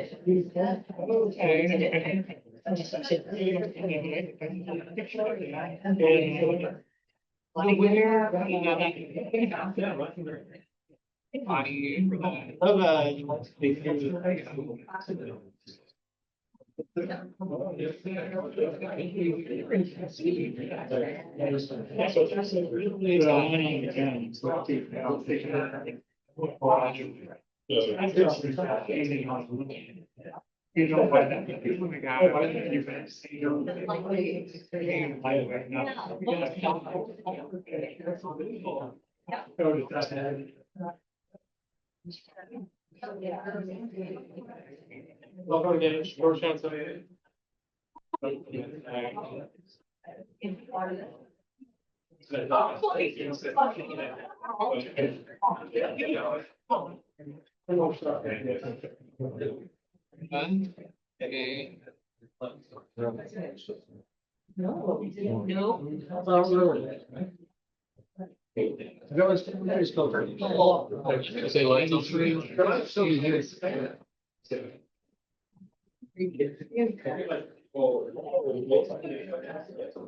Most modern. Yeah,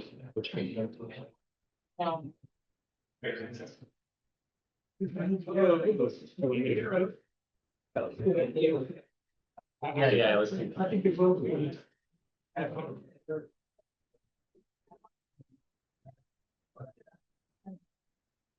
I was like, this one. Those are. That's so much less. Yeah. Way to.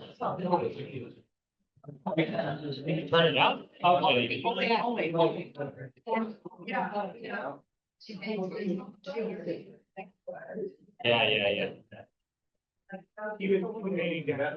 That's fair.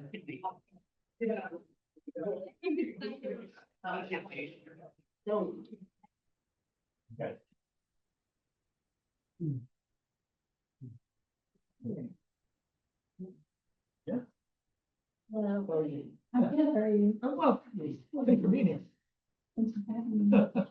I am Nadja, in my third year now.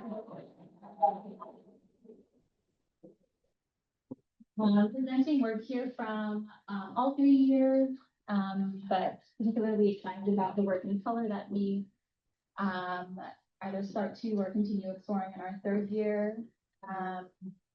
I'm really interested in pushing chroma and being playful with color while maintaining realism and form. So that is kind of what I've been really focused on this year. These two at the end are works in progress, which I admittedly was hesitant to show today, but they represent painting and color choices, especially that I'm proud of.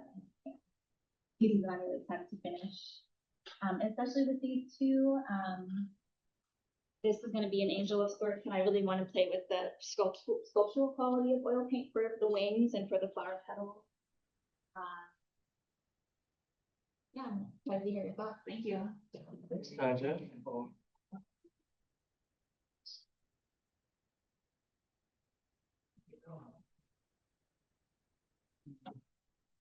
You can move it.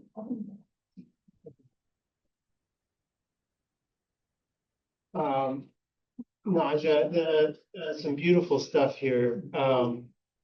The still life is really jumping out to me. I'm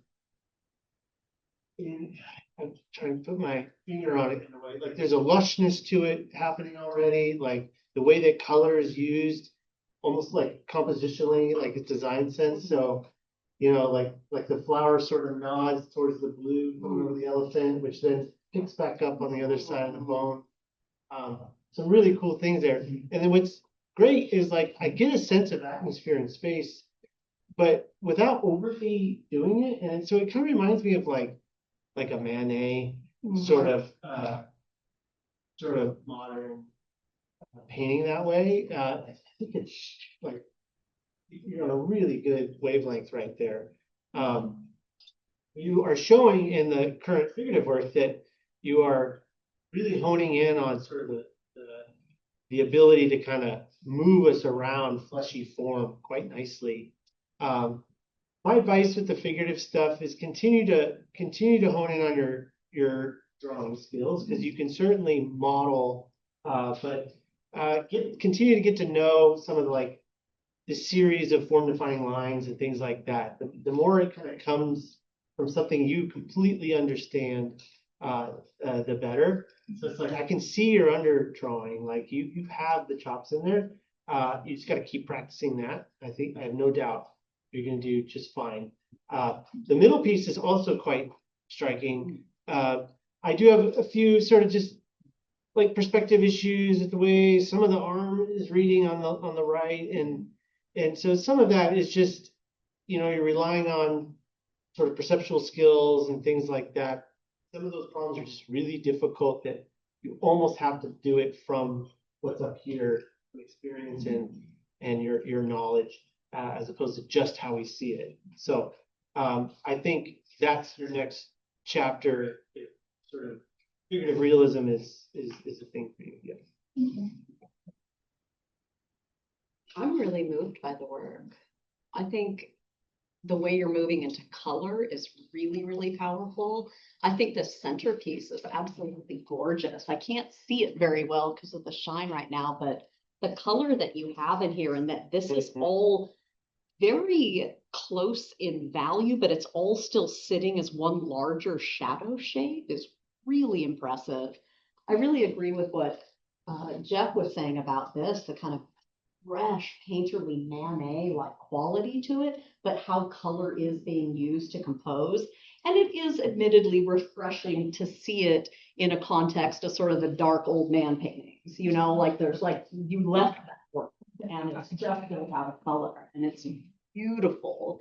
Something that you're doing though across the board that is something that's kind of hard to talk about or explain, but I think the best way that I can put it is you're tapping into this sort of universality of form. I was talking to you about this recently. Instead of honing in and picking on little individual details or parts that are really hard to get to work together. Like your hierarchy of importance, I think, is so much more powerful than that. Like each of these, like this woman could live now or 100 years ago, or like they feel so universal. They're really beautiful. I'm very, very impressed. Yeah.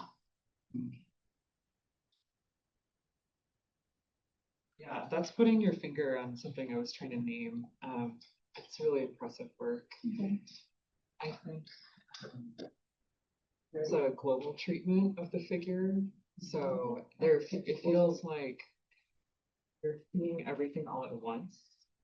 And certainly you can continue to look at structural anatomy, keep practicing, keep drawing. I also feel like there is something timeless here and personal and specific. And I think in the expression of the faces, there is empathy. There is a real person here in each of them, which is so powerful. It's really nice to see the color, and I am excited to see the two come together.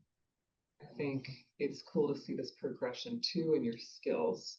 A couple of technical things that I see evolving already are treatment of edges, the figure to ground relationship. These are very cut up, and here you're starting to really push the form in and out of space. And backgrounds. So what we're kind of getting at here, if you contrast it with the darker paintings and the green, the treatment of the background here is so flat, right? It kind of deadens it for me. And this is your more typical atmospheric treatment. And I think this is an interesting in-between space where it is almost like pulling forward. And then we have the shadow to kind of move us backwards, a little bit more transparency. So it's really strong work. And just keep going. Yeah, I mean, I agree with everything pretty much that's been said.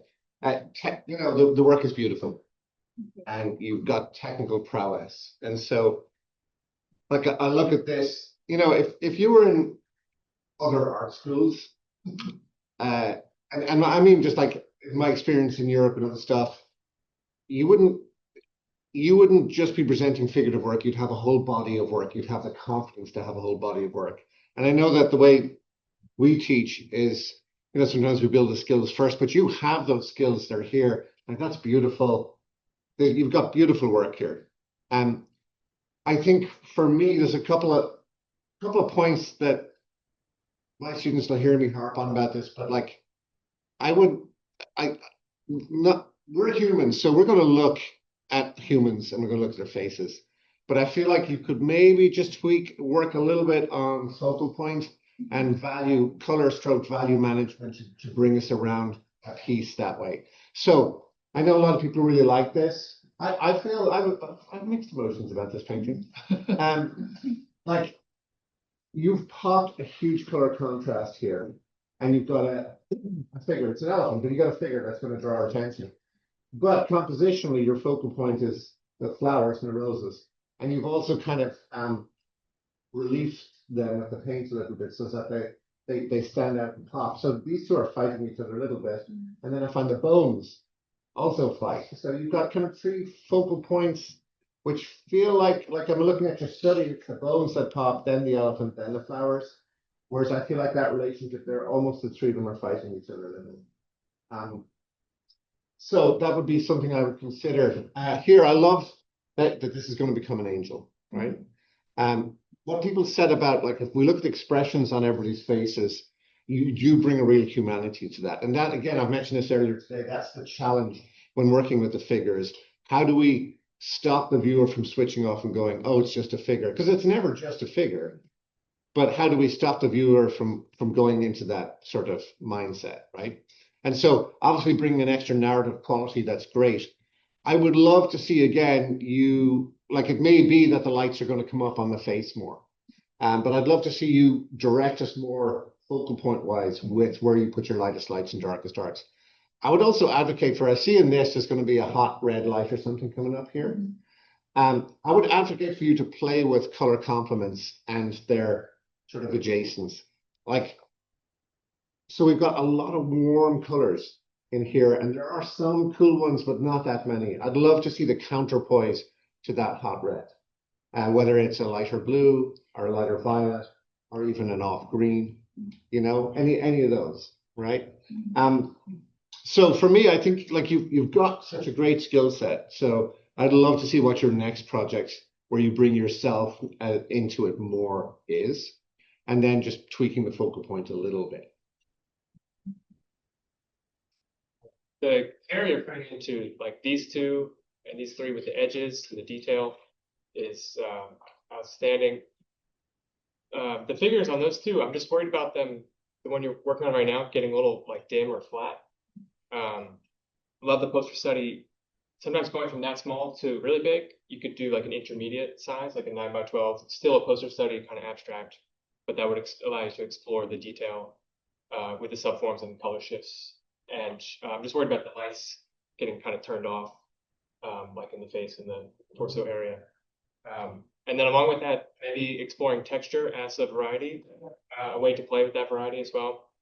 The surface is kind of all the same. It's really well cared for, but it's a little all the same, so that makes it look a little flat. You probably are familiar with him already, but you could look at Abbott Thayer for all of his paintings with the wings. Those are like sculpturally palette knife. He's got various angel pieces. Abbott Anderson Thayer, tons of like angel paintings that have a ton of texture. Can I jump back in again? What I was saying about the focal point, like you pointed out some anatomical stuff here. If you drop the values of the lower arm and from the shoulder down, then that anatomy issue goes away, because what it is, it's perspective, but it's perspective in light and shadow as well. And I would just say for all of our painters here, one of the themes that's come through consistently from the panel is when we have studies and they're punchy, and then we have larger pieces, and then something gets lost. A simple, practical way of dealing with that is just step back. Put that piece from one end of the room, step back to the other, and see if it's reading like your study is. Because what happens is our minds get so engrossed in the bits we're working on that they become worlds for us, and they're fascinating, and your brain is learning and it's doing it on the paper or on the canvas. But then your value scale shifts and you lose the initial punch. So stepping back from it is the simplest way of maintaining that. Yeah. Thank you.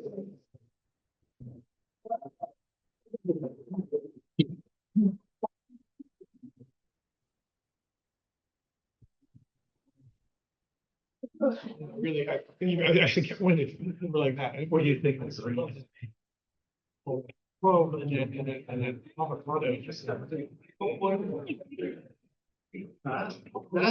Jim. I think the rest.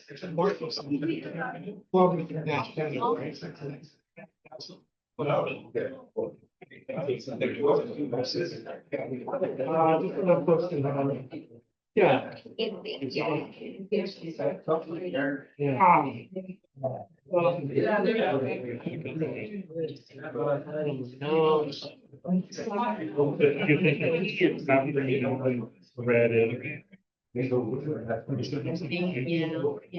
Yeah, warm green. Just jump right in there again.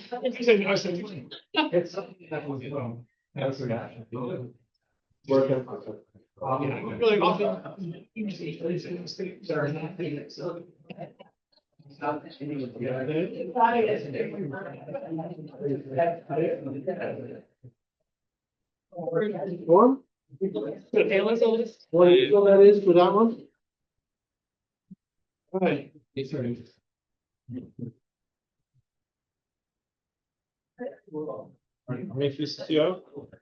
I should have. So it goes right here. Well,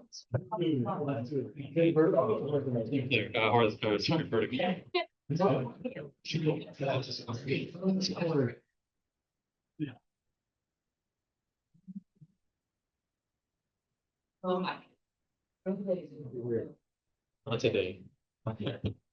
All this, not today.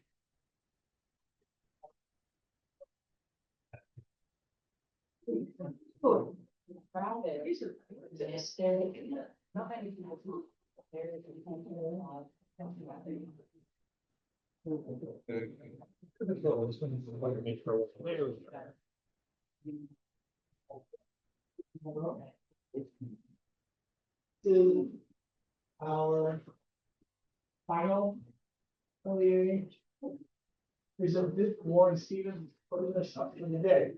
Coming here for staying for last. Come on down. No pressure. No pressure.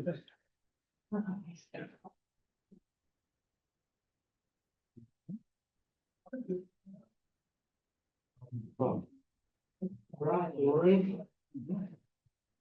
Great tone. All right.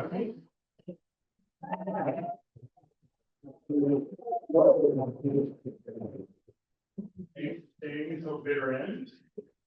My name is Warren Stevens. I am in Tanaya's Atelier, the Georgetown Atelier. This is my 4th year here. And I thinking this is a Gage for it's really in the last 4 years under the, the umbrella of Tanaya and Scott affair that my skill has really developed, and, here's today's work.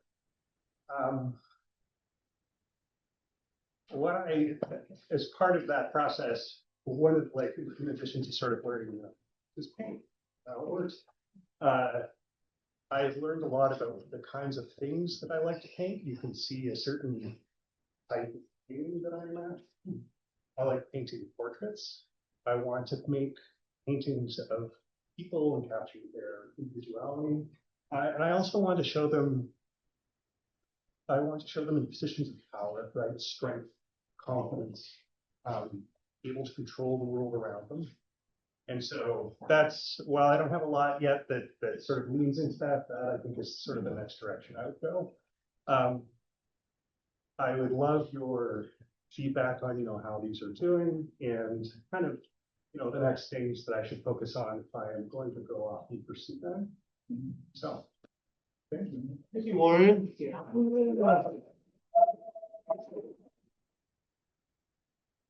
I'm gonna kick it off here.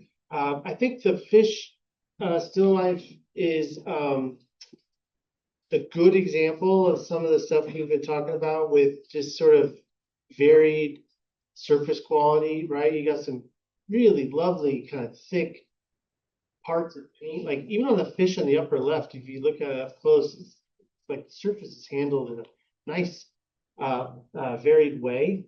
And you're really getting at something exciting about paint, and I like that.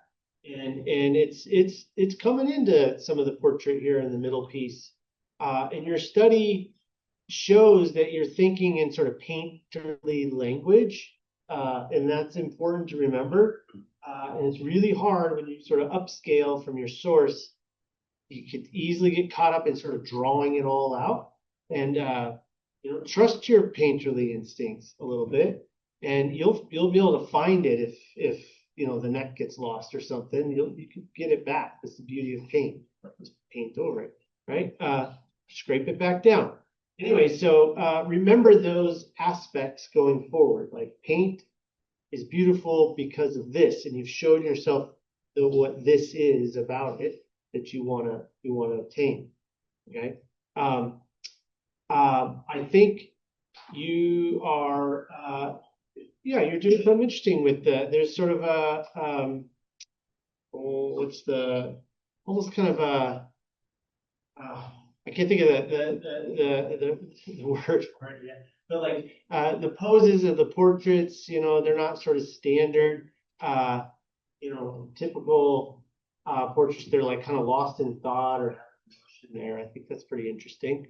And I tend to like portraits that like fully engage the viewer that way. I think that's pretty fun challenge. One thing that I would, like in the still life, I think compositionally there's maybe a little equal real estate all the way around the sort of central setup. So I would have maybe considered, in the initial start of it, sort of, how it all sits in that frame. It's maybe a little, kind of, there's a lot of vastness around it that's kind of equal. So be mindful of that. It's better in the figurative piece, composition is, but keep that in mind. I would say, okay. Yeah, in the total piece over here, one of its big strengths that I think is something to carry forward with you is that idea of the global composition we've brought up in a few of the crits, of just seeing where is the light landing, where is it not landing, the sort of figure ground dissolution of places so that it's not just the figure sort of pasted on a ground. There's a real beautiful movement of how light and dark move through that space.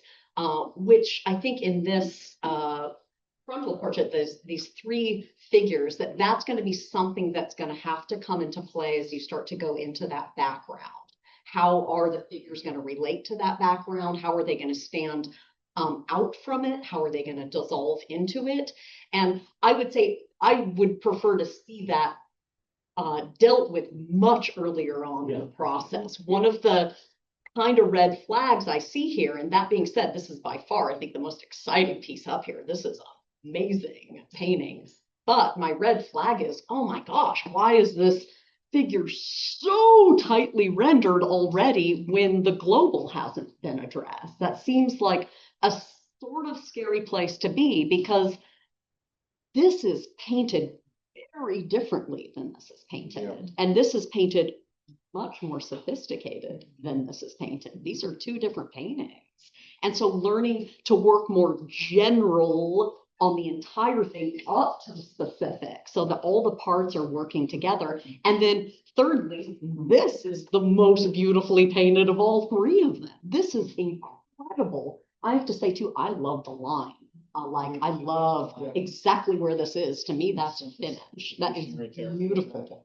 But I don't think that's what you're going for. The painterliness of this, the directness of this, amazing. This is a little finicky and gets a little bit more linear, and it's going to be tough because putting all of that work into it when I think you should do a wash over it and redo it, and it's very unlikely you will because you're tied to it. And so thus, like in the service of behooves you to kind of work general into the specific. I really, really mean that. Like, because you're getting really good at painting. Well, and remember what Mark was saying earlier too about using environment as part of like why the cast shadow or the undercut of her chin would look a certain way or something like that. So like manage it all at once as much as possible if you can. Yeah. So Kimberly just said everything I wanted to say on this. Right? Like I look at all these, right? So, hey, are you going to paint over this? Is this a grisaille? No, it's finished. So it starts with Lady Agnew. Yeah, it's setup, right? Which, like, why would you paint it in black and white when the whole point of that sergeant is the lavenders and the greens and the turquoise? To be mean, but and I'm saying that to you because you clearly have got vision and skill, right? So I think therefore, like, yeah, this is fine, but you don't need to do that when you can do something like this. Like I look at some of the, the life from pieces, and again, it's that constant challenge. How do we do that inquiry? How do we learn the figure? How do we learn proportion? How do we learn light and still make it interesting as a finished piece, right? And just to be slightly mean, I feel like that's not there with these. It's there here. Like I want to eat sardines or whatever these are. I mean, like I don't really want to think about it after. It's just like, but you've done it beautifully. Like that's happening. I think this is lovely. There's a potential to be more lovely. Yeah, huge red flag for me is like, why on earth wouldn't you have blocked that background in first? Because all of your values and your colors right now are relating to your warm umber background. And so, but I also see that in here, you're planning ahead. You've got some of those subtle pinks, and I know you're channeling Sergeant, like this is Sergeant desk. You got Sergeant here, and you got Eakins there, right? And that's kind of a problem. If you like the eyes here, the eyelashes and stuff, if you softened that or mush the paint around a little bit, then we'd be closer to here. And I don't know if you're planning on going in and turning this face into something like this. We may have caught you mid-stage. And it all is down to a personal choice. I much prefer looser painterly, more painterly work. Like Kimberly really responds to the geometric pattern that this face becomes. But that's not your vision, right? And my vision would be like, oh, do X, Y, and Z. But at the end of the day, I don't know whereabouts in this inquiry we've caught you. There's one other thing is like, I would be curious about whether the models, because I chose these poses themselves, or whether these were ones that were set up. Because there's a touch of a 1980s pop video about that. And so then that makes me, it raises questions about like how we see each other from one gender to another, right? But back to the practical, technical stuff. Yeah, I mean, if I was giving you sort of critique in the studio, I'd be like, well, the first thing you do before you do anything else is go paint in that color. And it's a beautiful, subtle gray, but I'd probably lean it a little bit more towards just a hint more green, and then play with that color balance and its opposite with some lovely lavenders and roses in the flash. Yeah, nice job. Well, I think obviously it's a strong piece. You know how to paint people.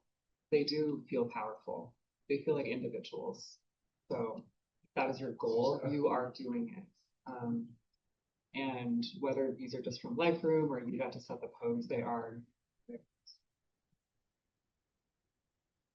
Yeah, I think backgrounds are always a problem coming out of the classical programs because we are obsessed with figure, our practice there, but you have to make a lot of decisions about every quarter inch of the canvas. And we've seen this throughout the day, but the backgrounds like in these two and even the grisaille, they are heavy and kind of flattening to the space. So, you know, maybe controversially, I would say leave this background transparent and scrape like some other transparent stuff across the figures, because I think it's an issue here about with like a heaviness and almost a Dorian Gray photo studio vibe. It's super strong in the figure.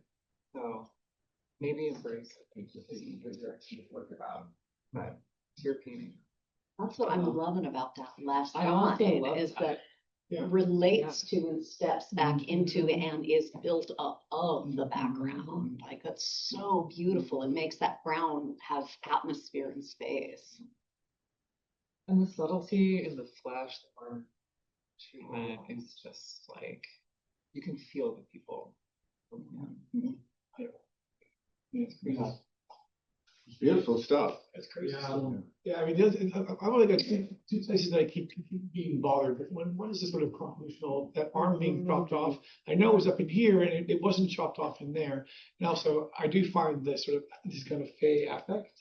It's an affect, and so. But the other thing that again, I'll wrap it up. But these fish seem to be being cut off by the other fish. Are they fish heads? No. So it's just a little thing. I mean, this is it goes first about continuity of form, and so this forms need space. So and it's just anyway. Warren, congratulations.